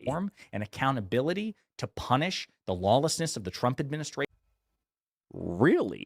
And Trump and the Trump family and the Republicans that aided and abetted. Do you guys agree with this? I think Tallarico is much less likely to do those things. I was of the opposite persuasion. Possible, but less likely. Huh. However, the polls show, generally speaking, that he is a better general election candidate, that he could more likely pull independents and conservatives to vote for him up against a corrupt 10,000%, Republican nominee like Ken Paxton. Dude, even Joe Rogan was saying that he was likely to vote for Tallarico. That said, Crockett has been surprisingly competitive in those polls too, so I'm not ruling her out, but that is my opinion. But one thing I want to be very clear about, regardless of my personal preference for Jasmine Crockett as a person or as a fighter. I mean, honestly, I'm not a constituent of Texas, so I don't care. Or my acknowledge, because I think that they're both kind of two sides of the same coin. They're both corporatists. The Tallarico seems to be the stronger They're candidate. both I want to already make part this of very clear. Like the system. They're already deep Tallarico into and it. Crockett need to keep their powder dry for the fucking Republicans. And if either of them were on this channel, I would tell them that. No more negative bullshit. No more cat fighting behind the scenes. You guys need to have a civil primary towards one another because you are allies and they are both very good candidates. And keep this shit for the Republicans for whoever wins. So, having set that sidebar or established that sidebar, let's move back in. Even if Paxton wins in November, many Republicans warn the party will have to unexpectedly spend tens of millions of dollars more than if Cornyn is the nominee because Paxton is terrible. Ken Paxton is so corrupt and so unlikable. He's the current Attorney General of Texas. Even Texas Republicans hate his fucking guts. He went through a really scandalous divorce with his wife. Hello, Christ. How's all your day? Has been in so many corrupt conflicts of interest, corrupt abuses of power. He was nearly impeached and removed by Texas Republicans. He was under investigations by them. And when Republicans are willing to investigate other Republicans, like, he's a corrupt, monstrous, unlikable piece of shit. So just want to put that out there. That's why they're going to have to spend more to defend him. But of course, because he's monstrously corrupt and all these things, he's more likely to win a primary at the moment than John Cornyn is, the current incumbent, because Cornyn is seen as less MAGA. So, and also Trump has not endorsed Cornyn. Democrats haven't won a statewide race in Texas in more than 3 decades, but Republicans aren't dismissing the possibility this year. Last weekend, the party suffered a lopsided special election defeat for a state Senate seat, which we talked about, that one by Taylor Remmett. Particularly glaring, Trump, who had endorsed the GOP candidate, won the district. Ricky, we know that you're sitting in a fucking bus stop. Like, come on, man. Excuse me. Won the district by 17 points in 2024, and then it flipped. I think it was like 32 points in the opposite direction. The Georgia problem, number 3. The GOP's failure to recruit popular... You're a CEO like I'm one of the top performing political streamers. Governor Brian Kemp for a Senate run has been a major setback in the party's efforts to pick off the most vulnerable Senate Democrat up for re-election, Georgia's John. I've never met anybody that is in a high-level position that feels the need to flex on random internet comments. On Ossoff. Kemp's decision not to run... This guy doesn't have a fucking dollar to his name. ...left 3 lesser-known Republicans to fight over the GOP's nomination, none with Kemp's fundraising chops. Ossoff has raised far more money than any GOP challenger. $500 to make me shut the fuck up. And has over $20 million on hand. Whoever wins... Then I'll stop making fun of Ricky. ...the bruising GOP primary will have to burn through cash before facing him.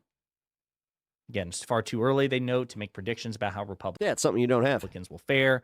Primary season's barely begun, and Democrats could nominate weak contenders in states such as Iowa, Maine, and Michigan. Dude's literally, he's standing outside of a fucking jewelry store taking pictures. Yeah. And the pro-Senate I totally have that pendant. GOP super PAC nearly has 3 times as many cash to spend as its Democratic counterpart because, of course, right now Democrats are experiencing a fundraising drought, understandably so, because of financial mismanagement from I don't want to say the Kamala Harris campaign. That's not entirely fair to the vice president, because it was the Biden campaign, the Harris campaign, the Democrats were at large with the $1 billion that they fundraised for the 2024 election. As I said, I want to be very clear. It's too early to bet the house or bet the farm, in my opinion, because I tend to be a bit of a cynic, right?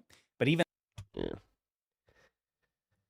I do too. I don't think that it's necessary. I think that the Republicans retain the House if I had to bet.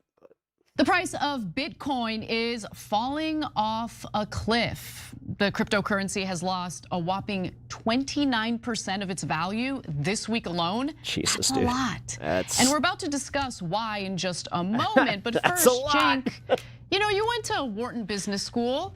You know about the funds and games. What's going on here? Know about all the funds and games.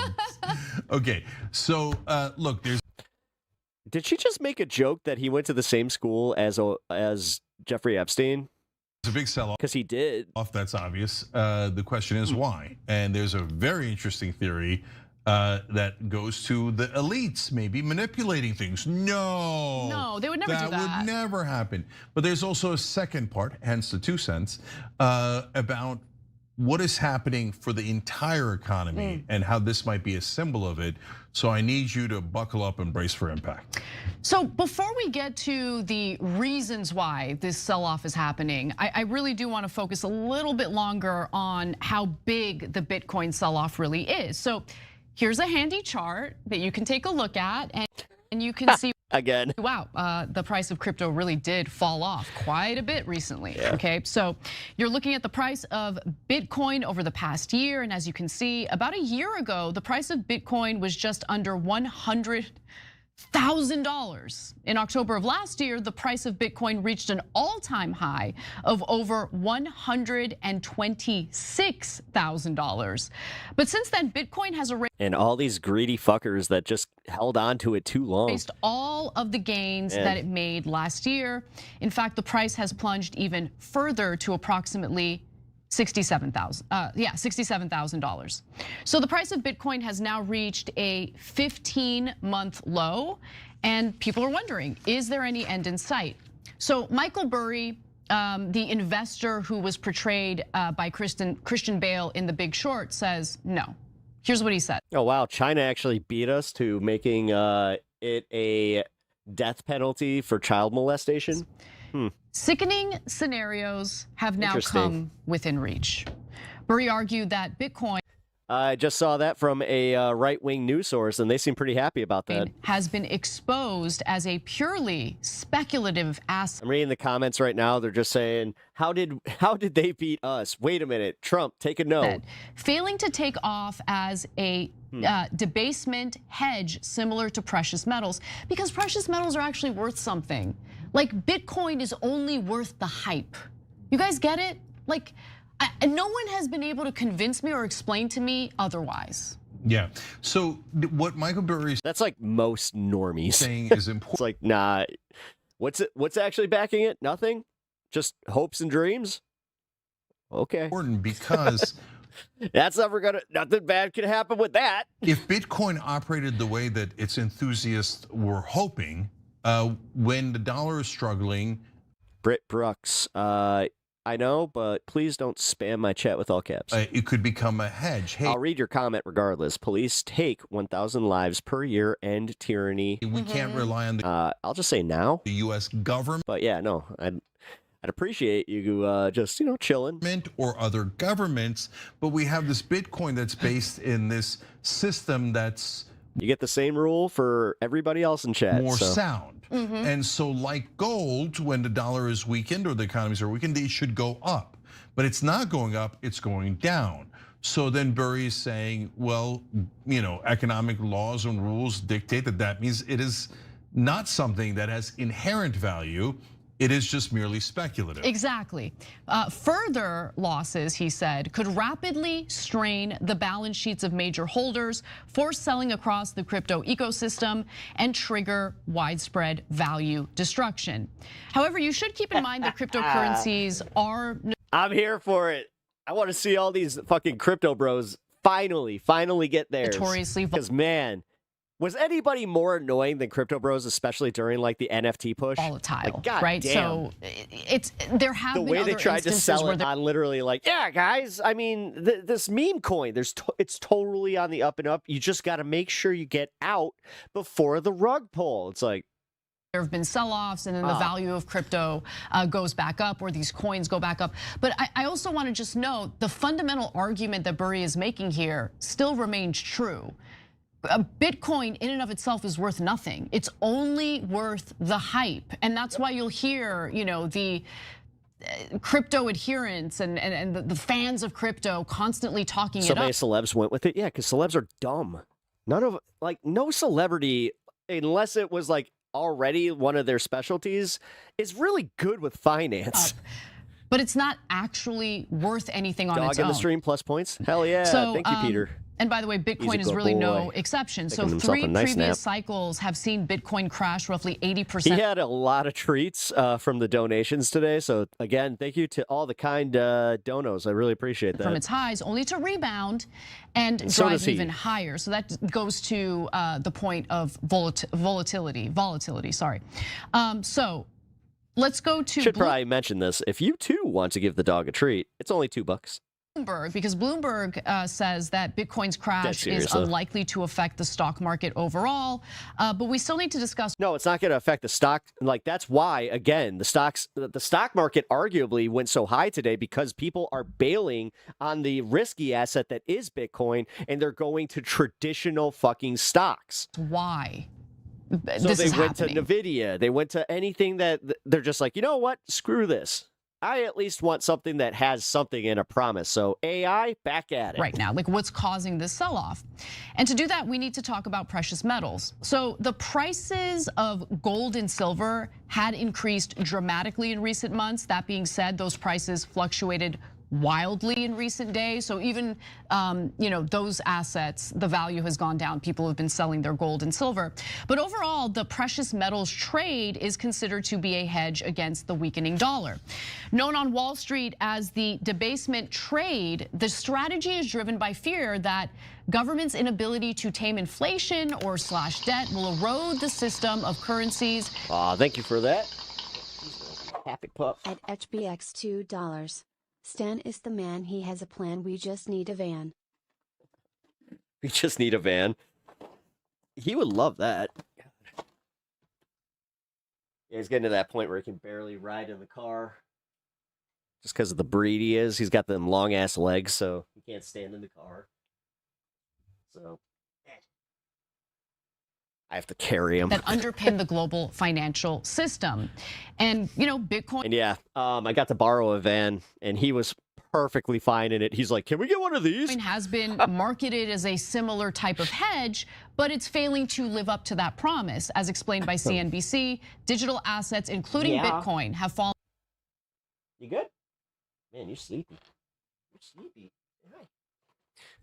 Deeper into the red as investors reassess the practical utility of a token that has been championed not only as a hedge against inflation and macroeconomic uncertainties, but also as an alternative to fiat currencies and traditional safe havens such as gold. Investors could also be pretty wary. Your elderly chihuahua got lost in the yard this morning. About the stock market overall, which has been boosted extraordinarily with these high valuations for years. Yeah, he's getting to that point. He's not quite a senior, but I just think that for his breed, he's 8 years old, and the English foxhound has a average lifespan of about 11 to 12 years. Quantitative easing has led to massive asset bubbles, including in the stock market, and I'm worried about that because honestly, anyone who has invested in the stock market in the form of an IRA or a 401k, even pensions. Damn, Mitch. Going for it. Knowing that these asset bubbles exist, knowing that the stock market is kind of a house of cards, given corporate stock buybacks, quantitative easing, cheap money, that stuff makes me worry. But nonetheless, one popular measure. Man, Mitch, I kind of, you know what? This is a rare time that a chatter has kind of, taken the reins and just ran with it. A cyclically adjusted. I was making fun of this guy, and then you're just like, you know what? I'm going to make him my mission today. Version of the price to earnings ratios that rely on analyst forecasts of future profits says that stocks have been more expensive only once during the past 100 years. And that was right before the dot-com bubble burst in 2000. Yeah. So there's two different things here. One is just a senior moment. Bitcoin, and the other. I had a terrier that he was having like mini seizures at the end of his life. Is the markets overall, yes, right? Yeah. The state of the economy. So first off, on gold, yeah, it's had a little bit of a dip recently, but I don't think that that's indicative. I think that it's gone up 70% in the last year, which is huge. And the reason why it's going up is clear, which is that the everybody's worried about the dollar and the markets overall. So that's indisputable, right? When you get to Bitcoin, I ate the cannoli. If MAGA cares about family values, then why did they defend the Epstein files? I'll just say that. You've got different. When you get to crypto, I should say, arthritis. you've got Yeah. different degrees of trust that people have, right? So like meme coins are just absolute trash, and everybody knows they're trash, and they're nothing but speculation, right? So the rest of it is different degrees. But people thought Bitcoin is the most stable. That's the real currency. That's not just like a NFT or a flash in the pan or a rug pull, etc. But now you're seeing, well, maybe it's not a rug pull, and it's not, I think, although we're... No, I think it's a rug pull. Well, I've never trusted... It's a fucking rug pull. It's crypto. No, it's a giant rug pull. This is it. This is the rug pull. Not once. Yeah. I've always thought Thank you. that it was a scam. Honestly, I'm with Anna on this one. Every time that my friend was talking about this shit in like 17? By the way, Trump thought it was a scam until he realized, well, why can't I be in on the scam? Oh, well, he heard how much money was in it. Sure. You know? Yeah, and then he loved the scam. Yeah. So, but now you're seeing Bitcoin crash in a similar way, and you get the sense, yeah, the whole thing's speculation. But now when you turn to the stock market and it's overvalued at a historic rate, well, in a sense, it's not a scam. Oh, Sylvie. MAGA always says that Trump needs to be convicted to be guilty. Well, how do you know someone's illegal if they're not convicted?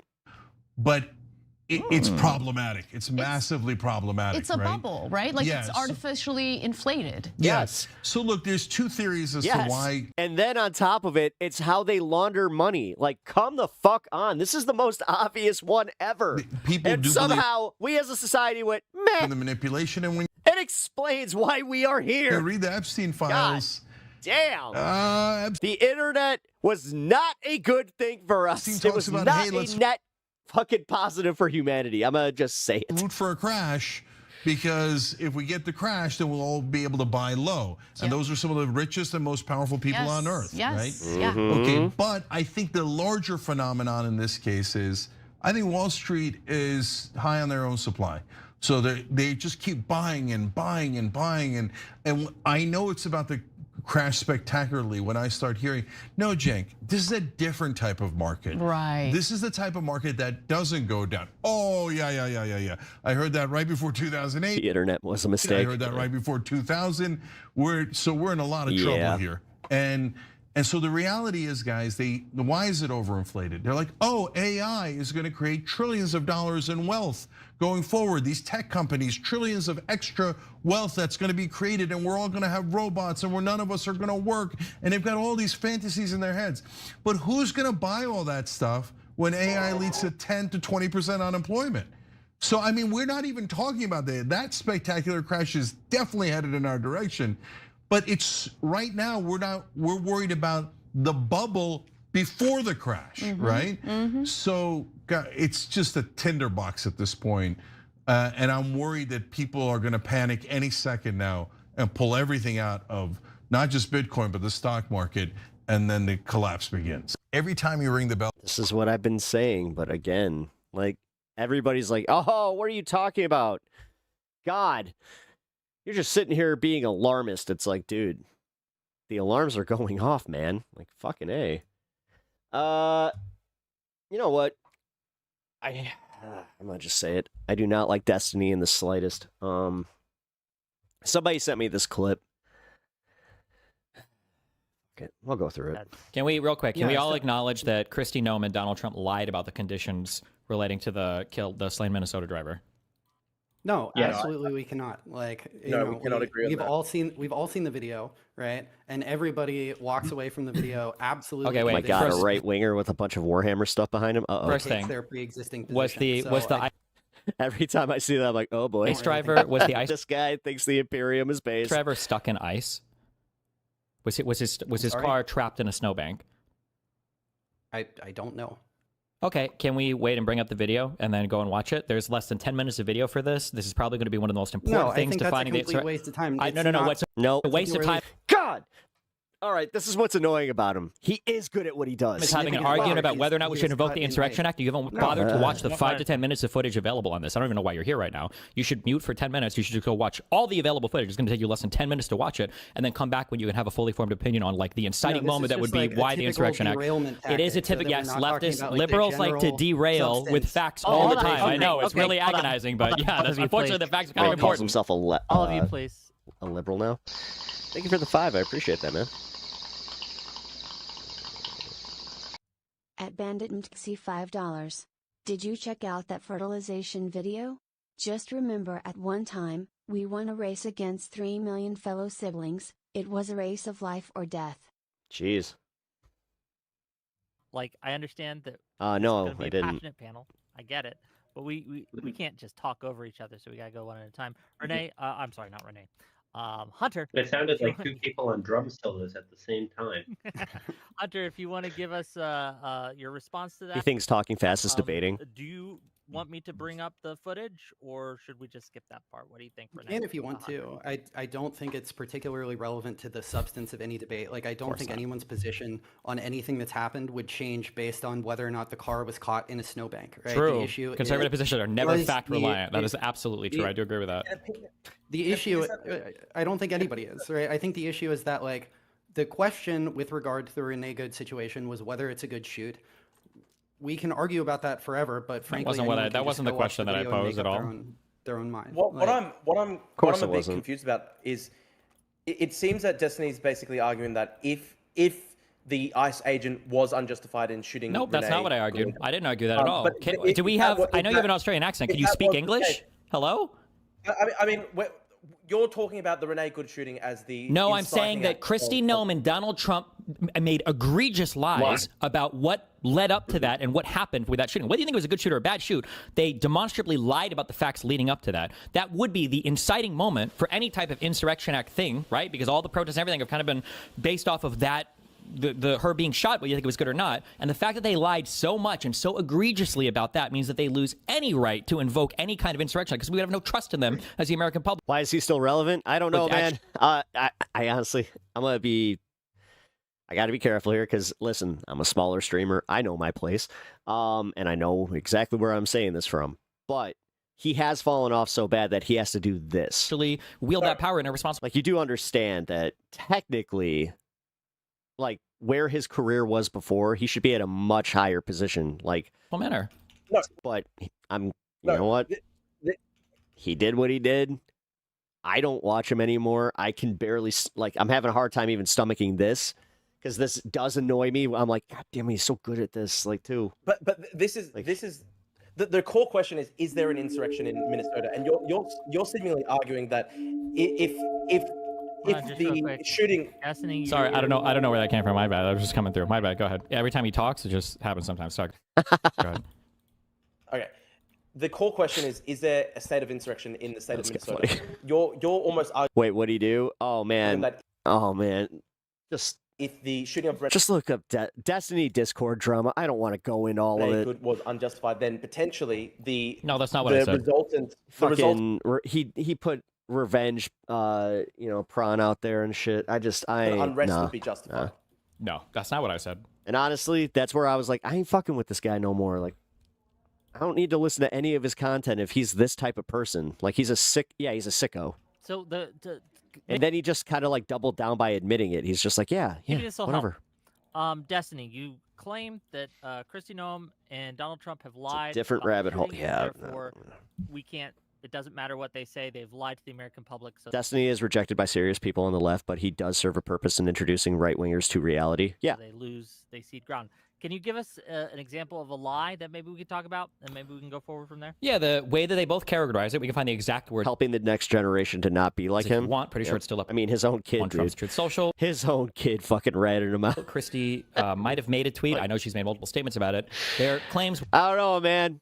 Destiny might be one of those guys that's just like, where that Renee tried to viciously run over the guy with her car, that the ICE vehicle was stuck, and that multiple ICE agents were trying to get it out of the like an ice bank or a snow bank or whatever when she was trying to run them over. There was one other By the way, guys, we're celebrating 4 hours and 20 minutes of the stream. So what I'm going to be doing is I'm going to step off camera here. We're all going to smoke real quick and then continue with the... But they lied. They completely mischaracterized the debate I here. wouldn't So even give me 1 second. Like I said, we are just going to celebrate the 420. I'm stepping right off camera and let's go.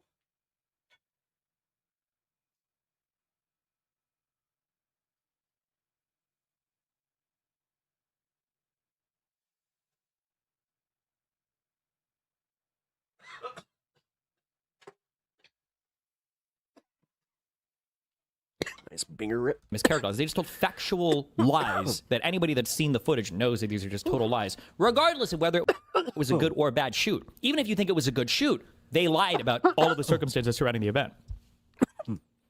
And they continue to lie about paid protesters. They haven't shown any evidence or proof of that, and that's a lie they've also carried on for. Yeah, I have been saying this, where if they want to prove paid protesters, one of the easiest scandals to ever break. For decades. So all of these things, they've lied so much about that inciting moment. Why would I allow them to use that moment and the ensuing riots to invoke the Insurrection Act? That's crazy.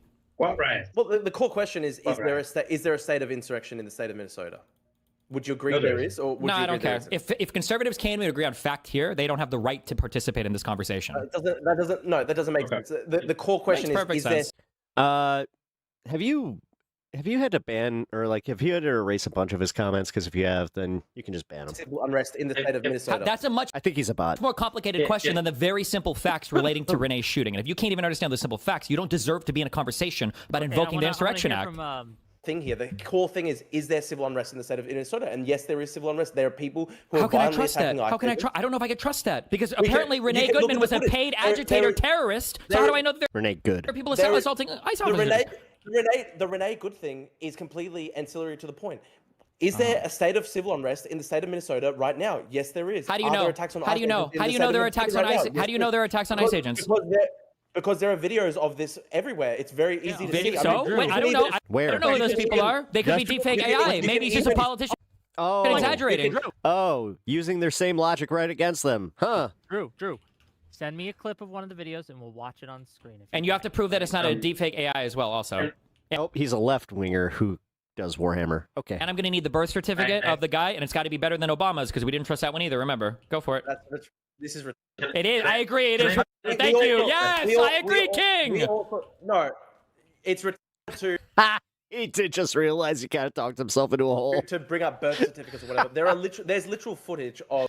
No. There was footage of Renee Goodman as well, but we can't agree on that either. So there's photographs. There's photographs of like Will Stancil, the famous Twitter guy, just like chasing after ICE agents in his car. there's just, like, photographs of there were photographs of documents that were classified strewn across the floor of Mar-a-Lago. But we don't believe in that either. So why should I believe in any of these photographs?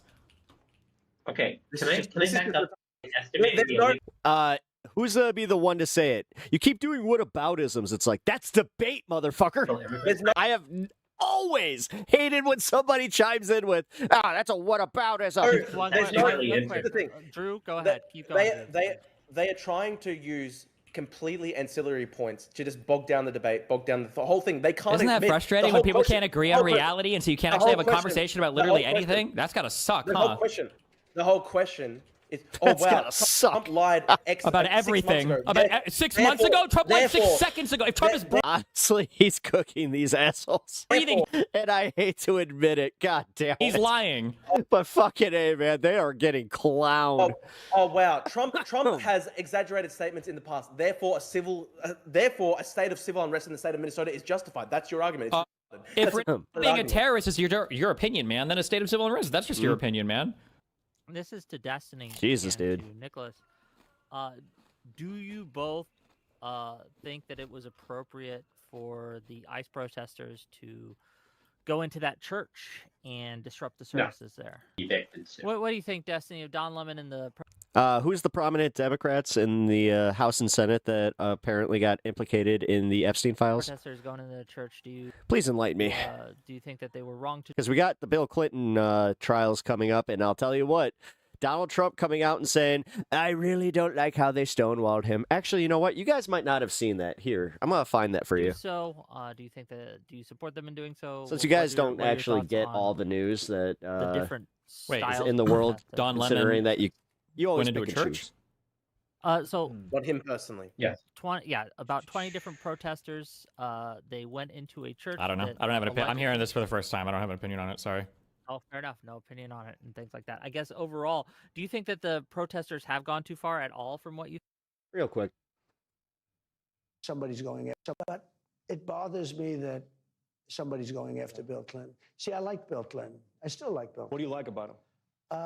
I liked. Is this AI? Is this AI? His behavior toward me. I thought he got me. He understood me. But it Wanna bothers play it again? me that somebody's going after Bill Clinton. It bothers me that somebody's going after Bill Clinton. See, I like Bill Clinton. He likes Bill Clinton. I still like Bill. What do you like? Huh? Like about him? I liked. What? I liked his behavior toward me. I thought he got me. He understood me. But it bothers me. What? You've seen? No, I haven't heard any examples of that, so I'm not sure. They attacked the church, No. for example. They attacked I the haven't church heard in the anything middle about of the that. church. Sorry, I haven't heard anything about that, so I'm not sure. I can't really have an opinion on it. It was one of the most high-profile incidents of civil unrest in No, I Minnesota. don't know. I haven't heard anything about we're- that. No, I haven't well, heard anything we're about that. debating. We're debating civil I'm unrest. sorry, I in haven't heard anything Minnesota. about that. I'm sorry, unfortunately. Okay, well, I mean, now you have. fair-minded observers can obviously look at this and see that you're not engaging Sounds like AI. in good faith.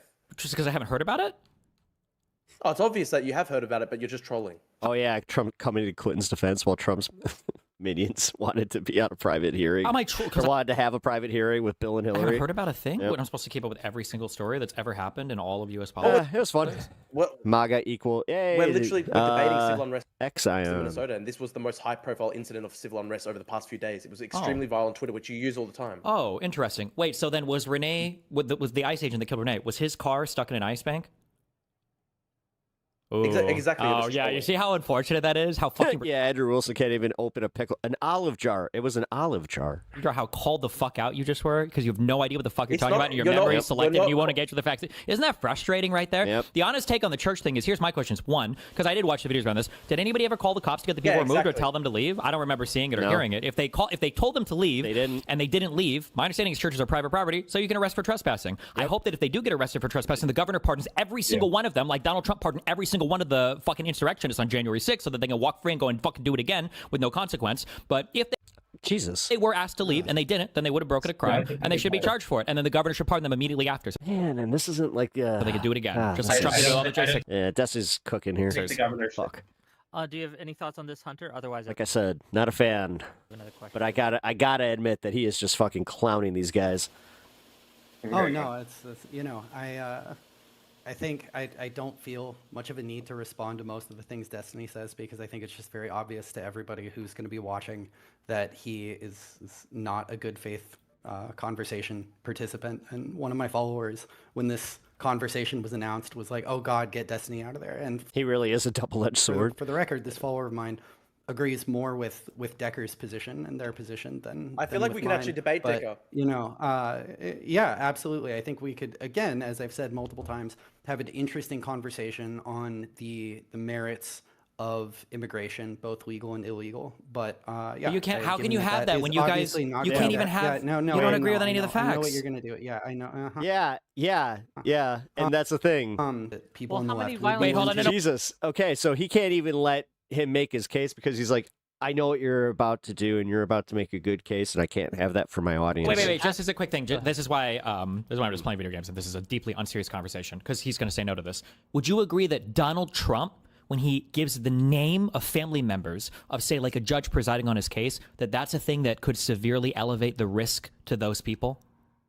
Has that happened? This is bullshit. See, that's why this is a deeply unserious conversation. It's just not serious. It's just not Well, I real. was actually going to say, I'll let you just straight up say, I think that's wrong if Trump does that. And if he has done it in the past, I'll condemn it. I don't think that's Cool. right. You don't know. You never heard about that though, right? This is why I haven't heard about the other thing. Whatever you're talking about, ICE agents. No, I'm But sure. really? I'm that actually happened? That's I'm crazy. Sure, I haven't heard of it. Wait, I'm sure Don that Trump Lemon has, in a I'm Christian sure that church? Trump, Really? I don't know anything about that. I was actually agreeing with Destiny, but he's just being obnoxious. Because I actually don't. I'm not a. He's doing it again. I'm not. I don't agree with every single thing that Trump has ever said or done. So there are obviously cases where he intimidated legal officials, and I think that's wrong. For some, he's not even involved in the conversation. So you're worried about corruption in the United States or something. That's why you're worried about unbounded immigration from China or whatever. Are you worried about the fact that the president of the United States has a crypto coin that allows people to donate to him without any trace? I think the crypto coin's bad. Like, but worse than anything else that's been done in terms of open access corruption to the president that we know of in recent U.S. history? I just said to you that I think the crypto coin's bad. I didn't ask if it was bad. I said, is it worse than any corruption that a president has been involved? Very bad? Listen to how fucking spineless and cucky your language is. Very bad? I'm asking you if it's the worst thing that a president has done. This is why it's an unserious conversation. Strongly disagree? Oh my God. Talk about political speak. It doesn't then justify Somali community in Minnesota. No, but it does justify it does justify the fact that people like you shouldn't be involved in the conversation because you don't have the best interest in corruption in mind. It's just partisan hackery. You're using topics that you can do to attack whatever brown people or whatever Democrats you I've been saying that. but you don't actually give a fuck about the topics because if I were to search your Twitter, they don't give a shit about the fraud. It's going to be totally fucking. They will 100% just turn to the side and be like, no, Elon Musk, take some money. I don't give a shit from the Treasury. But empty in terms of criticizing the rampant corruption that this administration has been involved in. You can't find a single piece of corruption that would be worse in all, or combined pieces that would be worse than single pieces of corruption that I could bring up. What about the fact that Donald Trump's son got his company got a $700 million contract from the DOD? What about all the stuff related to Palantir? What about the 2 crypto scams that Donald Trump is running? What about the fact that in Mar-a-Lago, if you were part of the top 25 donors, there's crypto coin, you get a sit-down meeting with the president of the United States. None of these things are things you care about, but you go, well, for immigration, we care about Somalis because there was an organization that did $105 billion in fraud. Want to get rid of corruption and hold them accountable, get rid of all immunity. No immunity for Congress, judges, or presidents. You don't care about it. You just I agree. Hate them because they're brown or whatever the fuck political talking point you've got. That's it. It's not a serious conversation. I do think, hold on, just real quick, Hunter. Just real quick. Just real quick. Like, so, I mean, just to back up Destiny a little bit here. Like, there has been huge proven fraud from. Okay, I vote uncanceled Dinobot.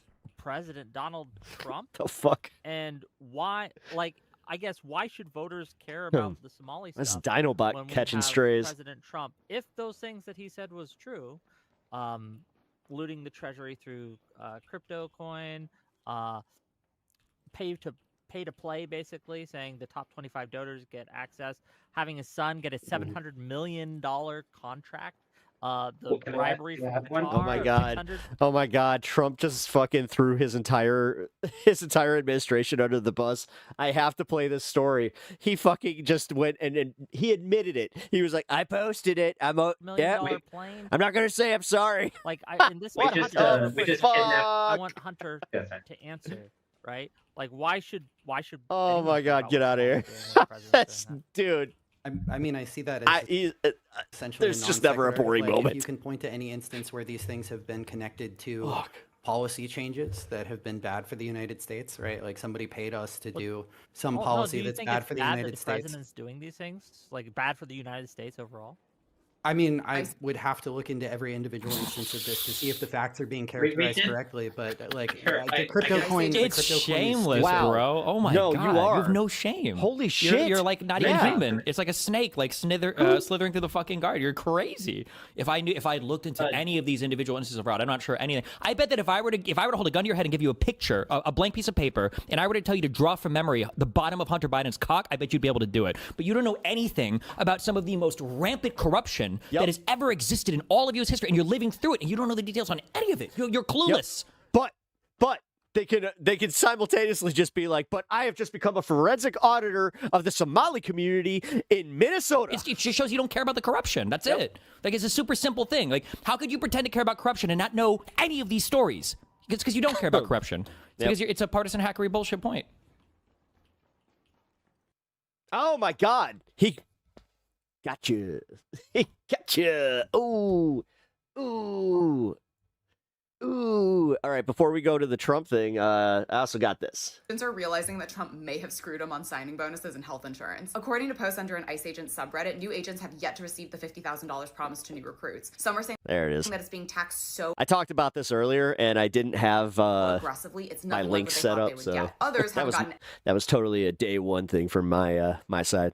anything at all. I Other own posts it. claim that they haven't even been paid at all. Oh my 4 God! weeks Did I just admit to a mistake? Oh, it's the anti-Trump Rob Cohen thing. Fuck! I forgot. I forgot. Real men never admit fault. You got to just always just barrel on. Never admit fault. Never say you're sorry. I'm sorry is not in the lexicon of my the words. job. Trump's DHS made a lot of promises to High as incentivize fuck. people to join ICE. There was the $50,000 signing bonus, student loan forgiveness, overtime pay, and other bonuses. Now it looks like the new ICE recruits aren't even getting standard employment benefits. One post claimed that they have been without health insurance for 2 months. They may have been misled, which isn't surprising knowing Trump. A closer look at the fine print of that promised $50,000 signing bonus shows that it's not actually what it looks like. It's $10,000 if they returned as a former employee, $10,000 if applications were submitted before August, and $10,000 annually for 3 years if they stay. None of this was how it was marketed. Yeah, now No, I thought it was you $50K. got a lot of ICE agents that are furious at this point, guys. And What? Some of them are even quitting for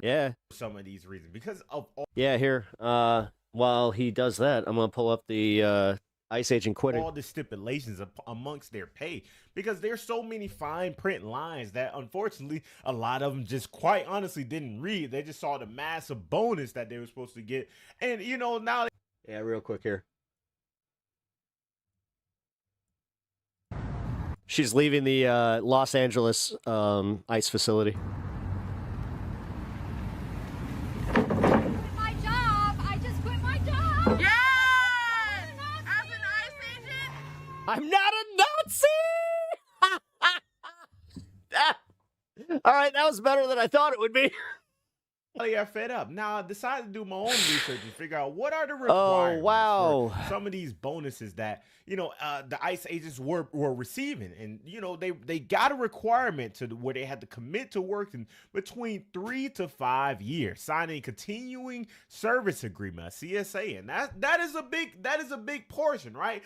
3 to 5 years, and even there's reports saying that they will have to pay them back if they don't, fulfill that promise of getting that bonus, whatever the case is, right? And there's also a payment. Are we surprised he didn't pay the people he did business with? Structure. No. The bonus. This is my shocked face. I'm shocked. Is not typically paid in a single lump sum, but rather installments over several years. That is crazy. Here's the repayment clause. If an ICE agent leaves before their service is fulfilled, whether they quit or are fired, they are usually required to repay the bonus.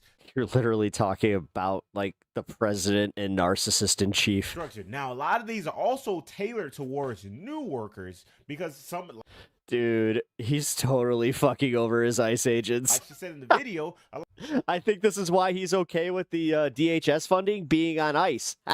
Get it? Because now he can just be like, I don't know, you know what? We have to reevaluate. We might not be able to pay some of you. They decide that if they are returned. It's coming. I told you, dude. I told you. Oh my God. And I didn't expect it to hit the people that are on the front lines. I expected it to hit these guys in chat first, but it's hitting them first. They're only going to get a smaller portion. But there are guys. I might be going back to church soon if some shit turns around. I swear to God. Reports where ICE agents are actually quitting and leaving the industry. I'll take a fucking trip back to church. Leaving their jobs because of the Thank you for the 5 gifted subs, Bandit. I really appreciate that, dude. Insane amounts of workload, backlash, and they're just honestly just getting burned out overall. It's true for that. When we talk about moral distress and resignations, medical professionals from the U.S. Public Health Service are resigning rather than serving in ICE detention centers, citing inhumane operations. So that's people from that's medical professions, right? And then you also have ICE agents have reportedly extreme low morale, with some describing their work as in the crappers. Because y'all see it. I mean, we all see it. Everybody around the United States has. Bears are good and the world's healing. And it's the biggest thing that we've seen in the probably in a very long time. That's why We I made say it to the United States has playoffs. turned into I'm good. We made it to the playoffs this a year. third world country because what are we doing at this point? You know, like it doesn't even make sense. You said ICE agents have taken to Reddit Sorry, what the hell is going on with my notifications? to complain that they haven't gotten their $50,000 bonus, they're not getting paid, and that they're having a hard time getting their health insurance for their children. This comes from the unofficial Reddit page for ICE officers. Okay. And since the Trump administration started its mass deportation campaign, this page has become a place for ICE agents to talk about issues they're having at work. Some people have gone on there to say that after weeks of working as a federal agent, they still haven't been paid.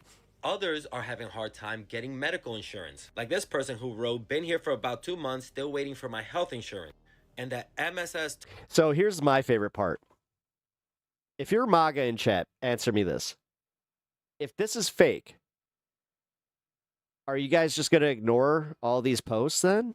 Like anytime that you see these, or are you just going to write them off as like, nah, that can't be real? Told me they don't know how long it'll take, and I have a sick daughter with no insurance. And of course, one of the biggest things people are talking about is the bonuses. That they either haven't gotten the $50,000 bonus or that after taxes, it's not much. Creators online have broken down on how exactly the money works, and that the money is taxed, and that there are a lot of ways that agents might be forced to pay back that money, especially after the midterm election and if Democrats come into power. A lot of people went in there expecting this kind of money, and I told them, first of all, they were never going to get that money. And if they did get that money, to make sure that they save that money for lawyers. Because ICE agents are also asking questions about qualified immunity and if they can be charged criminally for what they're doing, hoping that Trump will grant everyone immunity. Agents are getting lawyers or are afraid that they're going to have to start getting lawyers very soon. But don't Isn't it taxed at like 90%? let this fool you into thinking that all these ICE agents are regretting their decision. No, some people commented that the reason why they're putting up with all this crap with this agency is that they do it for the violence, not the money. Let me say this as well, guys. A lot of people, I'm not gonna I make can it buy come that. out like every single ICE agent It's like a big frat. is mad. Every single ICE agent is quitting. Let's not be degenerate when we talk about this situation. But yes, you do have a subset of them that signed up for this, and it's not what they truly thought it would be. But you also have a subset of them where they are truly enjoying this position. They are truly enjoying the kind of things that are going on in the country right now because they think they are being The thing is, unless Trump tells MAGA to be outraged about ICE not getting paid, they won't care. Honorable. I know. That's why I'm kind of like, huh. to the government. Interesting. Honorable. Because everybody's sitting here like saying how much they love ICE, but they won't listen to this. To the administration or honorable to themselves in doing, work for the country. Like, let's not draw it and make it seem like it's something that it actually isn't. I'm just telling you what, a subset of the community is saying. According to reports, the government seems to be Aw, very someone's big mad. concerned about agents' discontent. Because a lot of people could decide to leave because of all this chaos within the agency. Which, by the way, seems to be what a lot of people are hoping for, is that the Trump administration would realize that they're complaining and start doing something about it. Apparently, these people have never heard that Donald Trump does not pay. But this is what Donald Trump does. He makes a lot of promises and makes other people do the work. And then leaves them holding the bag, either financially or criminally. So share this so people can see that a lot of ICE agents are regretting the decision of This is joining the nice up. part about being able to just know Not that this just is what's because going of to happening in the happen. streets, but also what's happening internally. Yeah, and that's something that we've seen across the board, right? And I was trying to think about how much our ICE agents. Jeannie Banks, yeah, in the middle of the night, DJT didn't post, whatever. Hey, He admitted it. We're going to watch that when I look because like CNN just put out a breaking news thing. I'm like, all right. because it's not a bad It's not Stephen Miller. job when you're talking about pay, right? Because they're making a lot of money, between $51,000 and $89,000 plus per year in base salary, and total compensation often exceeds over $100,000, which, of course, this is all coming out of taxpayers' pockets. It's not being funded by tariffs, what Trump is basically saying, right? Because, you're spending a lot of money. Billions of dollars has been spent on this budget. So this is real life. They're making a lot of money. I'm going to give one feedback after we watch this video. I'm going to give my opinion on this whole situation. Late breaking news. ICE agents on Reddit are complaining that they have not received some paychecks and their health insurance. Yes, you heard me right. having a real hard time taking a guy with a side. I mean, I wear my hat cocked a little, but having a hard time taking this guy seriously. And let me tell you some of the comments. One ICE agent wrote, "Man, it's been 4 weeks. I'm sure people say that about me. Since I have gotten paid." Another agent wrote, "It's been about 2 months. The still wonders of waiting." being an online personality. Has anyone else had this problem receiving Such- their health benefits? so cool. MSS So said cool. They don't know how long it will take, but I have a sick daughter. And some of the comments that were written that they could not pay their rent, their mortgage, or even their car payments. And this last comment is a good one. Still didn't get paid for the base check. Oh well, unbelievable. There you have it. ICE agents complaining on Reddit. Yeah, and the criticism that I have for this whole organization, and here's actually one of the agents who is actually speaking out, who was asked while on Trump duty is a cheap narcissist. how much he's getting paid. But he is. the criticism that I have with the entire organization and the way that the Trump administration is handling everything is they're not going after the criminals. They're not going after Yeah, the private sector knew not to fuck with Trump. the people who are doing bad. They're just walking up to random people, My old industry knew not to fuck with them. whether they are citizens or not, and asking them you to show your ID. Like Some of us learned the hard way. that is where I'm drawing the line, because like, what are we even talking about at that point? You're able to personally profile a person based off of their skin tone. Their accent is also another thing that they're going based off of, and pretty much just say, "Oh, you don't Pep, how dare you interrupt my 4 a.m. doom scrolling? What's up, Brian? How you doing? have your and then Good to see you, bud. Like, that is the issue. And like I said, only 30% of the people who are they are detaining are actually criminals, and only 5% of the people that they are detaining are actually people who He's objectively not a very good president. committed violent crimes. When you only govern for not even half the country, because he doesn't even govern for you, dude. So unless you make a certain set amount of money, he ain't doing dick for you. That stat alone. You ever wondered why everything's getting more expensive, but you have control of all the branches of government? Isn't that weird? Isn't that weird how he's just not doing anything, of just where all Americans go, yeah, you know what? I don't even like Donald Trump, and I can admit that this was Shout out good. to Jubilee, the guy on Jubilee. I think it's He almost did it with the house thing, with the fucking mortgages and trying to get BlackRock out, but then you find out, oh, you know what? We're going to make it so mom and pop could buy some houses, 7 to 12 houses. We got to make it so they can get their 7 to 12. It's like, Isaiah Martin. I think that guy was amazing. That was a great debate. He always lets it slip right at the end. It was amazing, right? But when you talk about the real stats of the situation, it seems counterproductive. Same with the 10% credit card cap, which was a Bernie Sanders idea. The thing about that is, and this is one of Bernie Sanders's not so great ideas, specifically in that then the credit card companies will not be lending to people. According to what that only works if we're getting more money from the actual like from our jobs and just in general, like where we don't need credit. they're actually producing and what they're saying. And trust me, this is someone that would very much benefit from a 10% credit card loan if we could eat. But as I said, if we would get them. Campaign, they're still they're out here doing all these different crimes, and they're making it unsafe. But if he in the does it, country. that one, I will just say, and all these different things. Where reclassifying marijuana, that was a good one. that's not what the operation is showing. I'll admit that. That was good. But then you find out why he did it, and you're like, oh, you're telling me that he was paid. Oh, let's check. And this is gonna fuck over a lot of like red states that were on the cusp of possible legalization. I can see what the ICE agent real life has to say about his actual pay. You know what it was actually for? It was to bolster the alcohol lobby. How much would it take?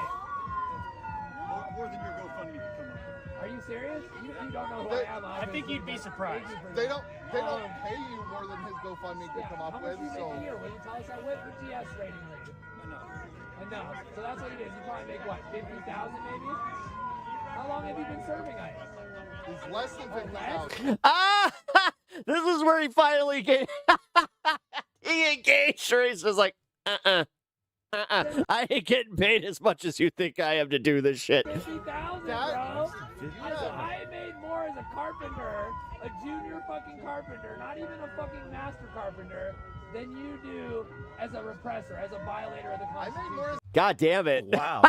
That's hilarious. So he makes less than 50,000. Okay, so that report Holy was a little fuck. bit off. I mean, it's not exact. They said between 51 to 89,000 plus, but I guess it's just Dude, they keep saying you do understand that in the right-wing circles, they keep talking about 200,000. Depends on how many years you have within the service. ICE agents are getting their $50,000 bonus, but they didn't read the fine print because there is no honor amongst thieves.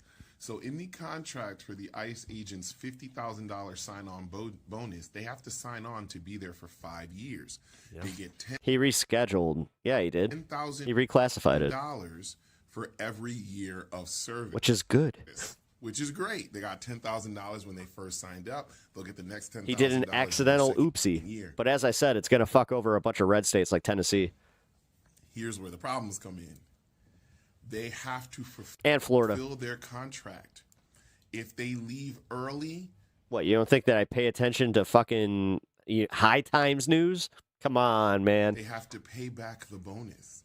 Yeah. So if they leave and try to get out of ICE before that 5 years is up, they have to pay back that $10,000. If they wait and make it to 2 years, they have to pay back the $20,000 and so on and so on. So these ICE agents who are now discovering that the job they thought Yes, you're totally a Mexican from California for Trump. was going to be so much fun. I totally believe that you're not a bot. And wrangling up and attacking people they feel like wow. shouldn't be here, and now they're being hated at, yelled at. Guys, sometimes the bots are just too obvious. Whistled at, You're like, screamed damn. at, contact constantly, because that does wear on the psyche. They now can't leave, or they're going to owe the $10,000 they just got back, or $50,000 if they got it in other situations. So, or if you're fired, you also get it in jeopardy too. So it's layers to it. And I'm not about to act like every single company, or not every single company, but a lot of companies don't do this because Dude, we just established that they're not getting that 50K. Why do you keep saying that? companies do that. You know, they give stipulation bonuses. This is the second video he's done that with. All within a specific contract. That's why it's very important that you read the fine print, read and understand what you're getting yourself into before you actually sign that contract, because on the flip end, you may end up shooting yourself in the foot. But this is the reality that a lot of ICE agents are speaking and saying out as we speak. But y'all let me know what y'all think about this in the comment section below. Yeah, you think those Hispanic and black people are still supporting him in the numbers that they were before? You might want to check on that one, man. Where the hell is it? Hold on. I have a sovereign citizen video I want to play, but before I go to that, give me 1 second. This one's crazy. This next video that I'm playing. I looked at the first part. Okay. Here we go. So, just to recap real fast. We went through Donald Trump, like the Donald Trump administration, saying that, oh, a staffer got a hold of his phone. That's why he posted those things. And then Caroline Leavitt said, oh, you guys took it out of context. It was just a joke. And now he's just owning it. I looked at the first part, and it was really about voter fraud and the machines, how crooked it is, how disgusting. So he chose the Caroline Leavitt one. That's all right. We're gonna throw an A. This is gonna be an A-B scenario. A. You go out there, you tell them that I just saw the beginning and I didn't even see the end, and then B, a staffer got a hold of my phone, and we'll see which one picks up. Then I gave it to the people. Generally, they look at the whole thing, but I guess somebody did. Mr. President, a number of Republicans. So that's why he's blaming. That's the story now, is that technically it was true. I gave it to a staffer, and they let me post it. They didn't even check it. They didn't proofread it. You did. God damn it. To apologize. He thinks his supporters are the dumbest people on earth. If he could say that and just be like, yep, that's what I came up with. Dude, my fucking 7-year-old nephew lies better than that. Is that something I know I've made that joke before too. you're going to do? No, I didn't make a mistake. that extra second. Okay, well, he did eventually remove the post. It had been up for nearly 12 hours, but he did remove it. And I want to warn before we Oh my God. show it to you that Yeah, this ain't good, man. This ain't good. it is racist and offensive, but it's important to show because this was posted What on a the official moron. account of the President of the United States, right? This is what was posted This is our there. president. This You- is the president of the United States, You folks. can see here the faces of the Obamas put onto bodies of apes, and his decision to take the post down Hey, at least you're not talking about Epstein right now, right? Am I right? came after the White House initially doubled down on the post itself. The press secretary Caroline Leavitt saying, quote, this is from an internet meme video depicting President Trump as the king of the jungle and the Democrats as characters from The Lion King. Please stop the fake outrage and report on something today that actually matters to the American public. Well, that was said, but then the backlash got loud. Republican Senator Tim Scott, the only black Republican in the Senate, came out calling it the most racist thing out of this White House. Ted Herndon and Andrew Yang are out front now. Pretty incredible, Ested, on a lot of levels. But it takes them 12 hours to take this down. Yeah. At first they say, owning exactly what it was, not trying to say it was about voting machines and I didn't see the part about the apes. They actually owned the whole part about the apes. And then still took it down. Yeah, the initial response was to defend it, as it always is with the Trump White House. And then after the blowback started, we have seen these kind of further retractions. I mean, when I saw this morning, it is both shocking and not shocking at the same time, right? Like at one, you No. A lot of people just went, that tracks. I mean, dude, when I saw it, I was like, that can't be, he did? States engaging. Like my friend was like, holy shit, did you see what he fucking posted? He posted the Obamas on apes. I was like, huh? No, he's not that on the nose. I was like, holy fucking shit. Behavior, but you also have a president who has had his whole political rise tied to those very same things. I mean, the origin story of Donald Trump is a racist conspiracy about Barack Obama. So, I mean, we cannot extract Donald Trump from the trail of racism that he has left or encouraged. But I think this reflects a White House that is increasingly at a credibility loss, too. They are putting their officials out there, Caroline Leavitt included, and whether it's Minneapolis or whether it's Trump's health or whether it's this video, they're increasingly asking the public to not believe what's in front of them. And I think that has contributed to Donald Trump's increasing unpopularity with the electorate. So, Andrew, the White House obviously now trying to blame it on a White House staffer. Okay, which, I mean, there's so much irony in that. You could take the Rob Reiner post, you could take so many posts that they actually haven't even tried to blame on a staffer, right? That he goes ahead and posts his own stuff that I don't know anybody thought was okay. In this case, Trump allies are calling to fire the staffer. Bill O'Reilly said, you got to fire the staffer right away. Pastor Mark Burns, after speaking with Trump, says, my recommendation to the president was direct and firm. The staffer should be fired immediately. And the president should publicly condemn this action, which he didn't do, right? He said he didn't make a mistake. But a source familiar with Trump's social media, as I said with the Rob Reiner, he posts on Truth Social all the time by himself. He posts in the middle of the night by himself, right? So suddenly in this case, this one somehow upset enough. Jesus, sometimes they just flood the zone just through him being him. Where it's just like, oh my God, he really is just like that chaotic. The backlash was truly bipartisan, which is something of a rarity in today's politics. Oh, Andrew I Yang. agree with Ested. Aside from how vile and disgusting the video was, the first thing that came to mind for me was distraction, because the actions of ICE in Minneapolis, wildly unpopular, even with many people who voted for Donald Trump. This week, a job report came out saying that it was the worst January for people looking for jobs since 2009. 17 years. I mean, to go back. Yeah, and so I thought to myself, I remember that. Okay, this is Trump. That shit was throwing wild, something too. out there to change the news cycle. Wow. Yeah, I mean, I think there has been speculation that he has done that before. We know that that's his instinct, is to like get it back on his terms. I just think even as they lurch at some of their more familiar topics, be it social stuff or driving what they used to call wokeness or fighting against that. Yeah. This isn't that. This like, is way this beyond. is way This is beyond like that. a very, very bad. And so I'm saying even egregious as miscalculation. they try to draw Democrats into culture wars, I think they have miscalculated the moments in which Donald Trump goes way beyond that. The Rob Reiner post is one of that. I think this post is another. Yeah, worse. Yeah, I mean, the Rob Reiner post didn't get this. It's been a long 10 years. I forgot Yang even existed. Republican senators, and you had Oh yeah, UBI. That was a thing. administration allies coming out and saying, "Fire this guy, Oh, man. apologize immediately." Joining me now is Harvard University professor and former NAAC president Cornell William Brooks. Professor, I really don't care about this part. Let's move on. Looks like APAC Okay.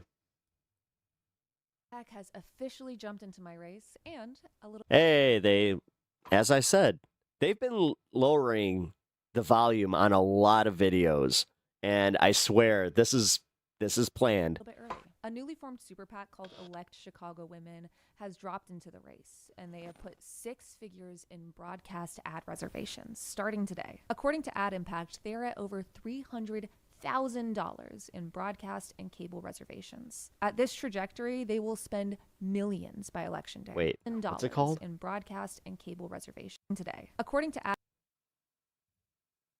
Wait. Issue-elect Chicago Women. Okay.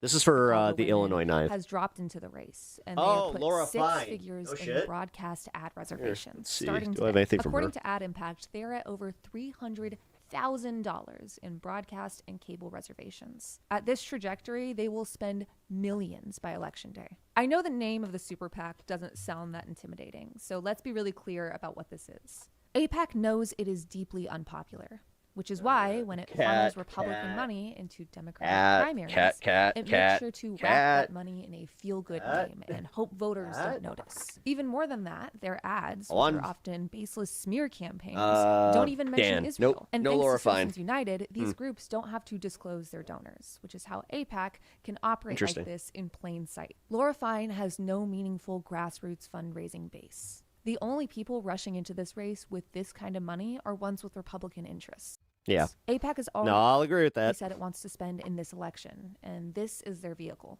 And to be clear, they've run this playbook before. Different names, but same structure and same outcome. Outside money trying to drown out voters with attack ads Does she have a chance? rather than accountability. Voters deserve to know who's trying to buy their vote. That's why we're not going to let some innocuous PAC name distract us from the reality of what's happening. It's also why we need your support more. The more I talk to people, the more I'm starting to feel like no. Than ever. Of the top 3 candidates in this, I'm not kidding. Unfortunately, the few times that she has been able to break through past our circles, it's not in a super meaningful way. race, I am the only one that will admit what is happening in Gaza is a genocide. I am the only one that doesn't support anti-BDS legislation. And I am the only one that has consistently called for a ceasefire since October 7th. If we're going to be APAC, we need your help. We need to be able to fight back as they flood the airways. That's not true, though. That's actually not true, specifically in her district. I can tell you right now that Mike Simmons has called for the end of the genocide in Gaza. She's wrong about that. This is a grassroots campaign, so if you can ship in any small dollar amount. Yeah, there it is. So this was her campaign ad. She's just doing it on YouTube the way that she said she was gonna do. To be fair, it's not like a surprise by me or to me, but oh God, breathe. Just hey, Rebecca, how's it going? Glad to have you here. Hope you're doing well. If you guys are enjoying the show, just do me that solid. Hit that like button, man. It really helps me out, especially as a smaller creator. Like I'm making my way through the YouTube algorithm, you know. That's Cat Abu. Yes, that's Cat Abu Ghazaleh.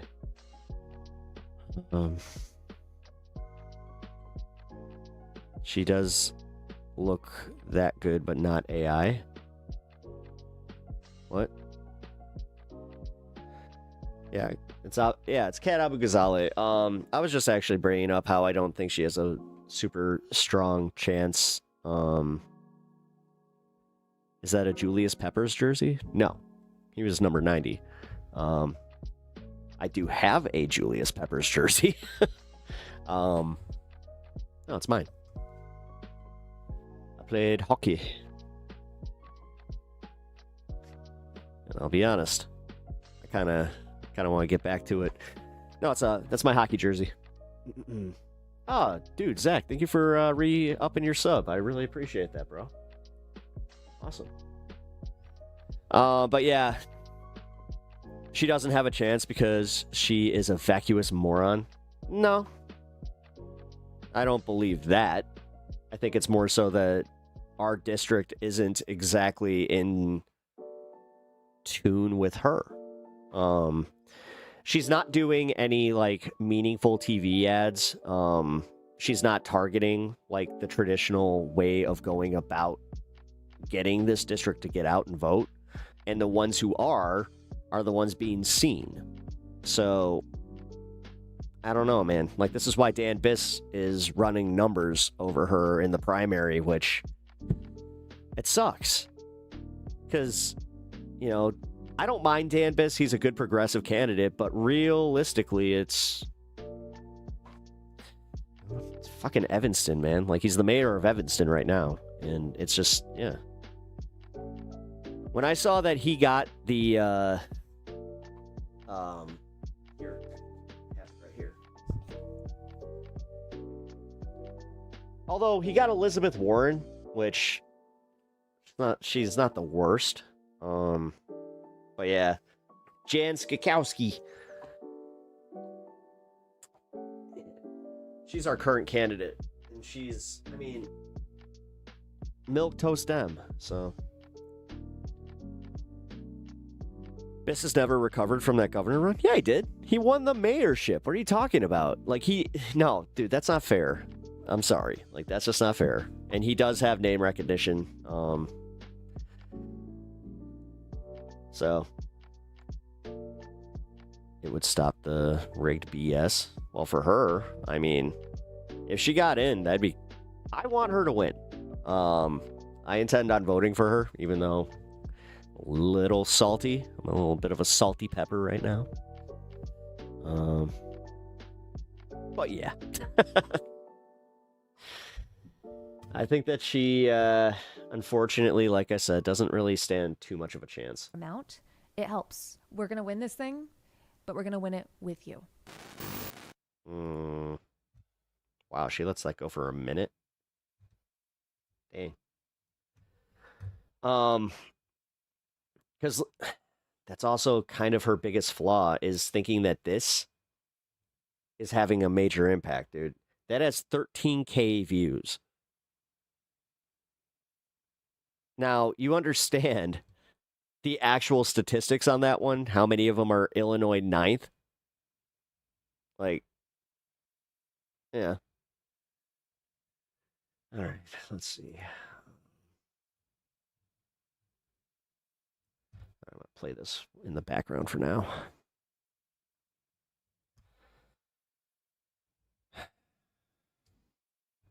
Dude, what is wrong with you? I'm being fucking weird. I have moved in together in the apartment. My job pays quite well. 80K salary. Nice. Rebecca, congratulations. And also, congratulations on the move. That's badass.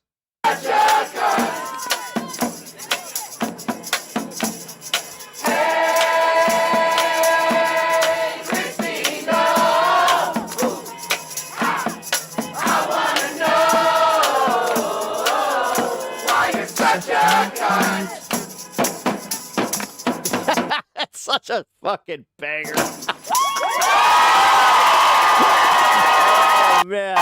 Shout out to these guys for... I'm going to be singing that in my kitchen.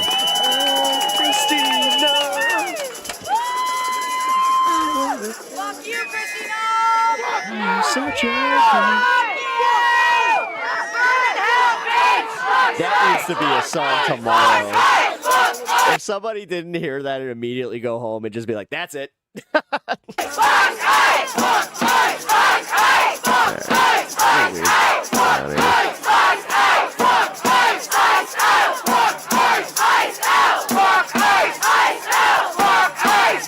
Fucking weirdos in chat sometimes.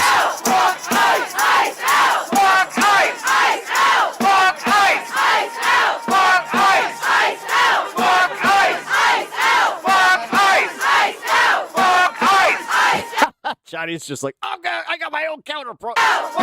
This is my counter chant. Ice! Ice out! Fuck ice! Ice out! Fuck ice! Ice out! Fuck ice! Ice out! Fuck ice! Ice out! Fuck ice! Ice out! Fuck ice! Ice out! Fuck ice! Ice out! Fuck ice! Ice out! Fuck ice! Ice out! Fuck ice! Ice out! Fuck ice! Ice out! Fuck ice! Ice out! Fuck ice! Ice out! Fuck ice! Ice out! Fuck ice! Ice. How long does this go? Looks like. Tell me what democracy looks like. This is what democracy looks like. Tell me what democracy looks like. This is what democracy looks like. Tell me what democracy looks like. This is what democracy looks like. Tell me what democracy looks like. This is what democracy looks like. Tell me what democracy looks like.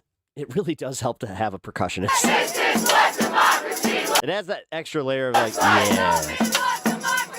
Good beat. This is what democracy looks like. Tell me what democracy looks like. This is what democracy looks like. Tell me what democracy looks like. This is what democracy looks like. Tell me what democracy looks like. This is what democracy looks like. Tell me what democracy looks like. This is what democracy looks like. Tell me what democracy looks like. This is what democracy looks like. Tell me what democracy looks like. This is what democracy looks like.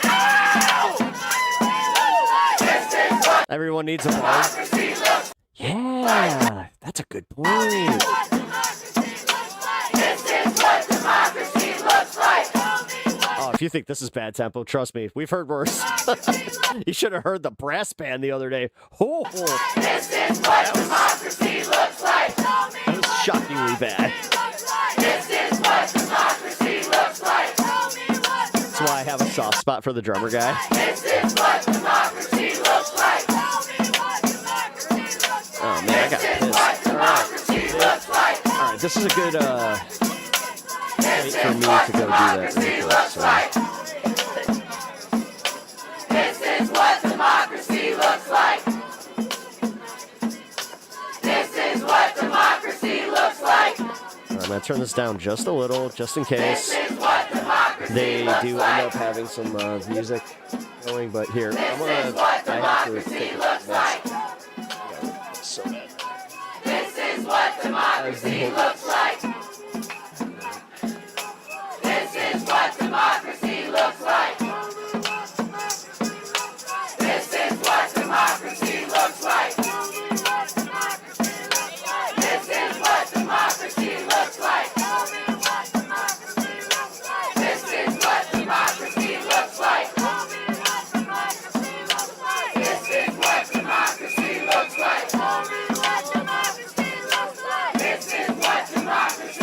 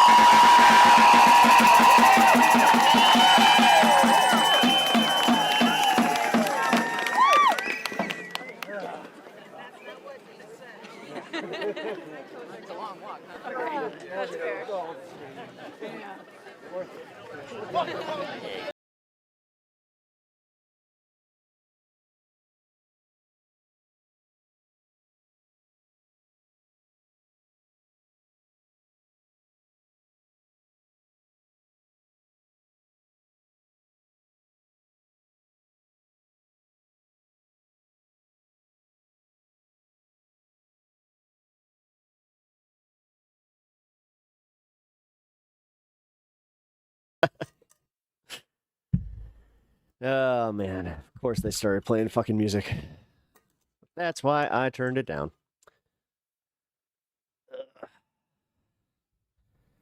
As a senior independent, I still wish for peace for all. What do you mean a senior independent? Like you're a senior and you're an independent voter? Pep chat has gone into chaos. Uh-oh.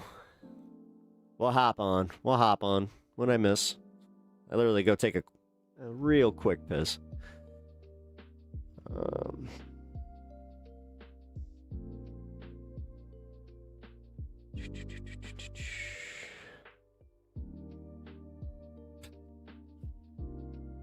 Yeah, avoid all caps, Rebecca. Although, if you're a regular, we allow a few because we recognize you. Oh yeah, they straight up went into like a rave. I'm glad, that some of these turned into fun. Oh, there was an awesome one in Chicago that turned into a fucking punk concert. That was awesome. Oh, man. All right. Ooh, that's good.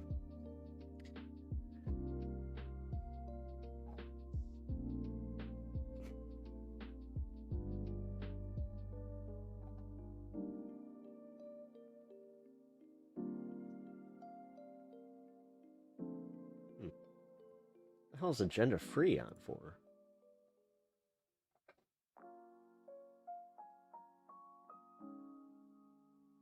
What? Oh, hold on. There's some breaking news here. Give me a second, guys.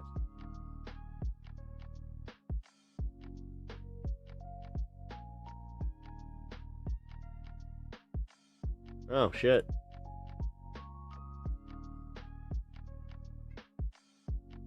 No. What do you say? I mean, I think as the white guy on the panel, it's probably not my place to say this, but I have this theory of permissible racism. What the fuck is going on? Oh, wait, is he still in Minnesota? That the broad majorities of white people who might share racialized animus might consider to be like somewhat permissible, because anti-blackness is otherwise I'm like, baked into every orifice of American society. And there are a couple things that you can't touch, yeah. right? There's a couple of things that when you do it, even other racist white people will go, ooh, that's a little bit too much for me.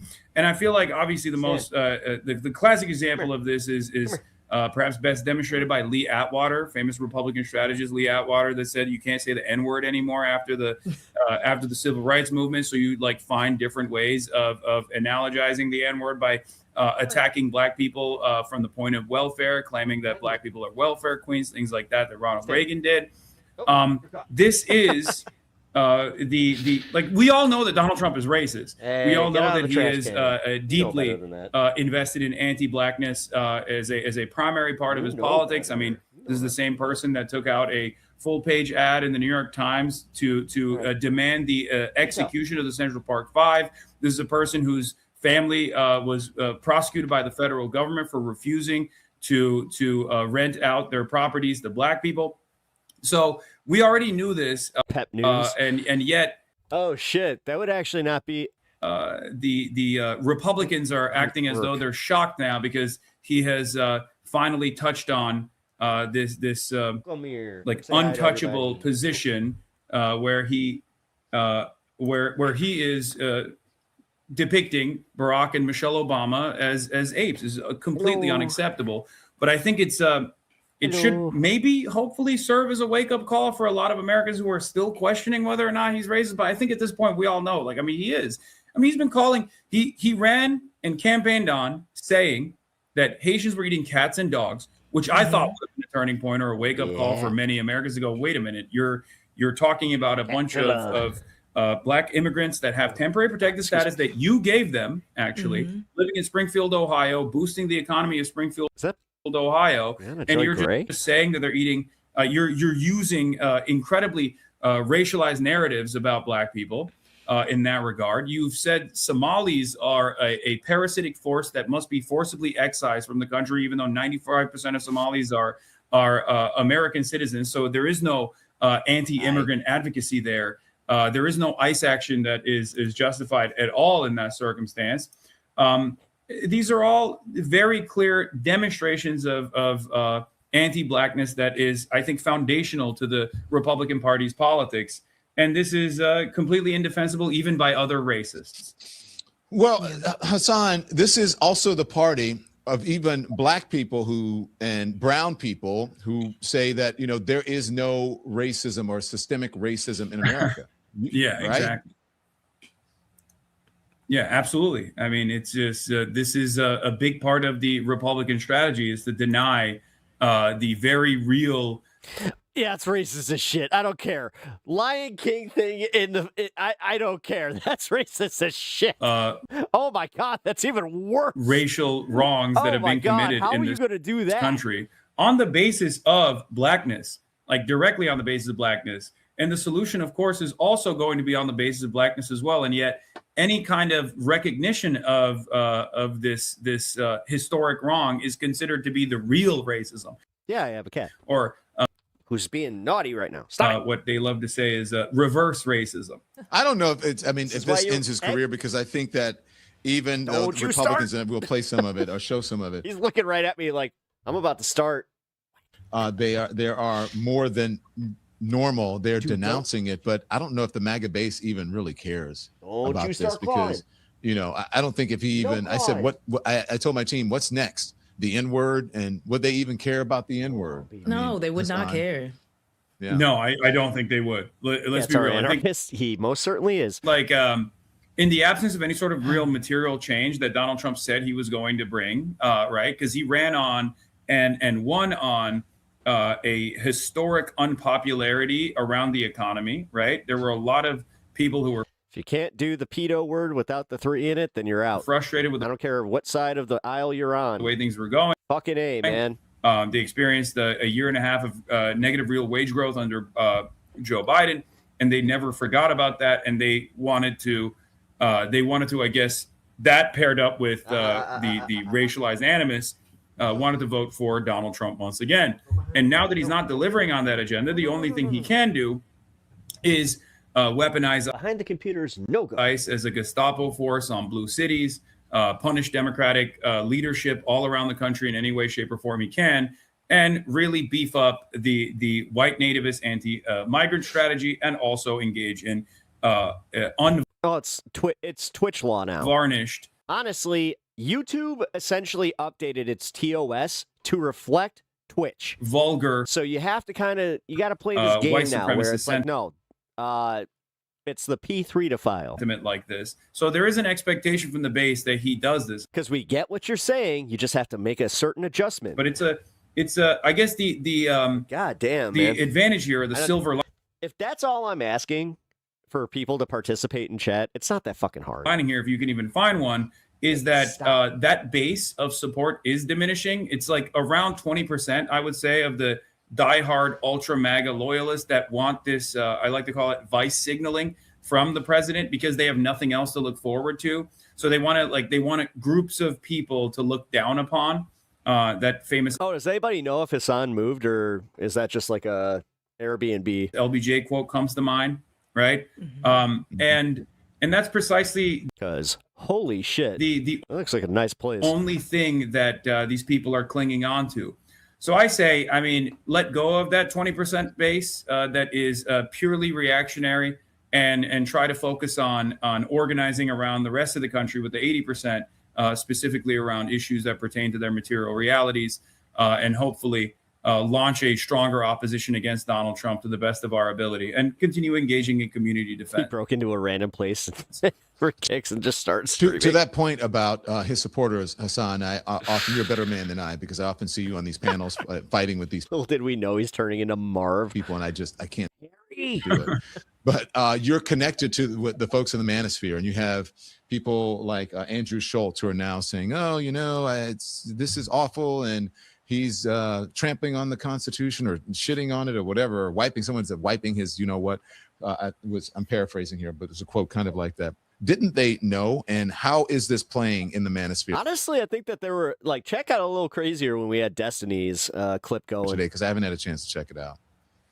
I think there's two different angles on the manosphere side. Obviously, the expected result of Donald Trump's popularity waning has caused a lot of people who weren't like super diehard invested in the ideological movement that he represents to pull out, because for some of them it's just clout, right? They were like, oh, Donald Trump represents clout. I get clicks. I get a lot of eyeballs. I get a lot of attention. That's good. I'm also privileged enough not to care if he wins, right? And they're reconsidering that calculation now that he's unpopular. There are also some who were, I guess, somewhat apolitical or present themselves as apolitical, even though they're clearly not. And one of the things that I've seen, at least in the manosphere side of things, has been Donald Trump's dealings with Israel. Yeah, if you didn't want to be racist, I don't know, maybe make them the donkeys. Particular, just a thought. That has actually caused a big fissure. You know, the joke is still there. For some, it has actually led to the joke doesn't really land. It's like, oh, wow, AI slop, huh? Hilarious. Look, their faces are animals. Whoa. Momentum behind anti-Semitism and anti-Semitic tendencies as well. But for many others, like there were people who falsely believed in his anti-war narratives, that they thought that there were people, at least among the podcaster base, that like, oh, he would represent a change of attitude from the previous administrations and actually move in the anti-war direction. Now, I personally thought that was silly from the beginning, because I was there when Donald Trump was president for the first 4 years of his presidency. When he Does anybody else notice that Harry Sison is like prominently featured in this, but the dude, he has under 500 subs. Like, this guy's obsessed with that kid. Very clearly wasn't the anti-war president at all. And as a matter of fact, I think Joe Biden actually presented before October 7th a truer path towards being the anti-war candidate. This is Cocomelon for, oh my God, it is. When he pulled out of right-wing Afghanistan, chuds. which was objectively a courageous thing to do, even though he was endlessly bullied for that perspective that he maintained. It's like a fifth grader's in his brain. Yeah, it's almost like his brain's deteriorating the way that we all recognize that it is. So do I think that this, unless you're just a sycophant, actually is, do I think that this is actually like a real change in attitude? No, I think it's more reflective of the base, actually. There's absolutely nothing you losers can do about Trump winning a second term. You mean moving Jody? Moving away. Oh my God. The independents. I was not ready for that level of stupidity just to be like, hey! Moving away. The people that took a shot in the dark at Donald Trump, who were privileged enough to believe that Donald Trump could represent this seismic shift in establishment politics, who very quickly recognized that he is not representing this change at all. People who thought maybe if he deports enough undocumented migrants, I mean, it's going to be an interesting presidential race when Obama versus Trump is the choice then. Criminal undocumented migrants. If we're going to go with the, he's going to go for a third term thing. Third term, numbnuts. Trump presented it, which was built around a lie to begin with, but that's a whole different story. Oh, sorry, you're a woman, numtits. That the economy would improve. Now that the economy is not improving, they're realizing, okay, well, this is same old business as usual politics, and also more chaotic than, and at least the stability to a certain degree that the Democrats offered. So they're wait, what? Did someone actually post that Trump a second term? Yeah, recalculating, and I think the podcast and then she's like, podcasters are responding to that. And then you have the nerve to call people dumbasses. Change in attitude from the base of support. Wow, that's just Let's go through this, because you mentioned Tim Scott's tweet. Tim Scott put out this tweet that we'll put back up. Tim Scott saying, praying it was fake because it's the most racist thing that I've seen out of the White House. The president should remove it. That was earlier. Susan Collins responded to him by saying, Tim is right. That was appalling. Okay, that was very strong, Susan Collins. Whatever, a strongly worded note. They're thugs. They're all thugs, especially Tim Scott too. Like when he says this is the most racist thing he's seen out of his White House. Like, yes, there's truth to this, because it's like it leaves no room for doubt what he is doing. But like I repeatedly said, I mean, he campaigned on saying Haitians were eating cats and dogs. J.D. Vance went on national television and said, sometimes you have to lie about things to get people to pay attention. He's a baby. I think right now is an opportunity to organize, to utilize the anger the resentment No. that a lot of people Kitty feel armchair. on the No. ground, and realize that if nobody else has us, we have one another's backs. And Don, you were on the ground in Minneapolis. I'm sure you saw that momentum.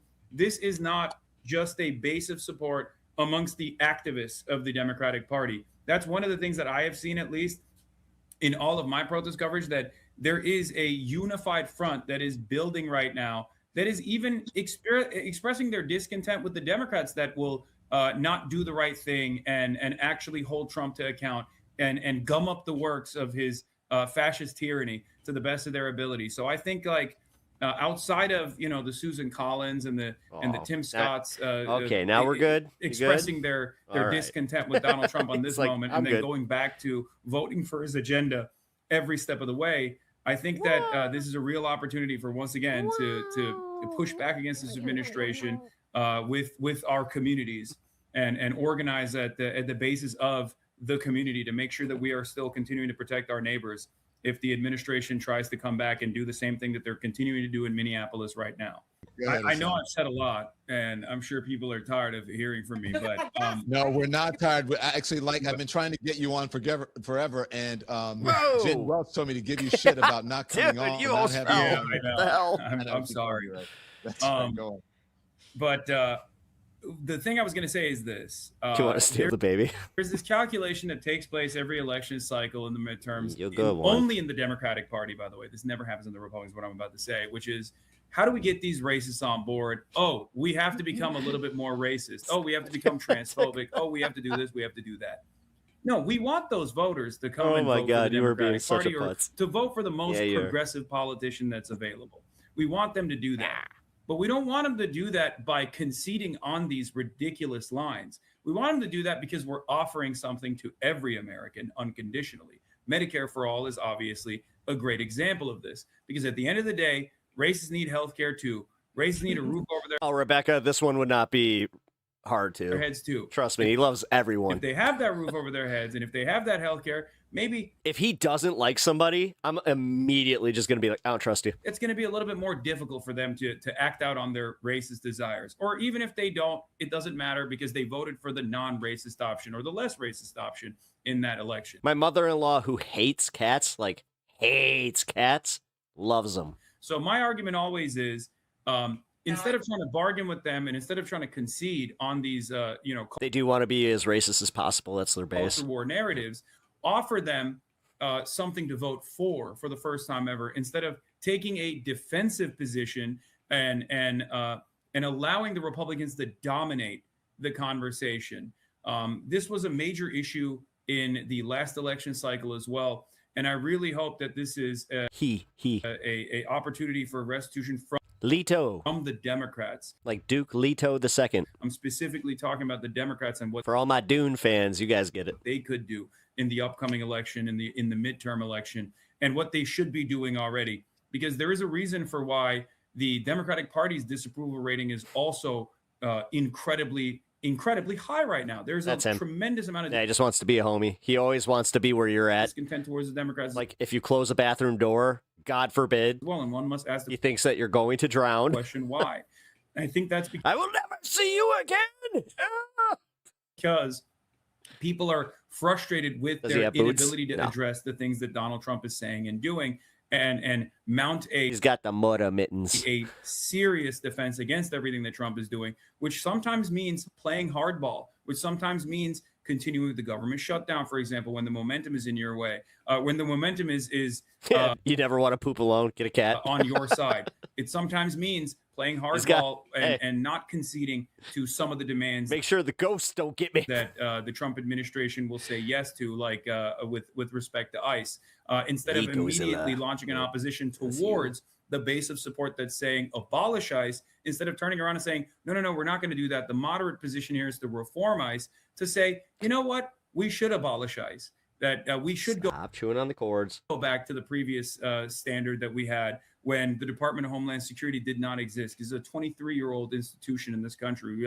We act as though it was around since the beginning of time, but immigration at the end of the day is simply a paperwork He's trying to go on the keyboard. violation, and it should not have this incredibly militant response that you can go back to the INS and Border Patrol and Customs being 3 separate agencies rather Got an orange tabby? Aw. than under this like mass state surveillance apparatus that is very clearly being used to not only dominate our migrant neighbors, but also American citizens as well. And then potentially in the upcoming midterms will be utilized against American voters as well. This is a real fear that I have. And I hope that, the Democrats will address this before it gets to Tell everybody that I love them and I must go now, but he is stifling me. the point, and they don't launch an opposition that is a day late and a dollar short. Thanks so much for watching, everybody. Your support why means are you the so world damn to cute? us. Don't forget to Get hit away that with like so button much shit. and subscribe so you never miss a show. We're live every weekday at 10 a.m. He really does. He gets away with so much. It's just insane. It only has 7,000 views. Oh shit! Wow, thought that would have had a lot more. Whew, that was fun. Aha, sovereign citizen. Let's go. All right, we got a fun video to play. So, when I start wrapping up my show, I like to play some fun videos. Usually we have a fun half, but this kind of carried into that fun half. So, but it starts at the 420 mark. Why would that happen? I don't know. But let's go, guys. It's sovereign citizen time. Let's see how bad this one is, because he prefaces that this is the worst one that he's ever seen. How bad can it be? What is your name and what is your badge? I have good reason. In 20 plus years of oh boy, policing, I can already see. Whoa. I can count on one hand the number of times I've had to carry a person inside of the jail. Now, what? If you take that and add on sovereign citizen jargon, you really we're already in. Got an interesting story. This is one of those. Get back in your car. I'm pulling you over. Get back in your car. Get back in your car right now. What are you doing? Hey. I don't know what your problem is. Send me back. Hey, stop walking away from the stop. Get back in the car. I feel threatened. Get back in the car. No. Get back in the car. You're Do under you arrest. have a police camera on? Yes, I do. I It's feel on. very threatened. You're touching your Oh boy. Get back. Oh boy. Because you're getting out of the car. Call the police. Call the police. Wait a minute. Police. He's not. Get back in your car. I don't know who this man is, and Get I back was in just your coming car. into my car. I'm stopping you because you crossed over the lane, improper lane usage. I turned around and pulled you over. You got out of your car. Please get back in your car. No. Call your supervisor. I don't know what your problem is. I pulled you over. Can I just say this as just a casual observer of this? They usually have to work super hard to get them out of a car. Why are you getting out of the car? I didn't attack you. I didn't even touch you. And I just kind of feel like we skipped a step here, and it's just like, I don't know. Get back in your car. You need to take a moment. I don't know what your problem is. Please leave me alone.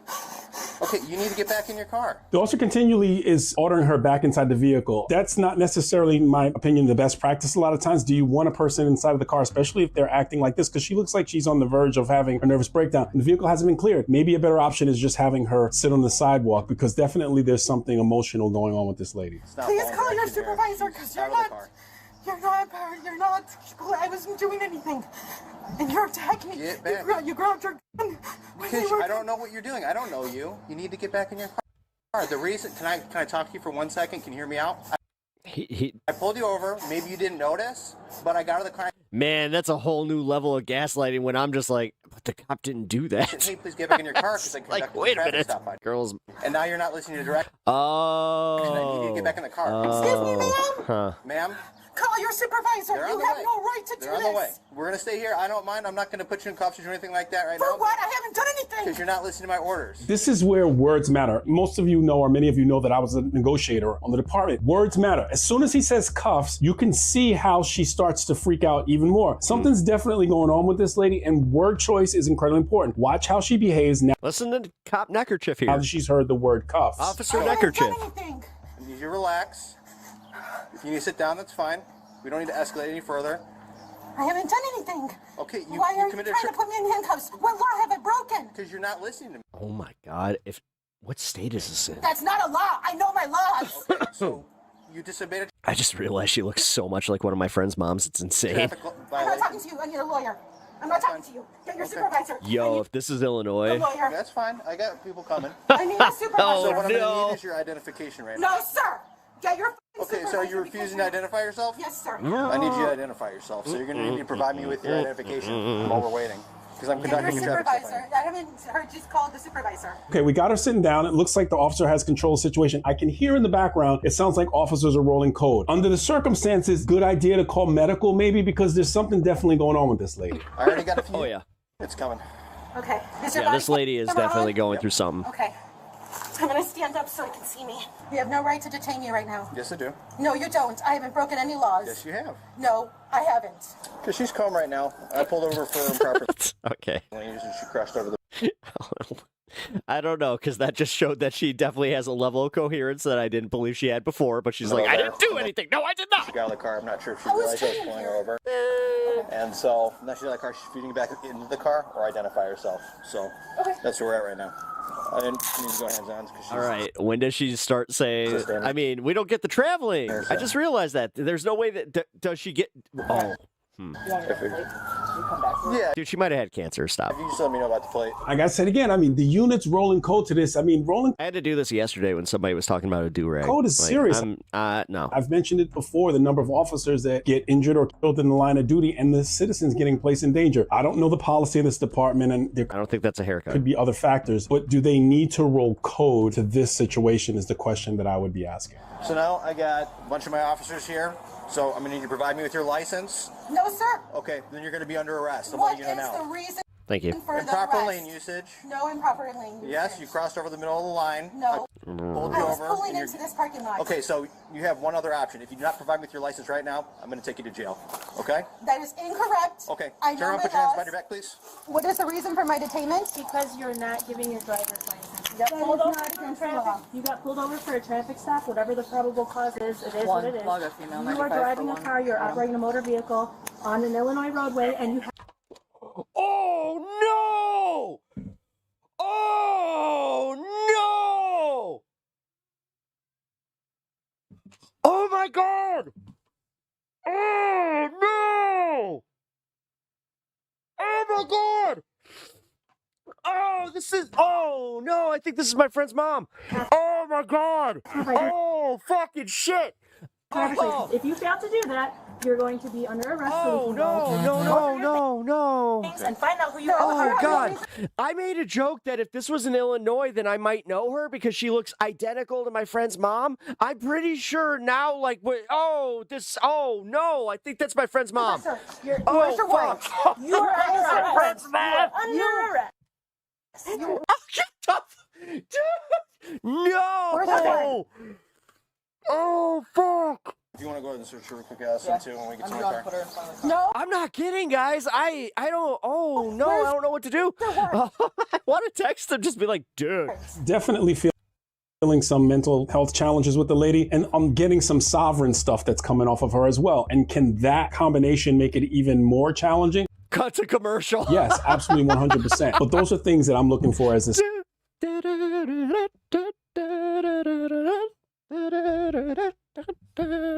Stop aggressors. I know my rights. No, dude, I think it is. Oh, fuck. I want my lawyer. I am not under whatever you guys are doing. I do not understand. Do you have anything on you? No. Sorry? I have nothing on me. Yeah.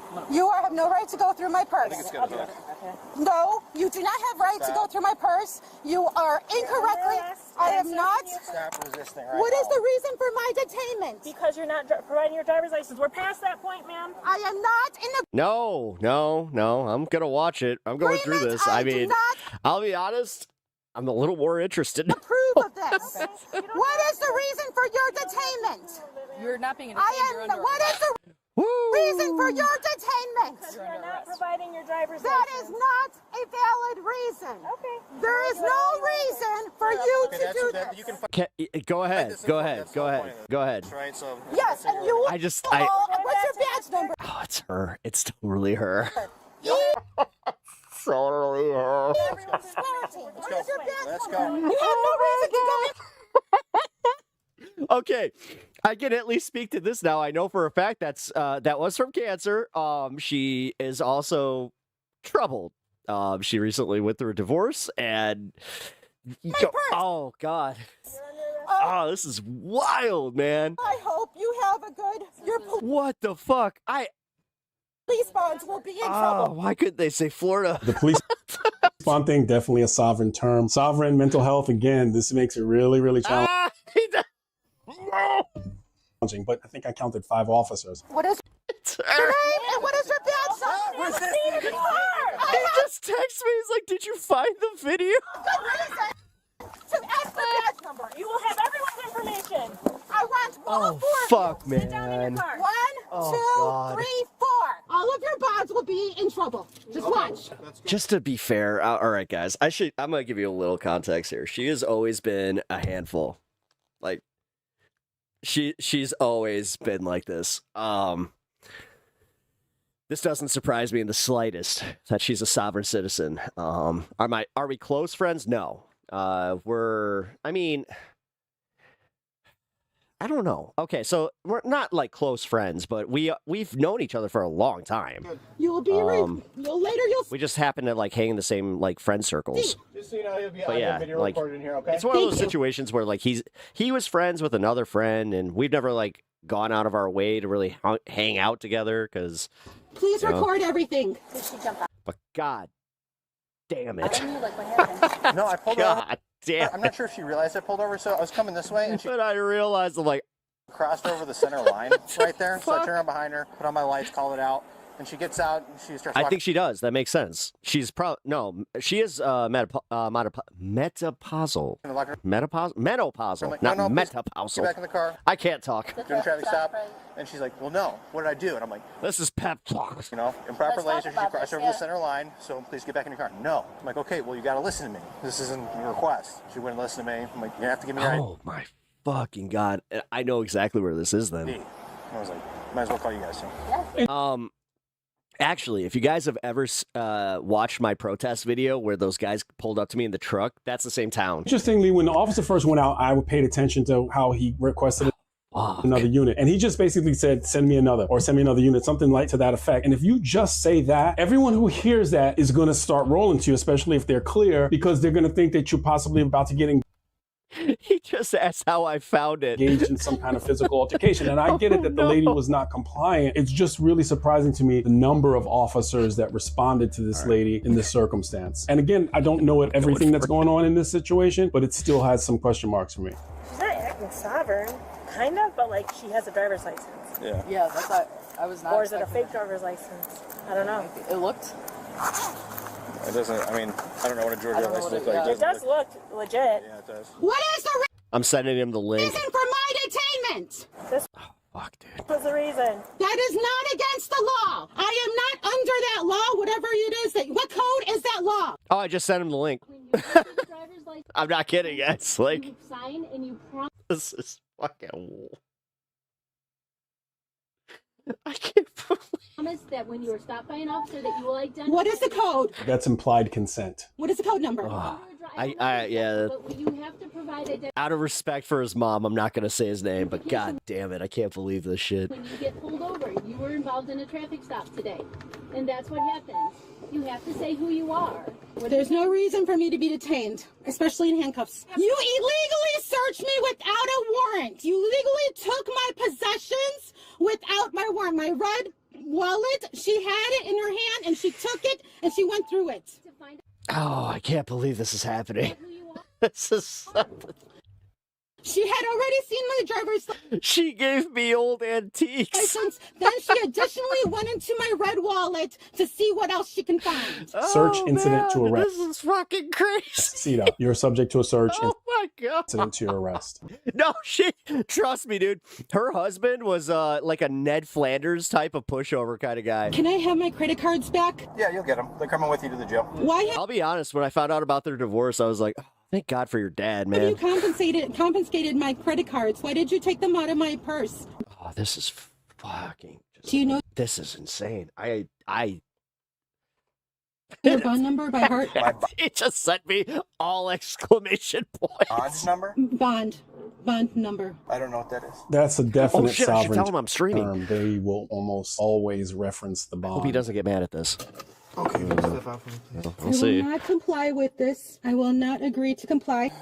I'm not going to help in my detainment. I do not understand and I do not comply. Let me just tell you how this works.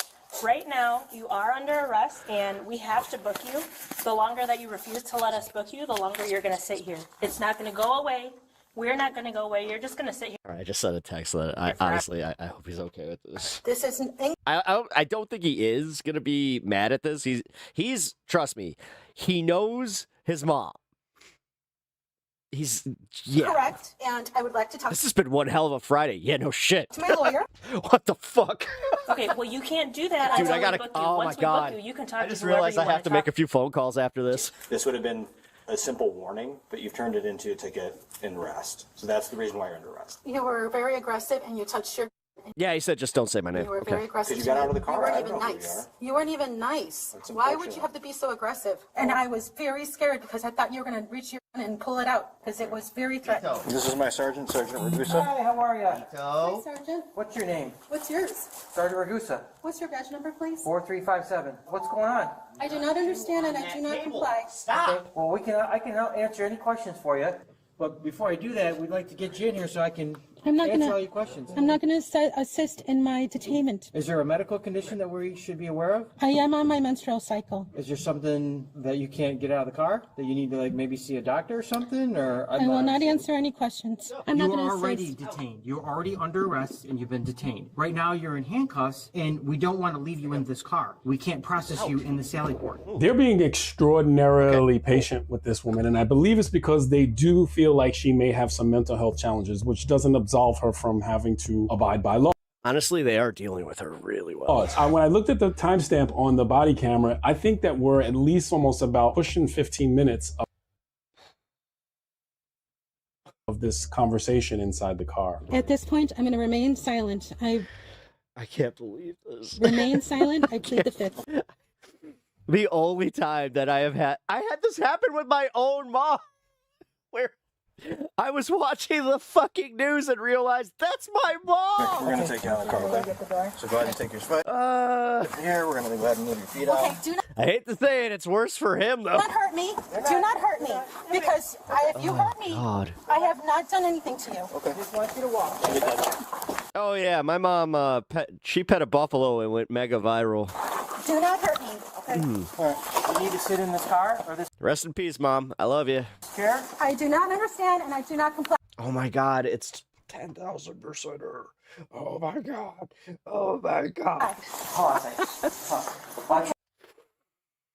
That just sealed that. Sit down. Think about what you're doing. That's all I need. All we want Can you you to do. pull my pants back up, please? All we want you to do is Can to you pull my walk pants back up? Can you pull my pants up? Absolutely. At Yellowstone, yes, she was at Yellowstone. Okay. Yes, yeah, she was technically famous. Like, Can you pull my pants up? Can you stand up so we can do that? No, please. Okay, well, no.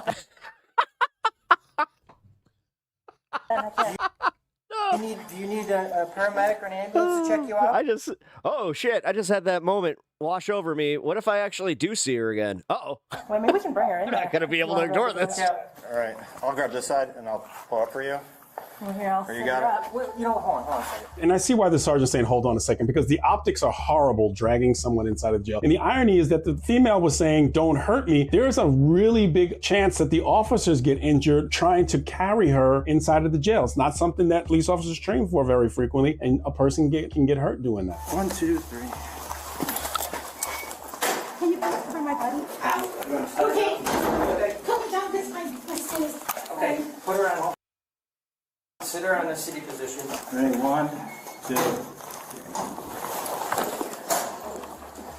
2. The resource drain, the challenges that come with a person who is living by this sovereign ideology and they have a mental health challenge. If you merge those two things together, I've mentioned this in other videos that I've done, it becomes extraordinarily challenging. You got 4 officers tied up on this, not handling calls on the street. She can get injured. It's no win situation. And I know that she's probably going to get shredded in the comments, but it at least take for a second to think No, this feels surreal right now.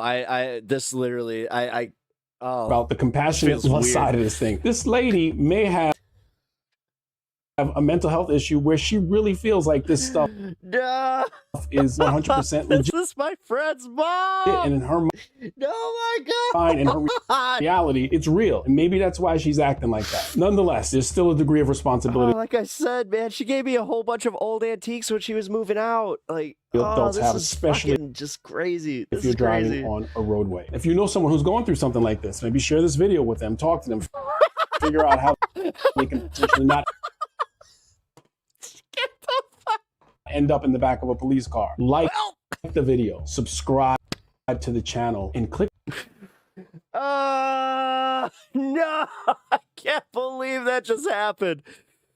Send her flowers. Oh my God. Oh fuck. That's so funny. You know her. Yeah, dude. We figured it out. Like I the entire time I'm watching that video, like I'm gonna have to clip that and make that into a video because that was insane. I was watching that and I'm just like, God, please say that they're not in Illinois.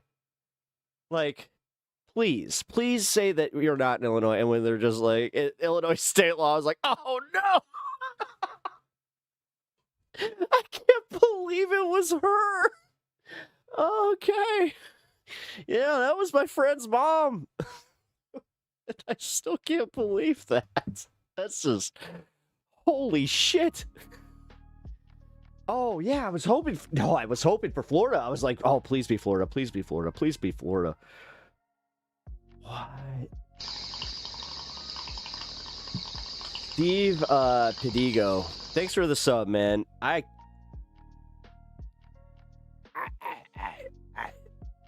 don't know. Oh my God, I can't believe I just watched my friend's mom get arrested. and it's a sovereign citizen video on a channel that we frequent. I don't know what to say, guys. This is so fucked up. Yeah, talk about fun half. No way. I just.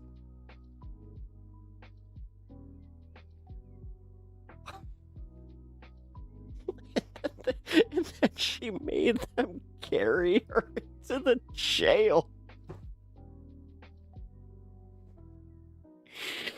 I just witnessed that elevator scene. Oh no. God. All right, guys. Oh, well, at least we know that's not fake. Oh.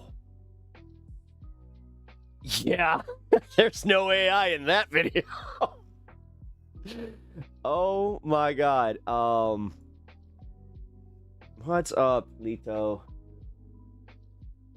Yeah, stop challenging the dog, please. I don't want to see you get hurt. This is not in a good mood today. Whew. You know what? I need a palate cleanser from that. I hate to say this. I think I need to go back to politics for a second. Fuck it. I'm going back to politics for a second. What the fuck? What the fuck? Hey guys, welcome back to today's video. He just texted Today's me. Friday, February 6th, 2026, and today we are going to be talking about the 2026 midterm elections and the Republicans all across the country now set Hey, look, another video that's not flattering to Trump that has its audio throttled. to Weird. retire as the Democratic Party braces up for what is expected to be quite a good year for them in this year's November. You're gonna go? Hey, say hello. Congratulations on you guys, your big move and all that, and I appreciate you stopping by, Rebecca. I will catch you later. Elections. I'm glad that you got to at least witness the fun, because holy shit. The Republican Party, there was a headline just a few days ago titled about how GOP Representative Barry Loudermilk I have a little bit of a headache from realizing, like, just from the state of Georgia would make the decision to not run for re-election in Bye-bye. 2026, marking the 29th House Republican to not seek re-election in this just ask how bad is it? midterm election year, to which fast He's like, I don't want to watch it. How bad is it? forward to today. What do I tell him? Do I just say watch it, or should I like give him a breakdown? This article was written 2 days ago on the 4th of February. Today, the sole Republican Actually, for real, I don't know how to go about this. Should I? representative from the state Like, of should he Nevada. see There are it? 3 Democrats, Yeah, 1 he Republican, should see and it. 2 I'd be mad if Democratic senators. The only Republican in Washington, D.C. from a state that Donald Trump they're jumping ship. They are won Buckeye for life by 6 Yes. points, by 4 points in the last election, is now I was about to say Ohio State, set eh? to retire. A decision here that was very much shocking to the voters in Nevada. Welcome to the stream. Subscribe to the channel if you're enjoying this. I'm sorry, guys. I am experiencing something I never thought I never thought I'd go through this again. Like, again, I watched my mom go viral and also had to realize, like, oh my God, that's my mom.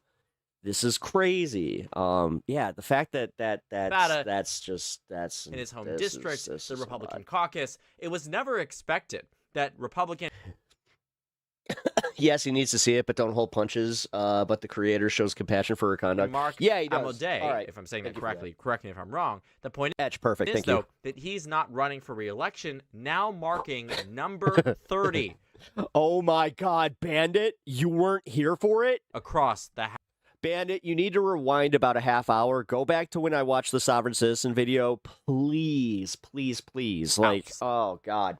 Republicans right now only have The wildest shit just happened. about 220 seats across the national I don't even know how to describe it. stage. Like, that a considerable was... portion, but certainly not enough to keep them in good standing for a midterm year. What the fuck? Like this one. Can't Not to believe mention that. 14% Dude, somebody said, what are the odds? What were the odds? of their entire delegation is seeking either to not run for re-election or any office at all, looking to leave the House in pursuit of sometimes All right, lower he's or watching it higher now. office.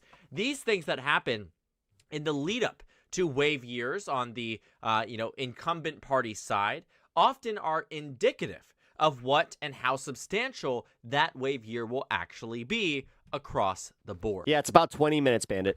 It reminds me a lot of the coverage that we did back in 2018. You might remember, if you are one of the OGs on this channel, you might remember our extensive conversation. Let's talk elections. This guy's pretty cool. Around He also had another channel for a while called Let's Talk Politics. massive retirements on the Republican side in 2018, enough so that it nearly broke the record for total number of House members not seeking re-election.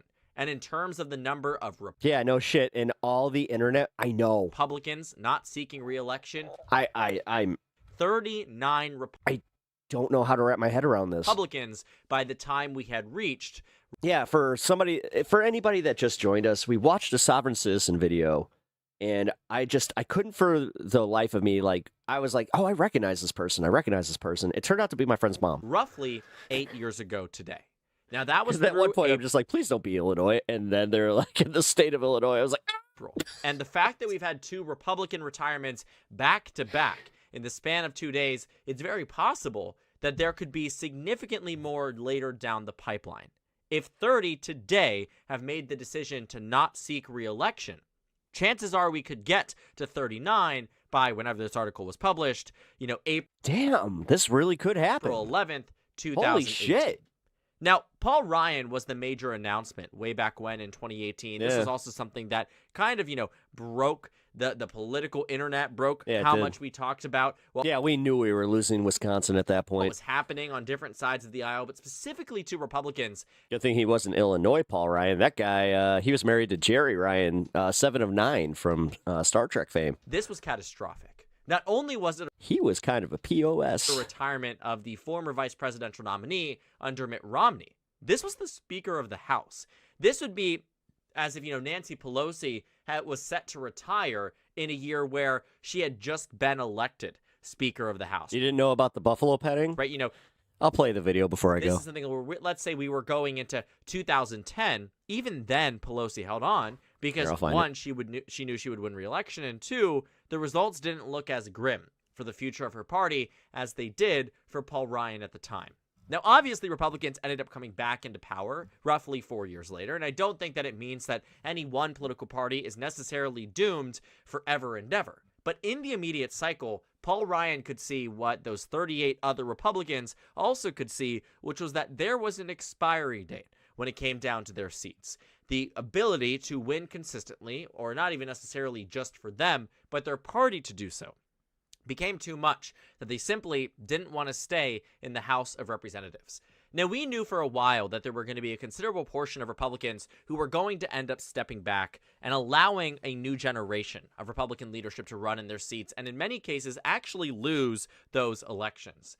I think it's just quite fascinating, though, that over 1 out of 10 Republicans in the House have decided to not run for re-election in 2026. Whenever these Republicans hold their annual caucus meetings, they can look at a group of 10 and at least one of them is not running for re-election.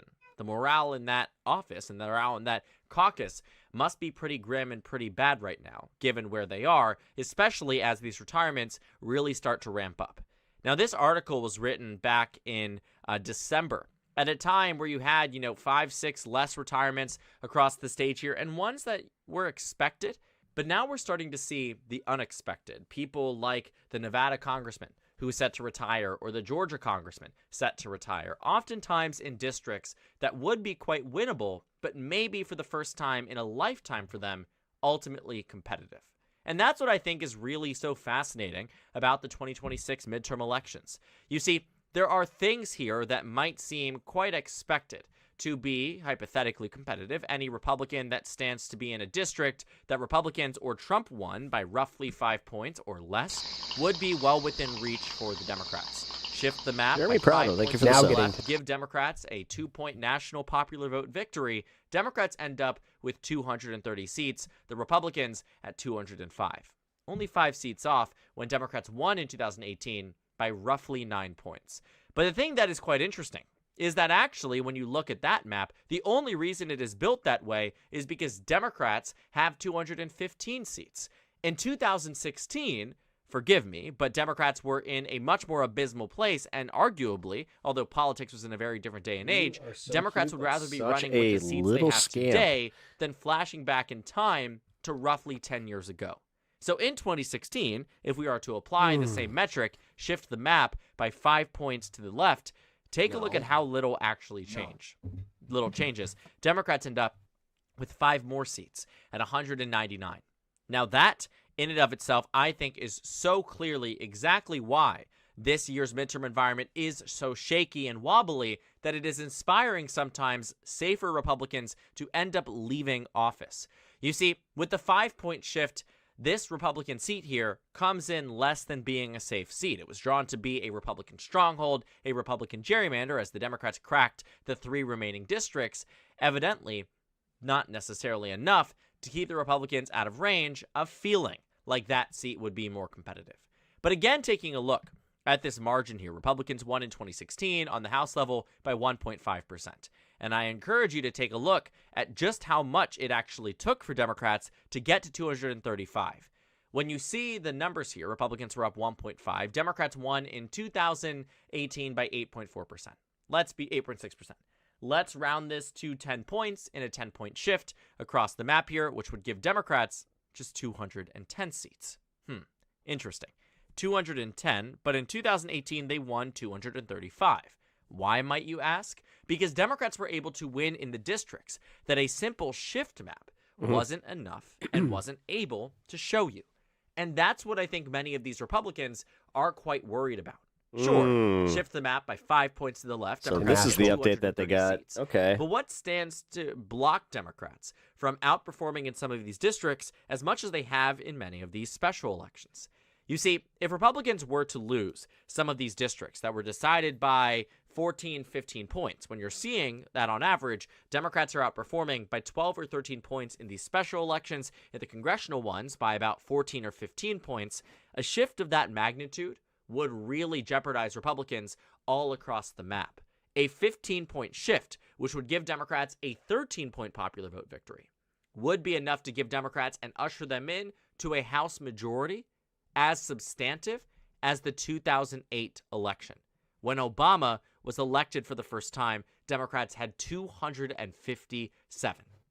The majority of the delegation in Arkansas, the majority of the delegation in Tennessee, the majority of the delegation in North Carolina, the majority of the delegation in Mississippi, the majority of the delegation not in Alabama but one seat off, but in states like Georgia, neck and neck, complete control of North and South Dakota, the majority in the state of Indiana. These things only happened because 2008 was a wild time, a fascinating one, and one that Democrats did exceptionally well in. If Democrats really are to return to that in 2026, nobody was going back to the Republicans because Bush, Cheney, all of them, like their war hawkery, and then on top of it, the economy crashing. It could only really be with a combined set of circumstances that allow it to happen. But clearly, these Republicans are bracing for impact. They're districts that weren't even considered to be touched. When you take a look at these races here, if we head over to Georgia's 11th district, Louder, which, mind you, no more MTG. Milk won. She's not in GA anymore as far as, being the representative that had all the popularity, so there's no guarantee that that is going to be a red district anymore. By 34 points. Now, I don't think that he thinks that that race is competitive, but I absolutely do believe that many of them just simply don't want to run in a competitive race ever again. Mark Amadei ended up winning by 19 points in 2024. In 2022, he won by about 22.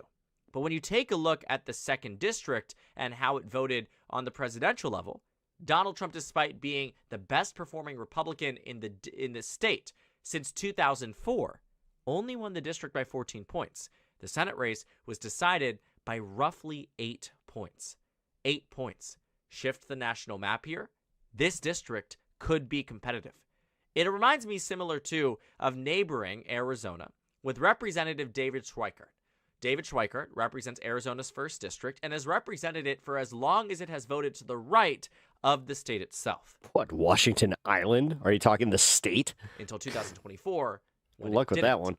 Schweikert, as the incumbent Republican, won district-wide by just a margin here of roughly 3.5 points. A margin that by the end... Thinking that you have anything locked down till 2032 is insane. ...of it terrified him from running. Especially considering that the census is in 2030. ...in the district again, and he decided to run statewide... Whether you're a Republican or a Democrat. ...in 2026, because it's easier to win a Trump plus 6 state than a Trump plus 3 district. Fair. But a vacancy and a retirement from the House nonetheless. Marking number 30 is Bear dog. Terrible for the Republican Party. Donald Trump thought it's a little out of pocket, but funny.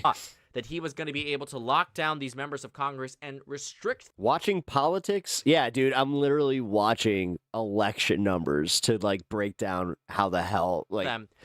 Dude, I just watched a Sovereign Citizen video that halfway through I realized that it was my buddy's mom getting arrested. From running for... I don't know, man. I'm having a weird stream. Other office. You're not running for governor. You're not running for Senate. You're staying in the House. And many of them represent districts that are deciding to leave that are vulnerable for the GOP. That's how the court works. President sues the agency, controls for tens of billions of dollars. Well, in Trump's case, yeah. Probably... In normative cases, no. Explains exactly why they're leaving in the first place. These Republicans can read the writing on the wall. They can see the same data, the same numbers, and they have the same expectations for November of we are stoner politics this nerds. year. I just saw this. Republicans are tirelessly trying to avoid. Oh my God! And so to see the retirements build up today to a number that rivals that of hey, horizontal chat. Sorry about that. I just realized that you guys weren't showing up for me for a minute there. 2018. Best believe 2026 could be far worse, and something that Republicans are going to have to combat. We'll see. Maybe I'm wrong, and maybe these numbers are off, and maybe these retirements mean absolutely nothing. But as someone who's been on here and been covering these elections, a wave year on both sides of the aisle, a neutral year on both sides of the aisle, we have seen that looking at these retirements are often amazing indicators of what is to come. because these members of Congress have access to internal data, campaign pollsters, finance reports, and reads. Yeah, that's why they're all panicking on the ground by national political parties. And I don't think it's an accident. And that's also why Democrats are keeping their fucking mouth shut. That the overwhelming majority of House retirements are coming from which I don't necessarily agree with, but that same political party that is bracing for a massive defeat this November election. Yep. All right, here it is. Here's the moment. Also, this is going to be a little cringy for me because I am watching an old video of myself. This was one of the, God, when did I even make this? Obviously, my mom had not passed yet, so, Jesus, a year ago. All right, so my mom went viral for a reason. I'll just play this video and I'll let it explain itself for anybody that doesn't know. And yes, I'm about to react to one of my old videos too. Let's go for it. Now getting to National Park Week in Yellowstone National Park. Wow. It kicked off yesterday with free entrance into the park, but along with it, a very close encounter. Take a look at this. No, Mom. No, Mom. No, Mom. Video showing a woman attempting to pet a bison. That's my mom. Near the Old Faithful Lodge in Yellowstone National Park. The bison. Oh, I miss her so much. Bison wasn't having it. That. On the left of your screen. I really hope her dipshit husband didn't get rid of her phone because she has a video of she was holding her phone while she was doing this. Bucking its head and lifting it to brush her off. Prior to the recorded video, the woman interacted with the bison with dramatic gestures. Fortunately, she was able to walk away without comeuppance from the animal, a fate not afforded to others last year who made the news. There she is. That's my mom. That's her husband. Yellowstone National Park is not a petting zoo and it could be held responsible and fined if an incident were to occur. Even blurry. No word, though, if this woman man. was fun. Yeah. Guys, I mean, I'm going to replay it. Not here. I'll go a little bigger. Now getting to national. A video showing a woman attempting to pet a bison near the Old Faithful Lodge in Yellowstone National Park. Guys. The bison wasn't having it, as you can see on the left of your screen. Guys. That's my mom. This is my first time ever reacting to this on camera. Oh, man. Yeah. That's my mom. Please don't, if there's any, I hope there's a statute of limitations on this. Because, yeah, this was 8 years ago. So, yeah, my mom, as I said, went yeah, it is actually. This might be the 30th. Go viral. I kind of wish I could find the nightly news clip of her, because that was pretty good. Yeah, let's just watch it one more time. Just why not? Fuck it. Let's go for it. Now getting to National Park Week. This guy. In Yellowstone National Park. This makes the video even better for me. Don't call anyone a twit. His head. Be nice. Now let's get to National Park Week. It kicked off yesterday with free entrance into the park, but along with my mods are they're a little on edge. We've gone through a lot today, so Julie, just be nice. With it, a very close encounter. Take a look at this. A video showing a woman attempting to pet a bison. Mom, stop! Near the Old Faithful Lodge in Yellowstone National Park. The bison wasn't having it. And you know what my favorite part about that is? She went, no. No. Screen. Fucking mom. Bucking its head, lifting it to brush her off. Rest in peace, mom. I'll miss you so fucking Prior to the recorded video, I still can't believe it. I mean, I'm lucky that I have this, though. Like, oddly enough, I'm lucky that, like, bison. But again, no. With dramatic gestures. Fortunately, She was able to walk away without comeuppance. She thought that the dramatic gesture is what saved her. Well, saved her. My mom didn't feel in jeopardy at all. She thought that she was fucking, Snow White. So From the animal, a fate not afforded to others. Which there were multiple times that like she would kind of prove it. There were times that like squirrels and birds and shit like that would always like kind of like come to her or land on her. It's like, all right. Others last year who made the news. Remember, Yellowstone National Park is not a petting zoo, and you could be held responsible and fined if an incident were to occur. Yeah. No word, though, if this woman was fined. She was totally fined. She wasn't. Oh, fined. She wasn't. Yes, she was not fined. She totally was not. Yeah, the original video, it has a guy like just telling his kid, just like, Brass, get over here. Yep. Get over here. Yeah. Brass, that woman's crazy. Don't do what she's doing. Yeah. That woman's crazy. Yep. It's just like, she's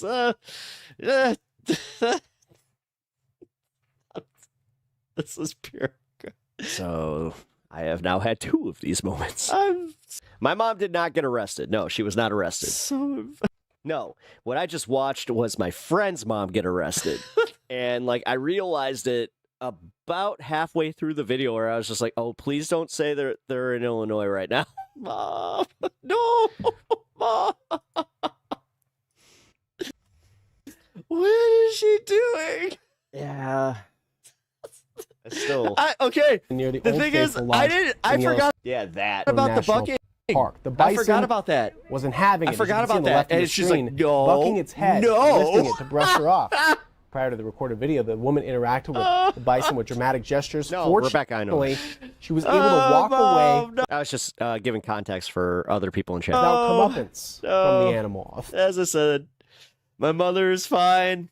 She is alive and well. She is still. Well, this is your future self now going to say that's unfortunately no longer true. Rest in peace, Mom.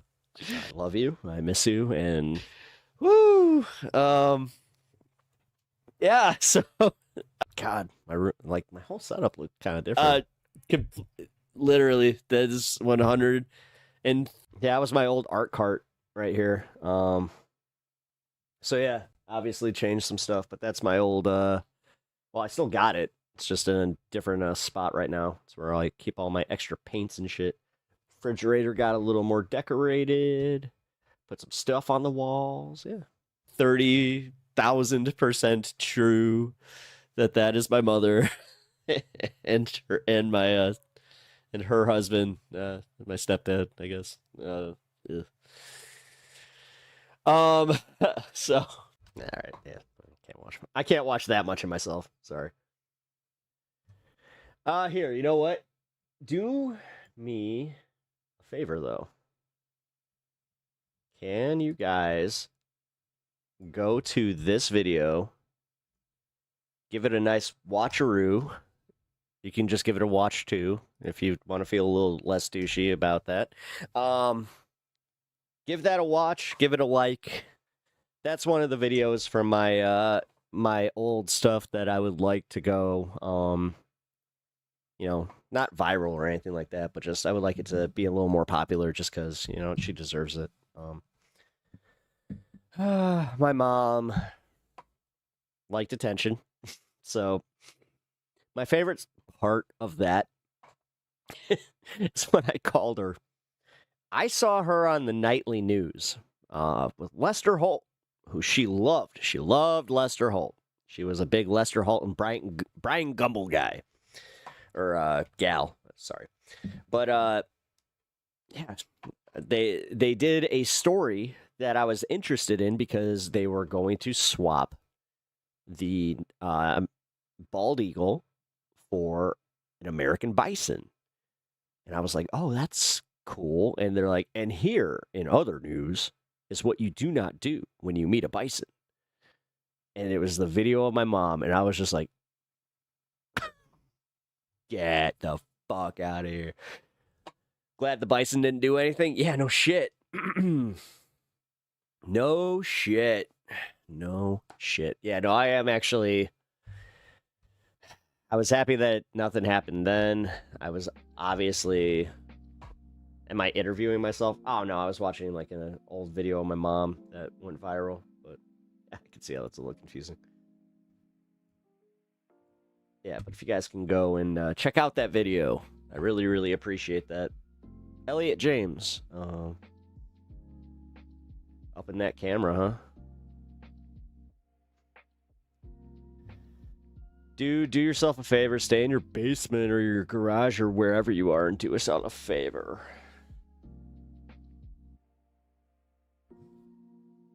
Well, I'll still be broadcasting, so I'm not sure how much of a favor that is to you.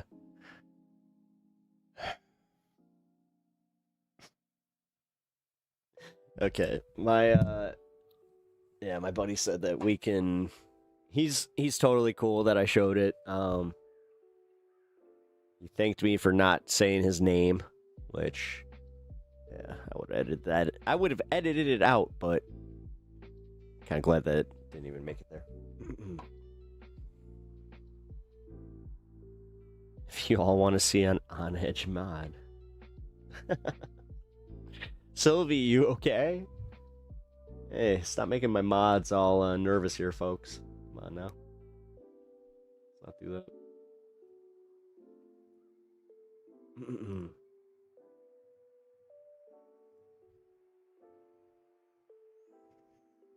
All right, let's see. Oh, man. Trump's approval. I don't care about that. We know it's bad. We know it's bad.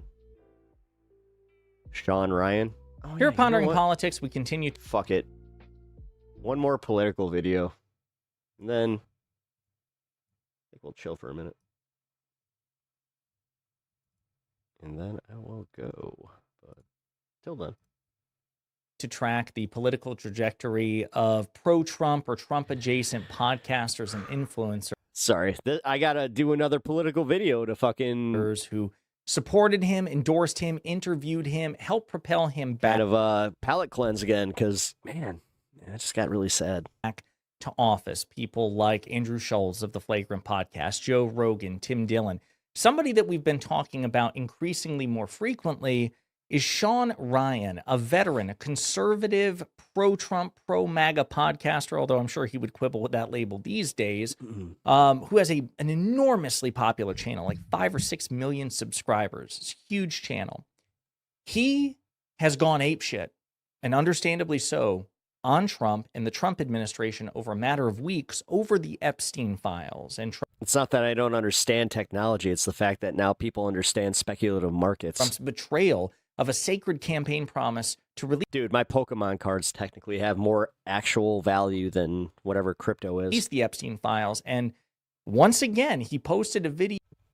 So realistically, to like my non-crypto people, this is the way that most of like my family would explain it to you, is it is a coin based on the value of the energy that it took to harvest said coin, right?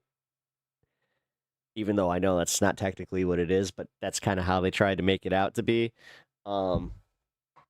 Has now officially lost its value because it takes about $20,000 in comparable asset, like electricity, to produce one of those Bitcoins. So it's energy coin. Yeah, it's energy coin. Trump and the Trump administration out for this.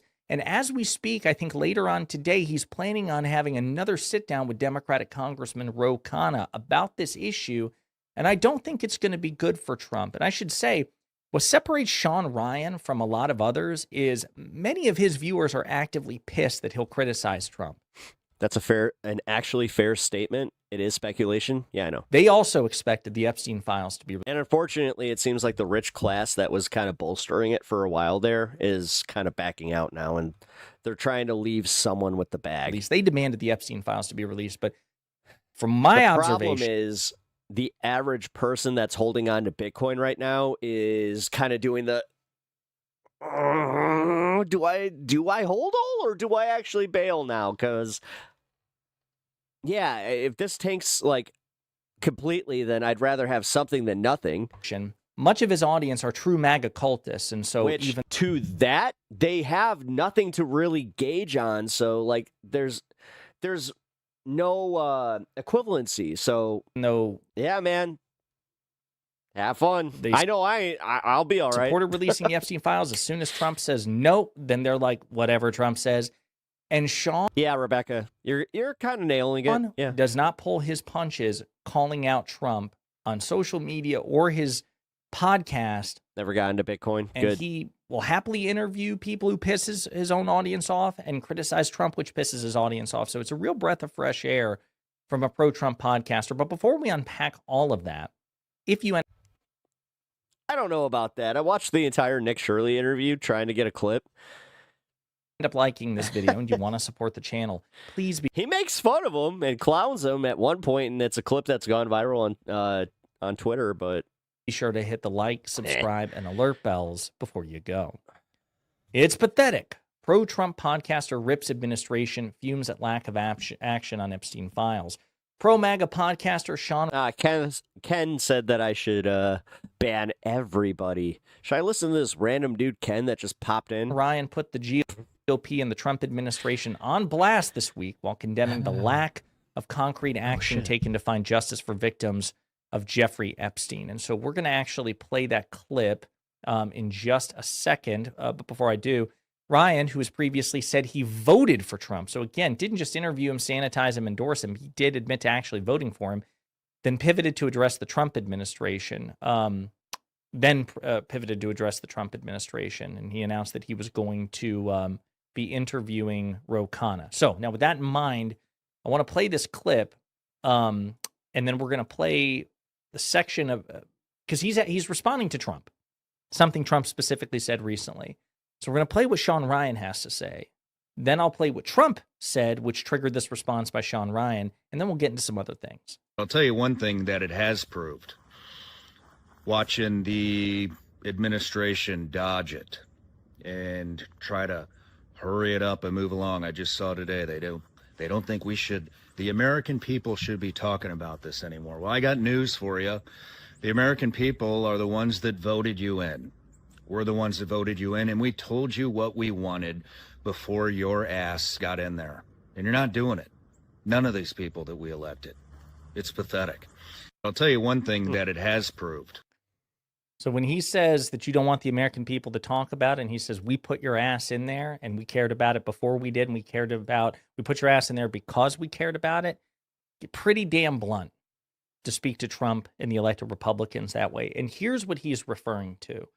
Donald Trump in the Oval Office just a couple of days ago, once grammar police came out again publicly demanding. Dude, you got somebody from the lurkers to come and people really stop talking about the Epstein files. On the Epstein files, you talk about Democrats who were in there. Elon Musk was also in there, and so was your Commerce Secretary Howard Lutnick and correspondence that he had with him. Did you read those new files that were published by the Department of Justice? I didn't. I have a lot of things I'm doing, a lot of things I'm doing. I don't know.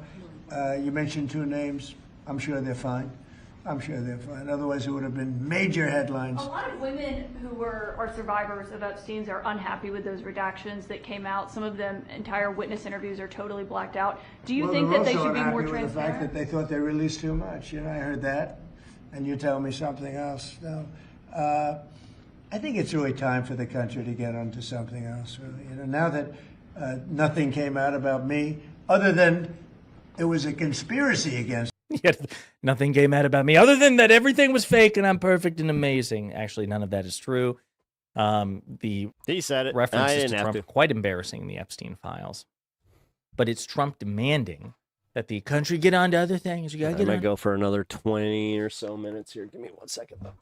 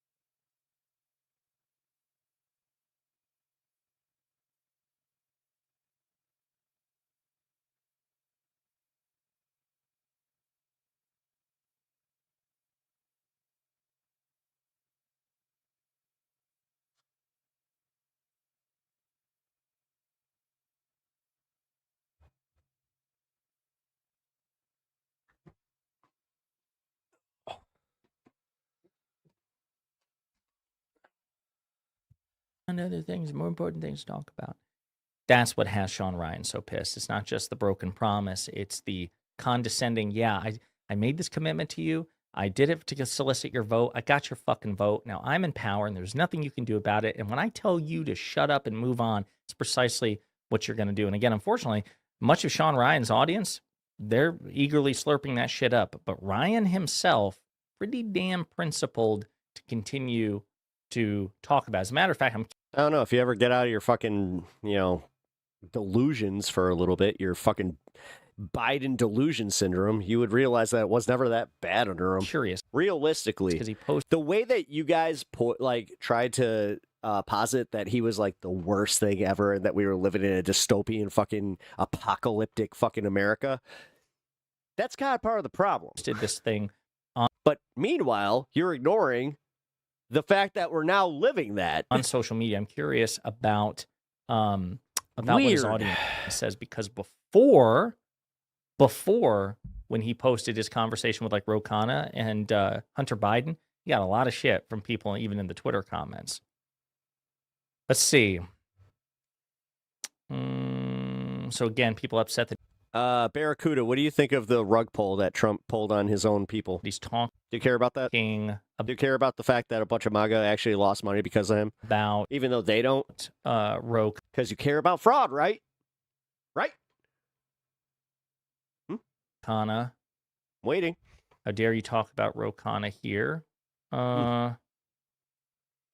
Yep. So you're charging money to listen?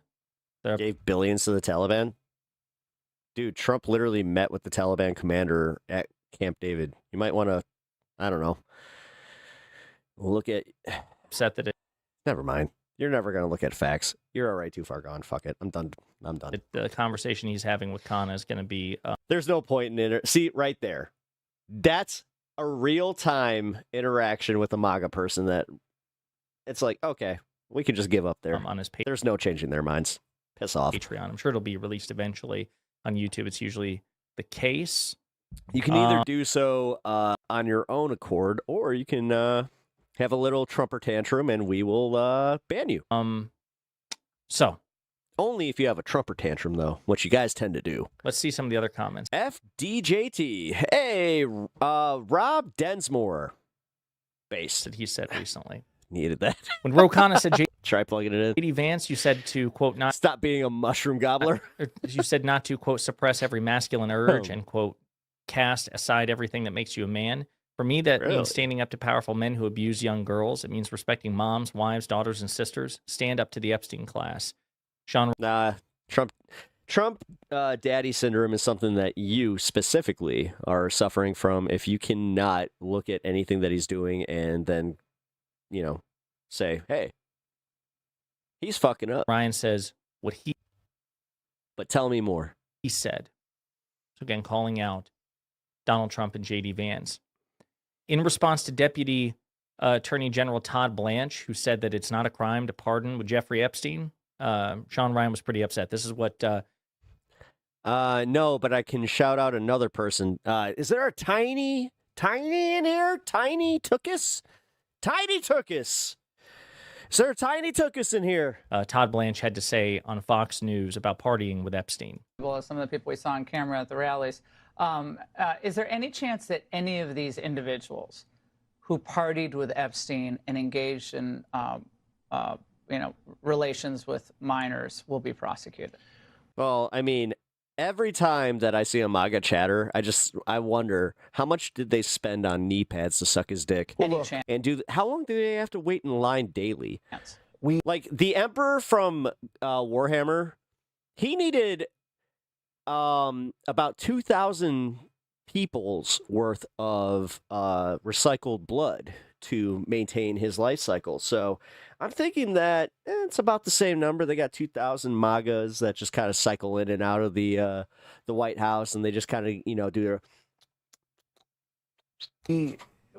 I'll never say no, and we will always investigate any evidence of misconduct. But as you know, it is not thanks, Julie. A crime to party. I'll see you next time. With Mr. Epstein. And so as horrible as it's not a crime to email with Mr. Epstein. Oh, now it's our words on both sides, eh? Eh? So, In response to that, You're right, though. I'm not a Democrat. I'm not a liberal either. Sean Ryan says, quote, I don't like Biden. Not a crime to party with Epstein. This is the new official narrative. Didn't like Obama all that much. Honestly, felt betrayed by that motherfucker. Not for any reason outside of the way that he was the deporter-in-chief and also his Libya. Libya was a big one. What he did in Libya should not be forgotten. Like, honestly, man. Dude, Obama's administration was responsible for a lot of deaths. Also, in response to Ro Khanna saying, how about Deputy Attorney General Todd Blanche meeting with Thomas Massie and me? Let's assess whether all the surviving 302 statements were released that name the men who abused them in the draft prosecution memos. If you're serious about engaging members, let us have this meeting. Sean Ryan says he'll probably ghost you just like he ghosted me on I have a brain. Yeah, this exact topic. Yeah, but notice how you assumed a lot. You know what they say about assume. And then finally, it makes an ass out of you and you. In response to a really terrible email in the Epstein files implicating Elon Musk in close association with Epstein. Yeah, I'd prefer if you didn't. Sean Ryan responded with holy shit. And again, we've covered some of his recent comments as well. Thank you. Actually, Honey Horse, I really appreciate that. Well, in his recent videos, like when he My bad, bro. interviewed now you feel bad? Ro Khanna for the first You're like, whoa, shit. time about 3 weeks ago. That's how recent it was. And honestly, Mr. Finesse and Honey Horse, you're forgiven. He's already having Ro Khanna back. We cool. He was visibly furious with Donald Trump. Dropped the F-bomb and everything. And now he's doubling down even more. And understandably so, because Trump is reneging on a major commitment. Remember, it was the Trump team. It was the Trump administration, the Trump campaign. It was pro-Trump officials and figures like Kash Patel and others, Dan Bongino, who ginned up the conspiracy theories about Jeffrey Epstein. And now they're basically trying to do a rug pull on their own supporters. And then, unfortunately... Can I tell you bad things that Democrats do? Yeah. Jeffries is a feckless asshole that is catering to all of the AIPAC funding. Same with Chuck Schumer. Chuck Schumer is totally compromised by Israel, and I think that he is willing to sell out the American public for any of his donors. I think that most of the the hardcore establishment Democratic Party is that way. Fortunately, many of them have just been eagerly say, yes, sir, whatever you want, Mr. President, whatever you say, you are our God. Yeah, I'm not exactly thrilled with them. God King. Sean Ryan is not that. You know, the way that they fucked us over with not having a primary when they should have, because they knew that Joe Biden was on his way, to forget land. And they knew that from 2019, pretty much right before he got into office. Kind of guy. That's fucking crazy, man. And he's risking a lot of backlash. And they also buried Bernie Sanders to do that. Like, let's be real, man. I got plenty of fucking shit I can talk about the Democrats. From his own audience to remain principled and committed to this. And that is definitely not good news for Trump. Nope. And honestly, not good news for Trump makes me kind of go, hey, that's funny. Because he never reacts, great to bad news. Now, whether he'll, ruin the economy or, do a pivot that maybe brings troops into a certain place. All right, who the fuck is this guy? All right, so now let's move on. We have some polls here, which are just absolutely mind-boggling. Honey Horse, thank you for the sub. And I'm curious your guys' thoughts on it. So at Honey Horse 45.97 $2. You are fair-minded. I shouldn't have judged. You know what, Honey Horse? I really appreciate that apology, and thank you. I'll start with... Also, $2 super check gets my dog a treat, so let's give him a treat. Which would you prefer for most undocumented immigrants in America? Okay? Only 34% say deportation, which, by the way, happens to mirror roughly what Trump's approval rating is, right? But that means 59% say we want a pathway to citizenship. So that's a huge, huge change. And as you're going to see here, as we go through these numbers, a lot of these things are big changes. So there's a new Bernie and Zoran are chill? Hell yeah. PBS NPR Marist poll. 65% say ICE has gone Justin, they are too far. 65%. That's the highest that we've seen on record. The highest previously was 61 or 62%. Okay? So that, again, huge shift there. Again, to go back to the Quinnipiac poll here for a second. Americans say the killing of Alex... We like us some Kyle Kulinski. Freddie was not justified by... Totally called it. He used to smoke menthols. 40 points. Only 22% say it was justified, which, by the way... Oh, she's wearing her Venom dress. Those motherfuckers are unsalvageable. The fact that anybody can look at that is insane. But that's at 22%, that means there's a significant... Damn, I just realized she has broader shoulders than Kyle.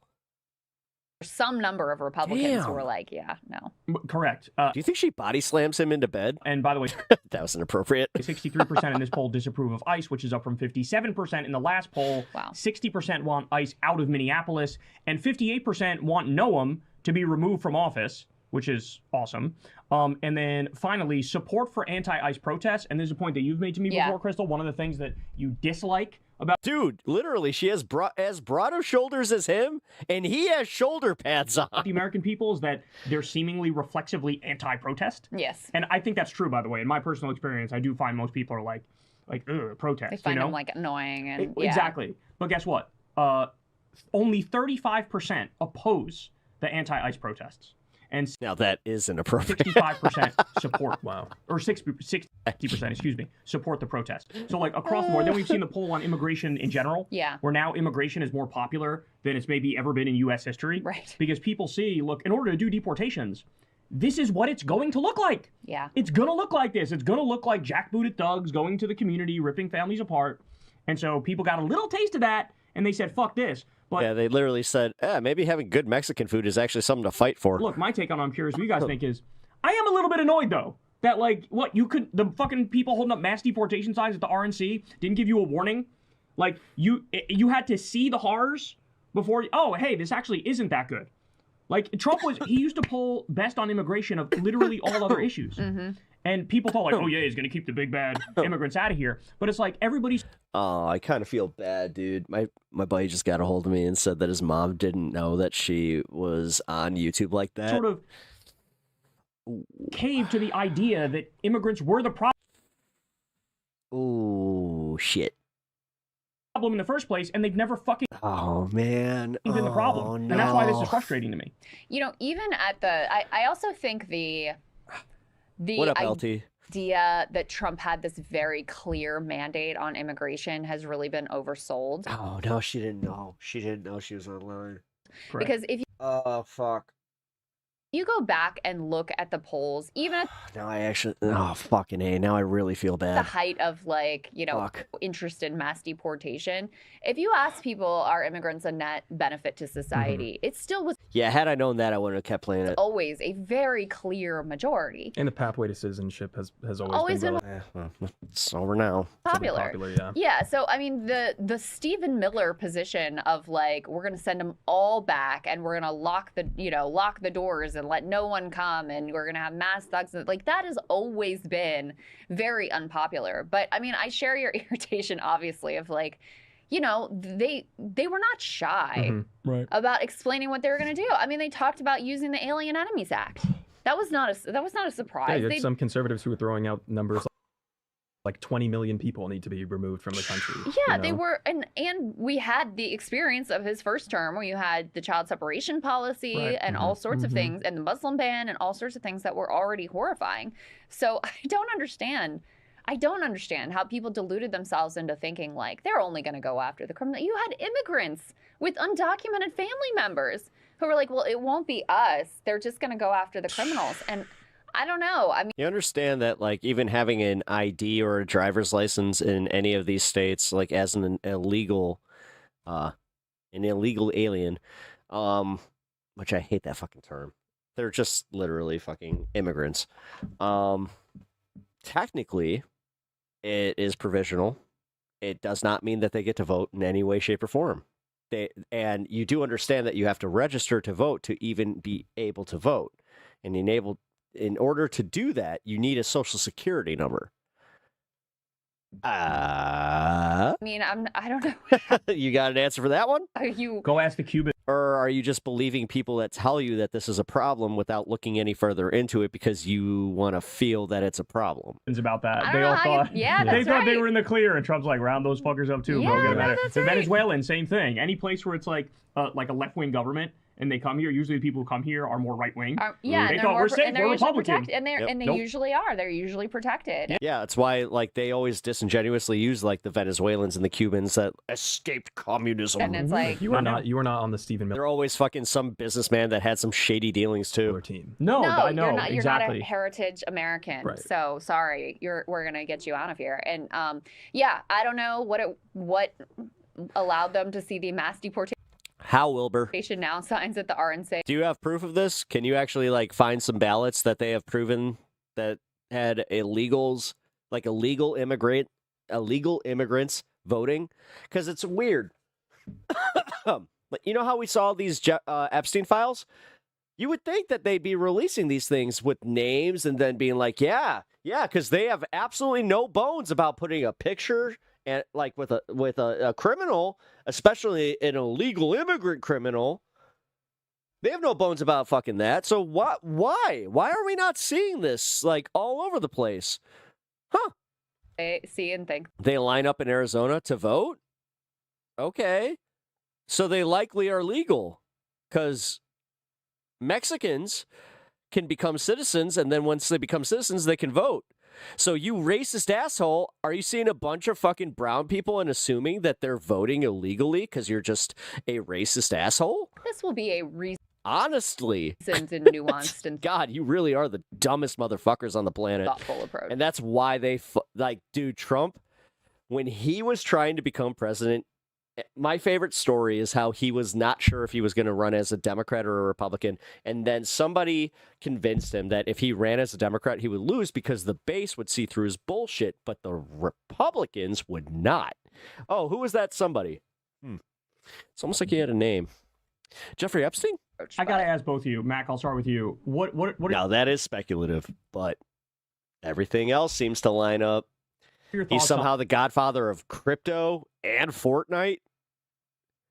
And this is just too far out of that wheelhouse. on the Andrew Schultz about face? Because I did a segment. Yeah, Steve Bannon couldn't have even fucking. Nah, what are we talking about? I talked about it. He was, on the Trump train. That fights with cats regularly. Trump, I mean, you saw what I deal with. In a softball interview, and then now he was talking to Charlemagne the God on the Brilliant Idiots podcast, and he's like, Called me the cat shepherd. Look, I didn't know it was going to be this bad. I didn't know the Constitution would be wiped out, and I feel like they're And the Lord said, "Let my kittens go." fucking everything up. They're making everything worse. This kind of is fascism. The left was actually right. Do you look at that and go, okay, welcome on Are you still talking about Jeffrey Epstein? board, or do you look at that and go, you dumb motherfucker, we warned you fucking thousands of times, and you fucking wanted to ride the vibes of the Trump train, and now here we are. I think both of those things Yeah. at the same time. I When kinda feel I that look at too. somebody like Andrew Schultz, and I personally, and maybe this is different for other people, but I'm like, this is not the guy who I'm going to. When a creative character goes wrong. To get information or takes on politics. Like, that's not how I would view him as like a source of, like, he's more, I think, a source.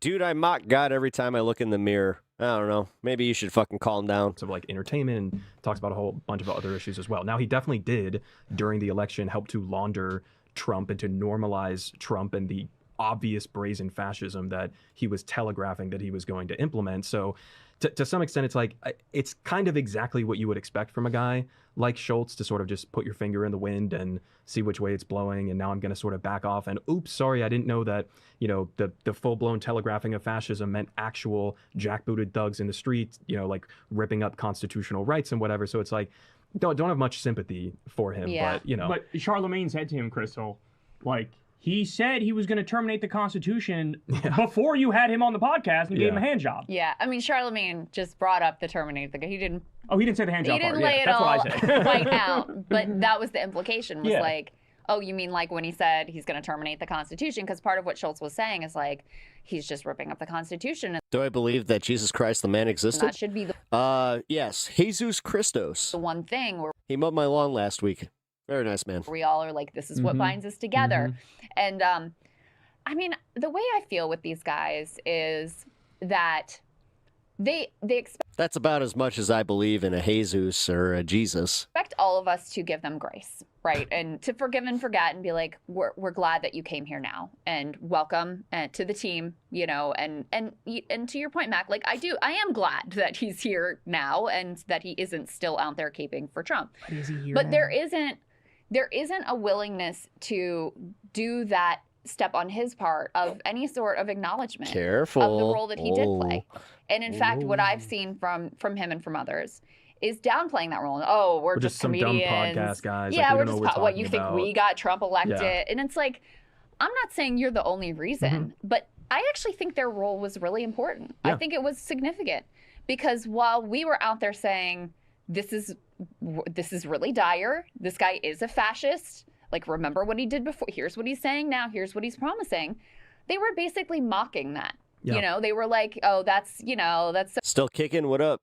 What up, Josh? cringe. Y'all are so Yeah, having fun. ridiculous. Trump derangement syndrome. And look, here, having fun on a Friday. on our podcast, like we're having a cool, chummy conversation. This guy's not a fascist. We're just broing out with him. And I do think that mattered a lot. And so I think until he can fully acknowledge that and sort of, you know, do some sort of atonement for that, and even just to take that level of accountability, I think you're still going to have people like pissed off of, you know, okay, you want us to just accept you in now, and okay, yeah, we're glad you're here, but where is your accountability for this horror that's now being unleashed on the country and the world? I will say, though, the other thing, too, is he says this now, but the next time Trump does something that, like, epically owns the libs or is funny or whatever, then all of a sudden his tune will change again. And this has been probably my biggest frustration with Joe Rogan and Tim Dillon and Andrew Schultz and these people is, like, they'll have their moments where they go out there and they're like, this isn't right and this goes too far and this is a problem and this and that. But fast forward a week and a half, 2 weeks or whatever, Trump does something else, and it's like, yeah, you know, he's got a point there. You still a lefty? Fuck yeah. And so in a sense, it's like on the Trump train, off the Trump train, on the Trump train, off the Trump train, which is why I said all of DSA forever. These guys, even at their best, they're unless they do something to really fucking piss me off. Both sides, false equivalents, I'm just kidding. Enlightened centrist factories, which I fucking hate. I despise that. Yeah. What would you say to the God, why do you guys hate me so much? I'm one of the fucking lefties that actually like says you can have some of your capitalism. God. the critique of that argument that, like, well, if you want them to stay more aligned with, you know, center left or left, you know, anything left of center, then the way to do it is not to like piss on them, but to be like, good job, way to go. You know? If their politics is contingent on me being nice to them, Ghost Dog, what's your favorite Power Ranger? Then they're fucking useless and hopeless anyway. Right. That's what I would say. Because it wouldn't matter if literally every single person Favorite Power Ranger, Ninja Turtle, and He-Man character. on the left started calling me a punk ass bitch and or He-Man character. The leader of the left-wing movement fucked my mom. Like, none of that would matter. Bernie I'd be like, Sanders. I still believe in Medicare for all. I still believe in free college. I Testing. still believe in ending the wars. I'm still a lefty. So, like, what am I going to do? Fucking join the right now? Yeah. Do you guys not drink or like eat soy sauce or soy lattes because you think it's too soy? Are you really? And unfortunately, so many people look at politics in that, like, genuinely childish, high school ass way of like, you were mean to me on this side, so now I'm going to the other side. And it's like, grow the Yeah, fuck but isn't that a up. reality, though, Damn it, Ghost Dog actually might be a bot. that they are that way? Whose problem is that? That's not my fault. That's on them. That's not on me. Fuck you. Get it together. Be a grown-ass man. You know what I'm saying? Man, you trying there. I know what you're saying. What the fuck, Ghost Dog? I agree with I was about to say, I'm like, no, you've been here for long enough for me to be able to tell the difference, but you, Kyle, fully. I think it's like at some level, to your point, Crystal, you have to recognize that politics is not actually a game. It's not actually like a team sports kind of thing. It has real serious consequences, and you have to treat it with that like level of seriousness. So if you're gonna be like we're just shooting the shit podcast bros or whatever, then fine, do that. But if you're going to have the former president of the United States on, if you're going to have somebody who is going to wield the ultimate power that exists in the world, you have to have some level of deepness and responsibility to that. And that's where I say, like, there has to be some reckoning with the role that was played. because yeah, they all treated that like it was really just casual and it was great for them and their prominence and they get to play insider, but then they don't want any of the responsibility on the other side. And I think that's unacceptable. I think that's unacceptable. And that's something that Joe Rogan used to understand, right? Which is why for years he wouldn't interview Trump, because he didn't want to have that on him. But then ultimately he decides, you know what, I actually do want to help this guy get elected. And so to not then own that you backed him, you gave him this platform, you propped him up, and you were part of this. What is it about professional engagement like this where you don't look each other in the eye? I think especially when you're a couple. I think that's just a deep moral failing. Everybody would still like Rogan if he was just shooting the shit with his comedian friends and he knew his lane and he stayed in that lane. The problem is he tried to get into your lane where you, Crystal, you had on RFK at the moment where he was there we go. Fucking internet's right. darling. And what did you do? You said, I don't give a fuck. I'm going to hold this guy accountable. I'm going to say, hey, you said this thing which was fucking stupid and wrong, and you said that thing which was fucking stupid and wrong. And in the moment, you had an internet fucking mob come after you. Oh, you fucking smearing him. You're being unkind. You're being unfair. Fucking like a month later. Everybody's like, you know what? Crystal was actually right about that shit. They didn't really say that, but it was understood. A lot of people did actually say that because RFK fell out of favor because he started, sucking off the genocidal Israeli regime. Yeah. Everybody's like, oh, turns out he's actually a total piece of shit. By the way, he's also in the Epstein files, by the way. But my point is, if you're going to play the big boy game, you need to put on the big boy pants and ask the big boy questions. Yeah. And they don't do that. And it's not going to be fun and chummy and broy. And if you're not down for that, that's fine. Just don't do something that. else. Yes. Just don't have on Ari Shaffir for the 7,000th time. States on your podcast. It's okay. You don't have to say yes to that. So I don't know. We were talking about, did you see the MAGA Mom SNL skit that everyone was sharing around? It's pretty funny. I mean, it's a similar thing where it's like, this mom who's been MAGA and her kids are there and she's like, something to tell you guys. Like, I don't think President Trump is telling the truth all the time. And they're like, oh my God, Mom. She's like, are you going to let me finish? Are you going to Yeah, that was hilarious. give me some grace? And then the one that really kills me is she's like, no one could have seen this coming. Yeah, and there's like... And they're like, oh my God. And that's, I think, what we're all collectively living through right now. I saw a tweet that was exactly like that earlier today where somebody was like, no one could have seen this coming. Donald Trump ran on draining the swamp. Like, who would have ever thought that he was part of That's fucking sit there biting the swamp? Oh my God. That, the funniest thing is, I think everybody at this table has made that literal exact point beforehand too. Like, he is the swamp, you know? Yes. I mean, he's a billionaire. This billionaire, fraudster, corrupt real estate mogul. His biggest accomplishment in his first term was giving a giant tax break to rich people. That's right. Yep. Were you not alive for that? Can you His not read about that? Away with $2 billion from Saudi Arabia after I left He was office. besties with Jeffrey Epstein for at least a decade, and we think he's gonna drain the swamp. Yeah, he's been in office just in our lives for over a decade, and it's just a lot. It's a lot. God, it's a lot. We have to deal with Donald Trump a lot. God.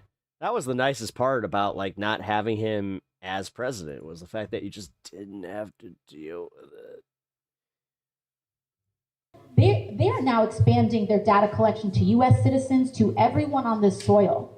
They are waving these phones around and saying that they're implementing facial recognition. Queuing outrage in 3, 2, 1. Technology to a centralized database. This is why DHS and ICE was even created in the first place. People say, what are Democrats doing? What are Democrats doing? First and foremost, the party is not being as muscular as we need it to be. I've had plenty of situations where I've been under a lot of pressure from Democratic leadership to fold or to not speak up or whatever. And I say, look at where I'm from. Do you think they're gonna let me get away with that? You can help build the only independent news outlet, always on the ground with the people, for as low as 16 cents a day. We need as many independent voices as possible, and that's why what you guys do is so fucking important. Covering what the corporate media covers up. Although I am not a journalist, I'm a political commentator. Is the Democratic Party sort of long-term strategy. Which I do kind of feel like some of us do kind of like, I don't know, people kind of push us into doing journalism. Like, look at Hassan. Hassan was totally just a political commentator, but now dude's doing some journalism. Strategizing on how to innovate on best practices. Hey, love him or hate him. To deal with this increasingly authoritarian administration, even in the case of if we don't have another election. I'll start with the election piece because it kind of came up before. Steve Bannon and some members of the administration have come out publicly kind of flirting with the idea of putting DHS outside of polling locations for the November elections. Personally, I believe that it has to be part of the DHS negotiation to prevent that and tie. The fact that they said that before anybody really thought of it, and like the public thought of it, perfect. God, this is why she didn't like their hands in being able to deploy ICE agents who are killing U.S. I gotta be honest, guys, like right there, that's a great negotiation tactic. citizens from being anywhere near a poll site this November. LT, I'm just gonna say, if you ban Honey Horse, I will be angry. Do not do that. Point blank, period. In terms of like the strategizing, AOC is queen. AOC must be defeated. I'm glad that those popped up consecutively. I do not know if our leadership, like in terms of that for a long term, but we have to use our political power and we have to use our political pressure. What I can say is that frankly, the outrage last May at refusing to hold people's ground on the shutdown resonated a lot in Washington. There were a lot of I got you, buddy. I got you. I saw you engaging. I'm like moderates, especially in the Senate, that just wanted to fold right away, and they thanks, dude. Experienced a lot of backlash after that. So that it is literally people's mobilizing in May that is what gave them the spine to actually go Matthew 8, he really was. with a shutdown in September, demanding a reversal on the ACA cuts. So just know that this is starting to work. But we're going to LT's avoiding Hulk mode. We got Bruce Banner LT. Coming right on DHS is it. That's a perfect analogy. This is the moment. This is the moment. We have to send that message to Lovem. We have to send that message to both of our senators. Oh, Zolavi B. Thank you. Here in New York Appreciate State. the sub. And we need to make very clear that this is there is no That was such a good analogy. other bite at the apple. This is it. The funding fight and the DHS funding fight is it. Because this is something known as a CR. The next one is most likely... No. Okay, they're enforcing laws that were already on the books in a way that is not on the books. You know, law enforcement has this code of conduct that they keep just ignoring. And the thing is, that's on purpose. You have command structures that are confusing for that very reason. So you have ICE agents that genuinely think that they have qualified immunity. They don't. Well after November. And they're only learning that when they get taken to court. And so this is the which we're only seeing a few of these actually getting taken to court. So showdown that we've got. So early phases, baby. We need to shore up our elections there. And then something that I'm very proud of in our community is that we are mobilizing. We are very mobilized and well organized here in Astoria, but across our congressional district. That's what allowed the depth of organizing that we do here is what allows me to be able to punch so hard down there, right? I will, and that's up to you. It really is you all, because what I'm able to do is I've had plenty of situations where I've been under a lot of pressure from Democratic leadership to fold or to not speak up or whatever. And I say, look at where I'm from. Do you think they're going to let me get away with that?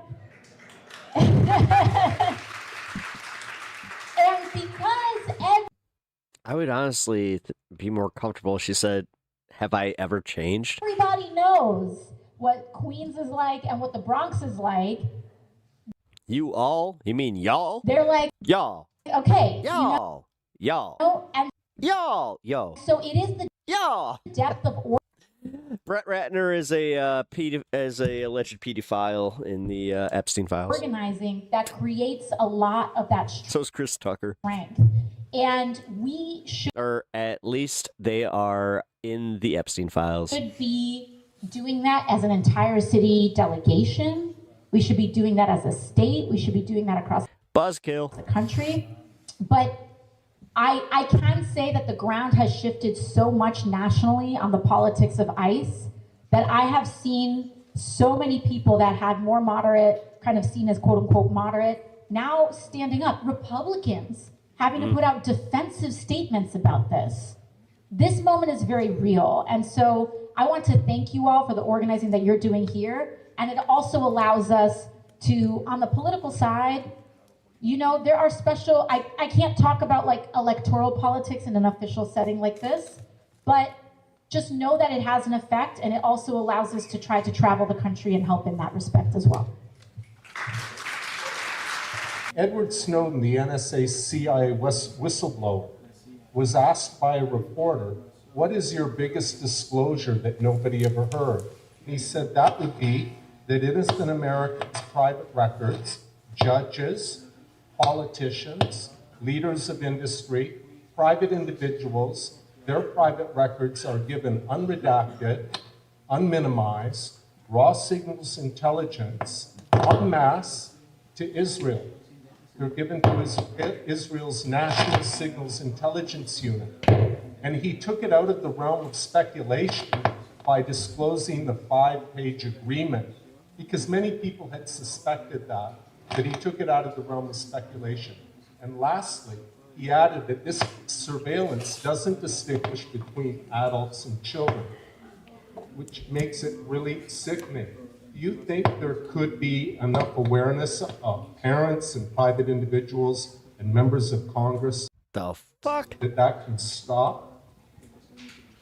A lot of that uncorked data collection was made possible by the Patriot Act after 9/11. Yes, you've got 702 under FISA, but you also beyond 702, you have huge amounts in that entire Patriot Act era. This is the whole thing. This is why DHS and ICE was even created in the first place. ICE is a very young agency relative to many others. And it has not been around very long at all. But the reason why ICE was even established was because of this Patriot Act era suite of legislation, where you have the collection of data under FISA, but you also have basically what ICE did was that, you know, enforcement of people who committed crimes that were undocumented or had visas used to be under the Department of Justice. And what they did, and in the Department of Justice, if someone wants to come to your house, you need a judge. Yeah, it's almost like you should listen to your opposition. You need an entire... God, some of you all never read The Art of War, which it shows because you can't read. You need a warrant. Tired insult. To ensure that your constitutional liberties are I'm tired of making it. Are respected. You need all of it. What they did was that they took ICE out, well, they took immigration enforcement out of the DOJ, which had very tight reins on what you're allowed to do. They take that, they put it into this new agency that they put at the time, which is the Department of Homeland Security. First of all, in what world does FEMA belong under the same umbrella as ICE? It makes no sense at all. I agree with that. No sense at all. And what happened is that it's once so you stupid. take that enforcement piece out of that agency, they then start to answer to nobody. You don't answer the way enforcement in DOJ. They have to answer to a judge. They have to answer to you have to answer to the court system. ICE, as we see, answers to nobody. And that's what allowed this whole administrative warrant, that monopoly money thing that I talked about, occur in the first place. Because they say, okay, well, we're judge, we can make all these calls ourselves. And we're seeing that in the way that ICE is acting right now. So Why is everyone attacking each other in the chat? Unfortunately, sometimes we get some antagonistic people. all of this data collection that you're talking about, But this one, since he's antagonizing the mods, he has now gone into the area of, I will not protect you. they're now stepping beyond, even though Mad Max land. ICE technically, statutorily, their responsibility is just supposed to be on immigration enforcement. They are now expanding their data collection to U.S. citizens, to everyone on this soil. They are waiving. I don't care about who disagrees. These phones. Trust me. That's why I try to allow it, but these guys are actually, like, that guy was antagonizing my mods. Around and saying that they're implementing facial recognition technology. Literally asking for it. To a centralized. Yeah. Obama deported 3 million. Darren, do you think he's based? Database. Do you like Obama? You're a big Obama stan, huh? We have to fight. Love you some Obama. This tooth and nail. All right. We need to defund it. We need. You have hope tattooed on your ass. To not allow this to be collected by private companies, because when we talk about any other country that may have access to this data, it often happens. I mean, if you think about it, if this gets farmed out to a private Honey Horse, actually here. corporation, if You know data what? Fuck it. It's quiet enough. Join the Discord. If you want to have a conversation with me, that's the only way to do so. So, you got to follow me in Discord. Here you go. You get one shot. Consider it like one of those Avengers portals. gets farmed out to Actually, the portals from Camartage, which were from Doctor Strange. I am a much bigger nerd than I tried to sound like. private corporation, you then open a What whole are them Avengers portals? amount of legal Meanwhile, loopholes I'm in like terms of Sling who or Ring. what can access that. You've created an unstable custody of that information, and so We can defund ICE. We can abolish ICE. I grew up in an era where we didn't have ICE. it's in really ICE hasn't added shit to our country. it creates a huge amount of instability across the board. But I agree, you know, a lot of what we need to do is not just revisit Section 702. We need to abolish ICE. And we need to have comprehensive changes to that data. On the Gaza piece, I can tell you something. Something like this was before, like 2 years ago, a little bit more than 2 years ago, Sam Altman came to Congress and he spoke. This wasn't in a hearing, this was in conversation. And this was before the genocide unfolded in Gaza. And he started to say to members of the House, he said, and to the Senate too, they said, under no circumstances, he said back then, under no circumstances should AI be used in a military application. That's what he said 2 years ago. Some of the things that we're already seeing in the reporting and what happened in Gaza was this use of AI to determine quote unquote targets in Gaza, where the You must not remember when we were all mad at Obama for the deportations and Libya. literal You must be 20-something. developers of this technology are saying it is an I'm literally repeating myself now. use of this technology that is not in any way capable or prepared to implement the devastating humanitarian consequences that come. I mean, you all see what AI generates. The idea to put that in a bomb and then have that targeted, again, and AI is being implemented and they're trying to plug it in with a lot of this private data that's being used as well.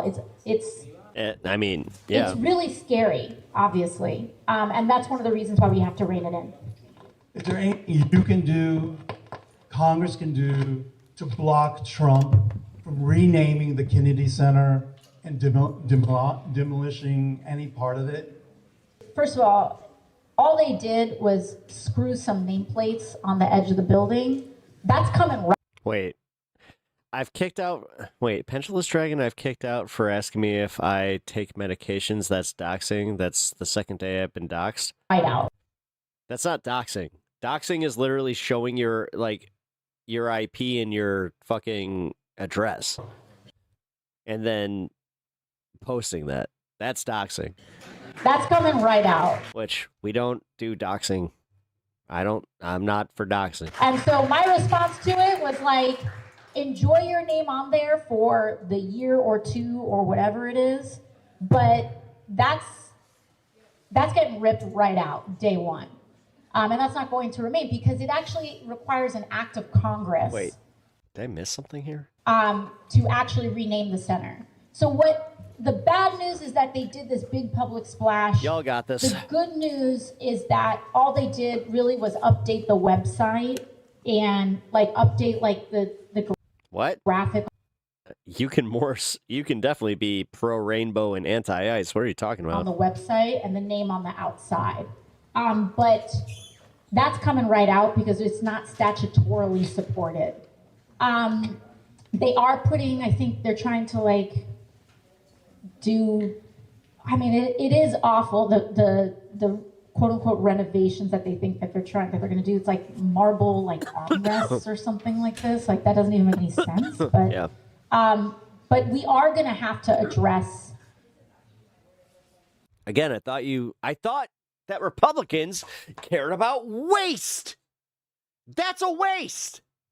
Getting marble armrests for the fucking Kennedy Center, which honestly looks like shit.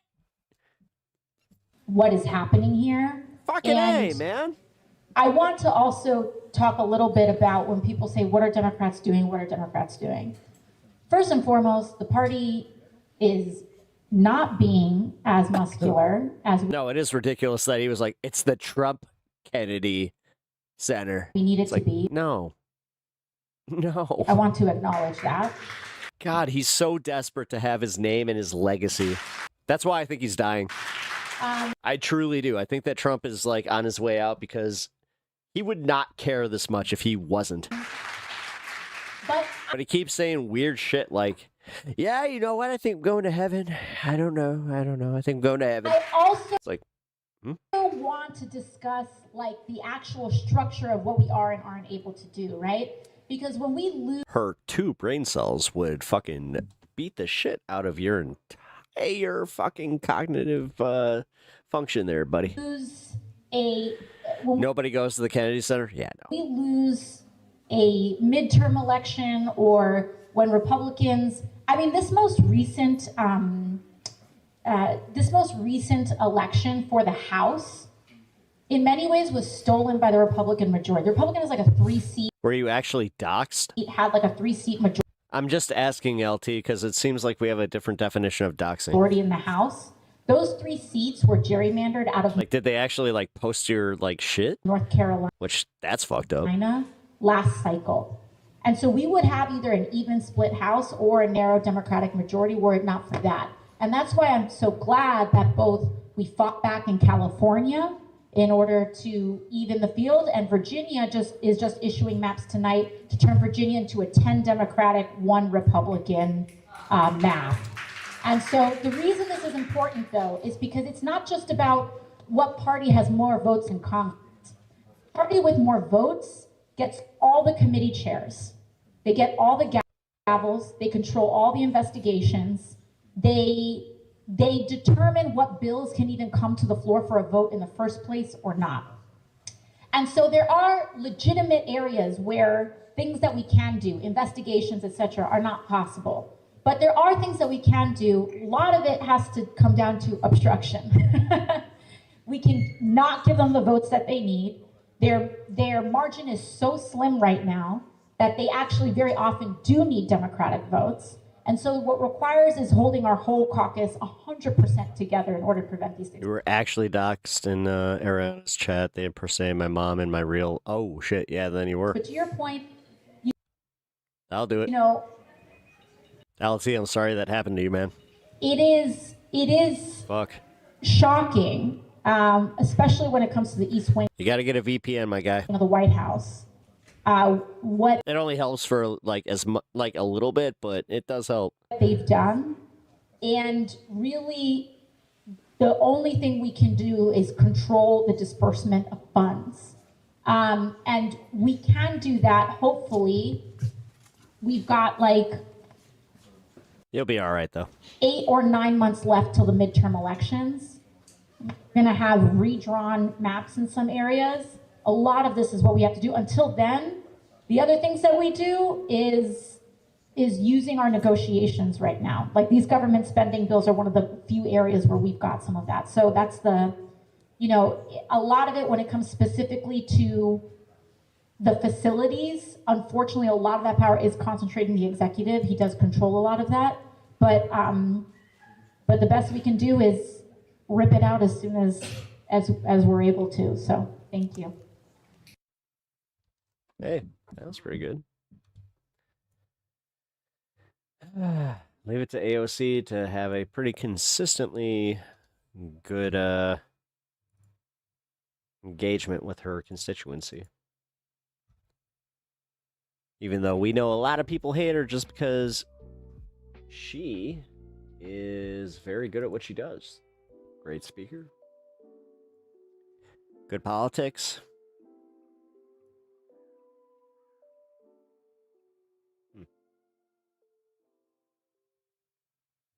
Trump's Department of Justice admitted in court that its ICE and other immigration agents are a runaway lawless machine that its own lawyers cannot keep up with. I knew it! They're throwing him under the bus! Oh, that's the first step! They're throwing ICE agents under the bus! They're so fucked they don't have qualified immunity, baby! Woo! Let's go! Yeah, Donald Trump! That's right! That's right! Keep being you! That's it! Independent news outlet, always That's on the the president! That's your president! ground with the people for as low as 60. Gonna send these guys out, barely pay their bonuses, and then he's gonna fuck them over. Woo! I fucking called that. They've been lying to us for years. God, I'm a psychic. Going straight to the people. Flint, Michigan. Brooklyn, New York. Government sending one more you to the residents of Chicago. Ah, dude, each and every time they use those fucking pepper balls, they're getting fucked. They're getting fucked. We need as many. Keep using force. I mean, just gonna say it. Go ahead, baby. Independent voices as possible, and that's why what you guys do is so fucking important. Because y'all about to learn. Covering. I didn't mean that last part. The corporate media covers up. I'm JT Siskowski for Status Coup. This admission came in court in Minnesota this week. I'm going to get to the local reporting from Fox 9 here in just a moment, but I want to take a second just to reflect on he has some very healthy plants. The picture that has been broadly painted by the Trump administration that they're pulling back on what's happening in Minnesota, that this is all about just dealing with the worst of the worst, so to speak, in terms of criminals. Well, its lawyers in court, when pressed, are admitting that that's not the case and that this is actually a problem of immigration agents run amok. This is reporting from Fox 9. ICE Thank you, Darren. Attorney. I totally did. This I fucking called this job sucks. A federal judge in Minnesota. Oh my God. Demanded to know why immigration. I'm about to say it. I'm good at this politics shit. And customs enforcement is not complying with court orders and failing to immediately release immigrants who are being wrongfully. God, that's got to piss some people off that my idiot ass is calling this. Detained as part of people out here putting suits on and shit, and I'm just like, ow, here I am from a basement in a hoodie. But this is what's going to happen, folks. And Operation Metro Surge. A government attorney responded that the federal government's system sucks.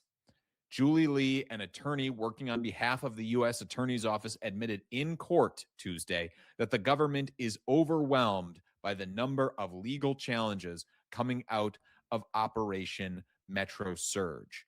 Lee appeared in court to explain why ICE has repeatedly failed to comply with court orders during the ongoing immigration operation in Minnesota. Quote, I am here to make sure the agency understands how important it is to comply with court orders, unquote, said Lee, who became visibly emotional during the court hearing.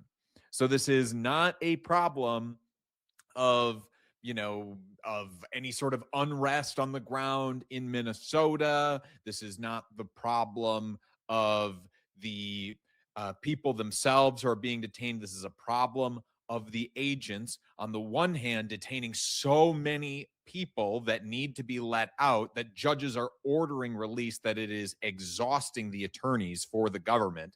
And then also those very same agents either not knowing or willfully disregarding orders from a federal judge.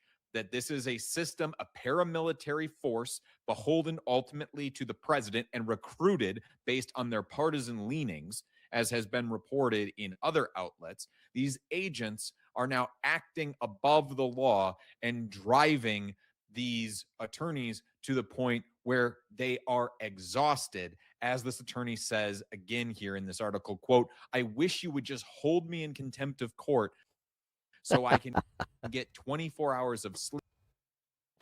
I love this story. The government attorney said, "The system sucks. This job sucks. I'm trying with every breath I have to get you what I need."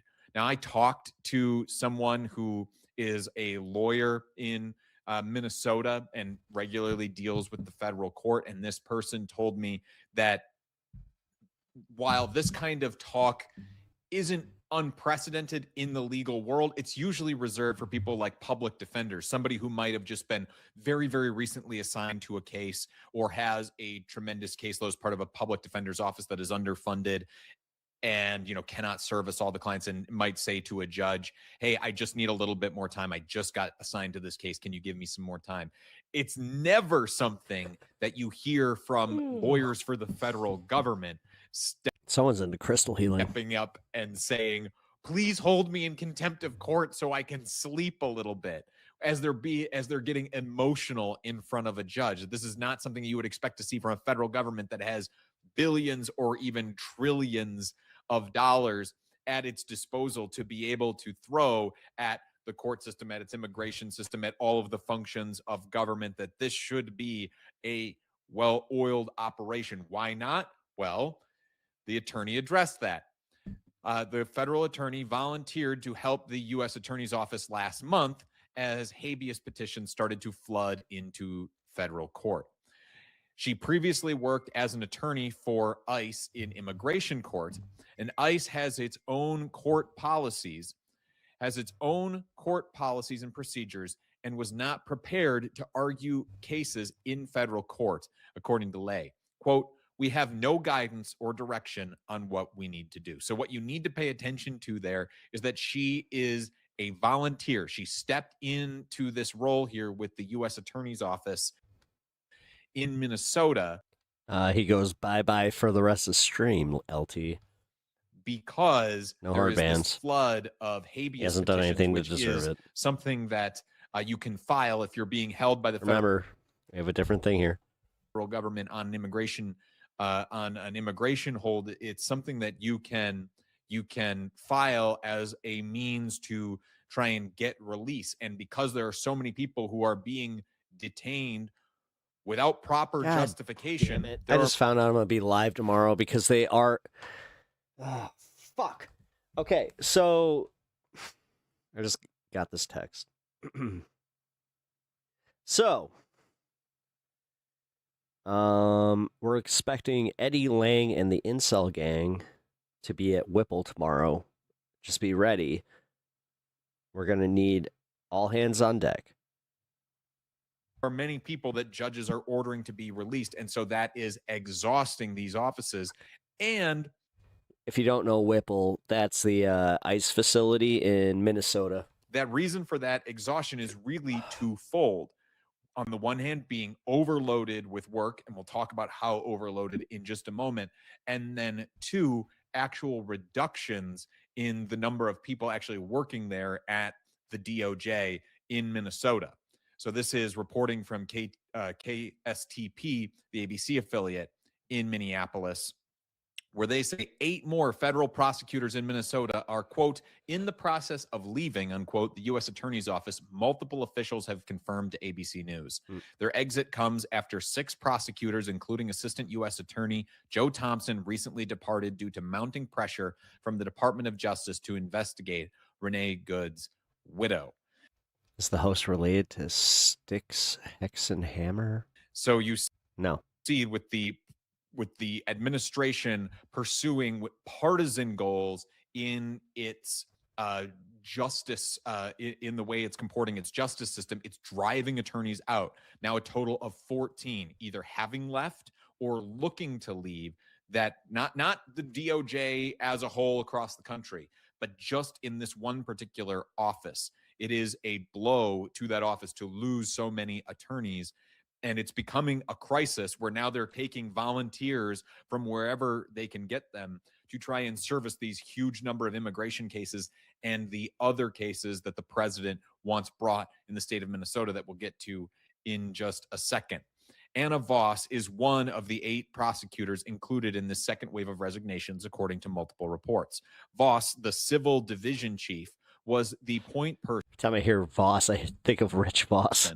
For most wrongful detention petitions the office has handled, of which there have been hundreds. So now you're losing 14 attorneys, and you have to service hundreds of more of these habeas petitions that are being brought into court to release people that ICE agents are detaining without proper justification for doing so, meaning that many of these people need to be released. Court orders are coming in, and then ICE themselves, according to the government's own lawyer, is not following the orders, and they are trying to make the agents understand that you cannot just ignore an order.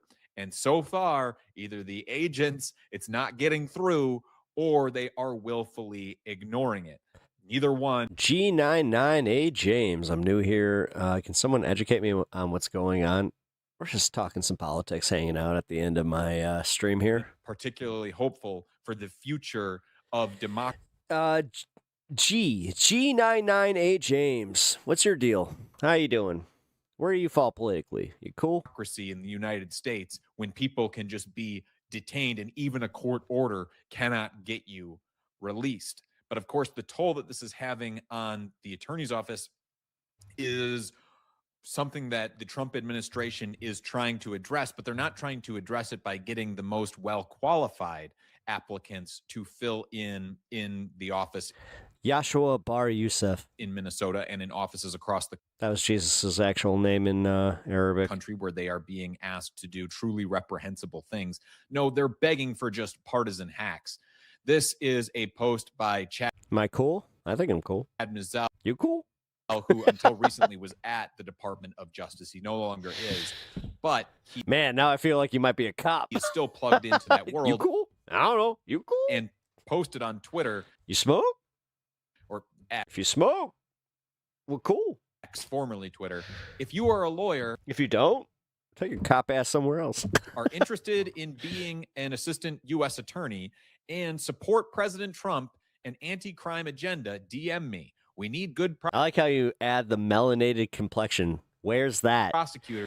I grew up in the church, and not one fucking of those descriptions says melanated fucking complexion.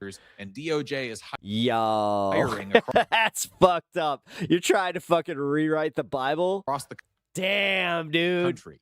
Now is your chance to join the mission and do good for our country. So you'll note there, he's not do this code to prove you're not a cop. Saying first and foremost. Meanwhile, me, huh? If you're well qualified, I didn't hear that. What'd you say, cop? Qualified, and you want to, uphold I actually don't like booger sugar. Nonpartisan and unbiased justice system in the U.S. No, makes me feel like I'm having an anxiety attack. Never liked it.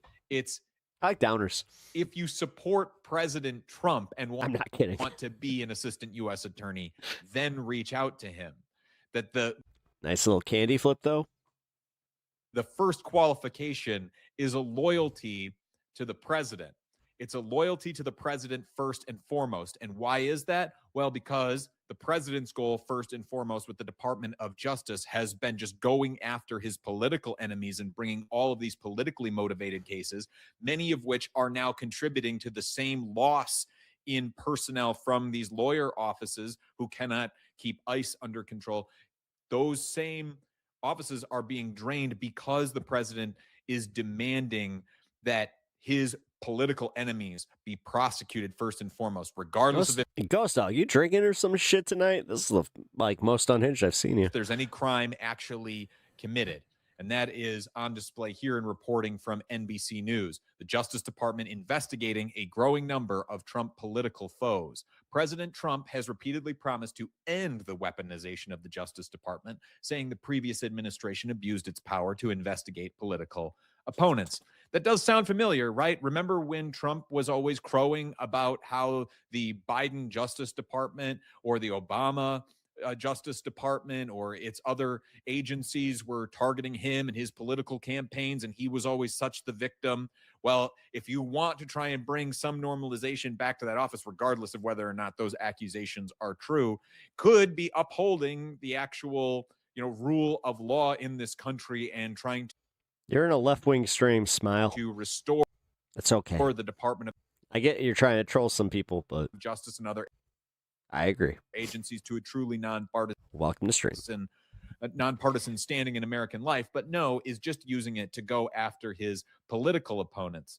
Quote, in recent weeks, the Justice Department has started investigating Trump's political adversaries, including one of his former opponents in the 2024 election, the head of the Federal Reserve, and a former cable TV critic. At the World Economic Forum in Davos, Switzerland on Wednesday, the president suggested more was on the way. Speaking of the 2020 presidential election, which he lost by more than 7 million votes, Trump said, quote, it was a rigged election. Everybody knows that.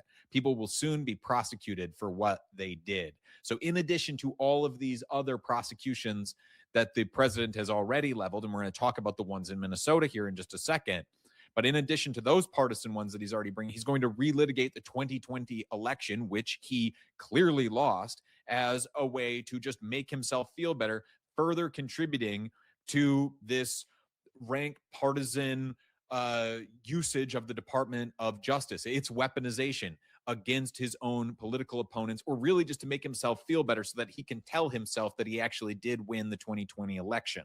And so these are the investigations that he's bringing against Minnesota Democrats. On Tuesday, the Justice Department sent out a half a dozen criminal subpoenas to various state and local government offices in Minnesota as part of an investigation into whether they've conspired to impede law enforcement during immigration operations there, according to a document reviewed by NBC News and a person familiar with the investigation. The recipients included the office of Governor Tim Walz, the Democratic vice presidential nominee in 2024, the office of Minnesota Attorney General Keith Ellison, the former deputy chair of the Democratic National Committee and a longtime Trump critic, and the office of Minneapolis Mayor Jacob Frey, who White House advisor Stephen Miller has accused of having, quote, willfully and purposefully incited this violent insurrection in this city. I've been reporting on the ground in Minnesota across the months of December, January. We still have crews that are on the No, I'll say Gojo. ground right Hello, Gojo. now for status coup in Minneapolis as I'm speaking, and I'm reviewing all of the Why do you want me to say your name like that? footage and everything that they're doing up there in real time. First time, fine. This is the second time, and I do recognize you. And as they're gathering it, I can tell you, one, no insurrectionist mob, obviously. Yeah, I'll call you Gojo. But two, what I can tell you from the people on the ground who are actually doing the protesting against the Trump administration and are attempting to push back on what ICE That's all right. is doing by just asked me to do that before, and I'm like, okay. videotaping what they are doing or trying to Yes, I'm not a puppet. notify their friends and neighbors when ICE and other immigration agents are in their communities. The thing that they are saying is More than happy to acknowledge people that come into my chat and say some based ass shit or say something of substance, but that they feel like their local leaders are not doing enough to step in and actually do something to try I've got some Jack Herrera and oppose the administration's goal of wrenching apart communities and tearing apart families. They want to see actual Okay, I'm going to look for some MAGA to antagonize. Goodbye. I'll see you later. From hope to see you back here. Their local officials. They want to see local local and state police forces used to actually protect their communities. Instead, what they there you go, Smile. Feel is that their local leaders are not doing anything. And so these local leaders who are not doing I want to anything live vicariously through you. Fine. likely to try and avoid Trump's wrath are still getting investigated by the Trump administration, despite the fact that they are not doing enough in the eyes of their own constituents. So why not get caught trying here? Why not do something to actually oppose the administration if you're going to be investigated anyway? If the Department of Justice is going to be weaponized against you, if the federal government is going to be weaponized against you, why not get caught trying? This goes to a lot of the frustrations that I have repeatedly heard from people that I have interviewed on the ground about the lack of action from the Democratic Party, from the nominal opposition party in this country. You can, of course. All right.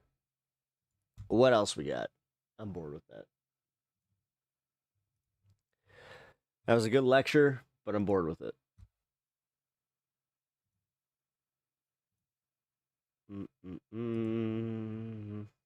Let's see. What do we got? What do we got? What do we got? What do we got?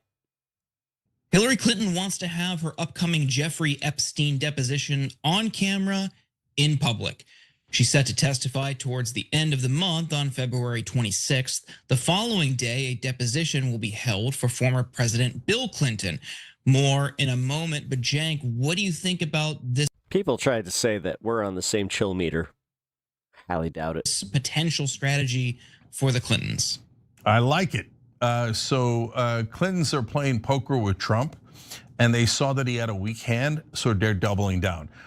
Ghost Dog, I will debate the Bible with you any other time, but now. I'm going to explain why in a minute, but let Literally Jordan. Only because I'm about to end stream, but if you wanted to debate the Bible, that's all you needed to say. I would debate you, like, the facts. Very hard on that. But we have more. Hillary Clinton called out House Oversight Committee Chair James Comer in a post on X, writing, "For 6 months, we engaged Republicans on the Oversight Committee in good faith. We told them what we know under oath. They ignored all of it. They moved the goalposts and turned accountability into an exercise in distraction." She continues, "So let's stop the games. If you want this fight, Rep. James Comer, let's have it in public. You love to talk about transparency. There's nothing more transparent than a public hearing, cameras on. We will be there." The testimony and this call out come after months of arguing between James Comer and the Clintons. Here's what she said earlier this week on Newsmax. How certain are you that this will happen? Yeah, I can disprove the Odyssey. On those 2 days. Find me a Cyclops. It's later this month. I'm 100% certain. Look, what the Clintons saw today was that there were going to be a whole lot of Democrats join with every Republican in holding them in contempt of Congress. And they know that the Merrick Garland Department of Justice set a precedent against people who defy congressional subpoenas. They did that to Navarro and Bannon after they were held in contempt of Congress. So once the Clintons realized that the writing was on the wall and they couldn't get more than one Republican to peel over and we were going to gain some Democrats, then they said, okay, all right, we give in. We'll do whatever we need. Yeah. And what we need is a full subpoena, and that's what we're going to get. Now, Oversight Chair James Comer rejected requests for a closed-door deposition in New York and written testimony from the couple. The couple agreed to deposition dates under Comer's terms after the chair began teeing up a House vote to hold the Clintons in contempt of Congress. Comer was also asked if there were concerns of the Clintons pleading the Fifth, and here is his response. Are you concerned that Bill's just going to plead the Fifth like we saw with Joe Biden's Dr. Kevin O'Connor? I think it's going to be difficult for Bill Clinton and Hillary Clinton to plead the Fifth because they've been talking a big game for the last 24 hours that they want the American people to see. They want the American people to learn the truth and all that. Okay, well, if the truth is you can't answer the questions, you plead the Fifth, then I think that's going to be a mark that... Oh, dude, James Comer's about to get fucking bodied in this. That will ban them from social gatherings and everything. And it's not even because I'm a fan of the Clintons. It's because they're going to invoke something that makes Trump susceptible to fucking testimony. This isn't great. Else because like, this isn't great for the people that, like, seriously, they thought that they got what they wanted. That's why Trump all of a sudden was so nice about Clinton. Most liberals in America this is gonna be fun. Next week's gonna be fun. Are very concerned about getting the truth of the Epstein whole investigation. I don't think the truth's what they think it is, but they want anyone that's... They might not get what they deserve, but this is still fun. Spent a lot of time with Jeffrey Epstein to have to answer questions. And the Clintons, to my knowledge, have never really sat down and answered questions. Now, once the Clintons agreed, their lawyers claim that Comer added last-minute requirements for the depositions to be recorded on video. The Clintons' lawyers accused Comer in a Tuesday letter of adding new stipulations about a video requirement for the deposition right before the couple agreed to testify. In that letter, the lawyers urged the chair to consider a public hearing instead. Though you have notably never asked the Clintons to appear in an open hearing, we now believe that will best suit our concerns about fairness. Their answers and your questions can be seen by all to be judged accordingly. The Oversight Committee posted the email exchanges on X between the committee and the Clintons' lawyers about the terms of the deposition agreement. And in those alleged emails, the committee did note the deposition would be video recorded and there would be no time limit set. Per the committee, the Clintons are going to Clinton and try to spin the facts. On Tuesday at the 11th hour, their lawyers, Jonathan Skladany and Ashley Callan, said their clients accepted the terms of the depositions.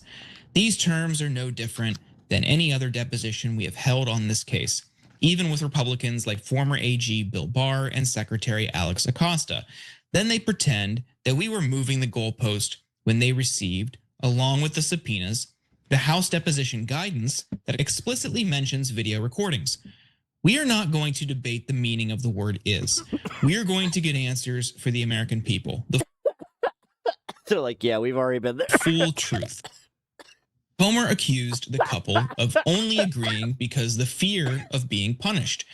But the Clintons' demand for a live hearing has no doubt put pressure on Republicans. Additionally, former Georgia Congresswoman Marjorie Taylor Greene chimed in, agreeing for transparency, saying transparency is everything and much needed right now. And there is an update to this after the story was produced. Bill Clinton took to X and added, I will not sit idly as they use me as a prop in a closed-door kangaroo court by a Republican Party running scared. If they want answers, let's stop the games and do this the right way, in a public hearing where the American people can see for themselves what this is really about. Cenk, which side do you think is going to come out on top here? So first I want to trace back how this happened, right? So the Clintons say, well, I don't know that we want to testify. We reported on that here. So it's not like that didn't happen, that did happen. And then, so then Trump came out in an interview and looked like he was panicked. And when they asked him about Bill Clinton testifying, he's like, Leviticus. Hey, Bill Clinton, I like Bill Clinton. Bill Clinton likes me. I don't know about that. 1933. And that was strange, right? And then you realize, oh, right. If you set a precedent for a president having to testify. Wait, wasn't that the one about like the commands of Israel? In, open public hearings at the House. Well, when Trump is no longer president, they could just subpoena him. And then, I'm pretty sure that they're trying to get to like it's the law, like the laws from God, on how Israel was supposed to treat the outsider. And he would have to go and testify. And right? He don't like that. So the Clintons are like, okay, they sense weakness, so they double down. They're like, yeah, let's do it, and let's do it in public. Well played. I like it. Now, for me, that's a win-win because I want the Clintons to testify. And I'm very curious about some of the things that are in the Epstein files. I'd love to ask Bill Clinton about it. Leviticus 19:33 through 34 commands the Israelites to treat foreigners, strangers living amongst them with kindness, fairness, and love other than oppression. And yeah, even Hillary Clinton about it. And then if that makes it so that Trump will have to testify later, amazing, awesome. I remember some of my Bible. I'm not partisan in that way. I couldn't care less. I hope we find out the secrets to both. Just realized I'm not chapter and verse anymore, though. The Clintons and Trump. Because when you said that, I was like, wait a minute. I remember that being the commands of Israel. Right? So this is working out nicely. Like to Israel from God. For the American people. And this is the Old Testament. Republicans want to do political games and only invite the Clintons and then have it be backdoor and selectively leak? Of course, they've done that dozens of times already. That's. I'm not a Christian anymore. I just, yeah. It's not called the Comer, but it should be called the Comer. Maybe it will be after this. Ghost Dog. Now I think you really are drunk. So that's a Comer 101. So even people who wrote that shit were like that they're calling the bluff on it, and I'd love to have them testify. And then Jordan, you mentioned the Fifth Amendment, and look, even back when I was in law school, I was like, I know why the Fifth Amendment exists. I think there's other ways to prevent the state coercing something from you or torturing you. I've never loved it, to be honest. But so when somebody says to me, if somebody's saying the Fifth Amendment, they might be guilty, I think, well, logically, I think that's probably true, right? So, and the person who agrees with me is Donald Trump. He said, if you're innocent, why are you taking the Fifth Amendment? So that's a quote of his from a long time ago. Now, Jordan, you want to guess if Donald Trump has ever taken the Fifth Amendment? I'm gonna say yes. Okay. Probably many times. Well, you're right. It's almost like you cover the news. Okay, but now the harder question. You want to know how many times, give me a guess on how many times Donald Trump has taken the Fifth Amendment in his life. Honestly, probably several hundred. Correct. 440 times. 440 times. He's amazing. If you take the Fifth, it means you're guilty. I take the Fifth, I take the Fifth, I take the Fifth, I take the Fifth. Okay. It's a confession of a sort. It's either that or I think just cliche. Jordan always looks like he's late for his golf fucking. I don't recall his tea time answer that we have seen countless times in congressional hearings. Maybe I think also an element of this is they're worried that the Clintons just go scorched earth. They do have an axe to grind. They hate this guy. He beat Hillary in 20. Actually, I always felt the opposite. 2016. You can't really follow Jesus when you think that every socialist is evil, and he kind of laid the groundwork for socialism. But you don't like him. He's been singling them out for years. He's been blaming things. He's been taking shots at them for years. They might see this as an avenue for revenge. I mean, Bill Clinton knows probably a lot, maybe more than most other people who are mentioned in those files. I think Comer and House Oversight Republicans are worried about them saying something that immediately gets broadcast. I think they want that ability to contain anything that might be damaging that they can then redact. We've seen how heavily and thoroughly they've redacted these files to protect Trump. I think the Clintons want an opportunity, maybe, and that's why Comer and House Oversight Republicans don't want that to be live and public. Well, Jordan and I have had some debates about whether we should talk to and encourage Tucker Carlson, Marjorie Taylor Greene, et cetera. So I wanted to end the story with graphic number 8 here. There's one other person who agrees with Jordan and I that Hillary Clinton and Bill Clinton should testify and that what Hillary Clinton said makes sense. Let's see who that person is. Oh, look at that. Of course, your new friend. Marjorie Taylor Greene. She writes, in response to Hillary fucking gross. Clinton, transparency is everything and much needed right now. Fuck you. I'm so fucking done with him. God damn it. Jake is such a fucking asshole, loser, motherfucking piece of shit that loves to fucking go out there and just, oh, look at my new right-wing buddy. Oh, Tucker Carlson, MTG. I'm so relatable now. That's what nobody fucking cares. All right. Time to start wrapping the show up. I appreciate you guys hanging out.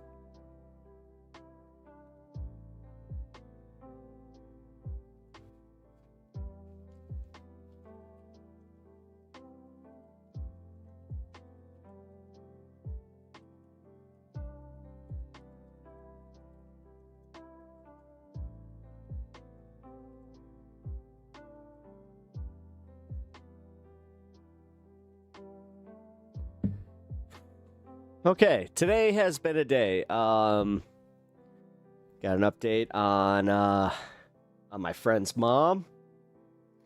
Yeah, she's obviously out of jail. But he did say he didn't know that she went viral on the internet. That this is, I'm fine. He actually said he has no animosity towards me. He appreciates me finding the video, but yeah, that sucks, man. Like, fuck.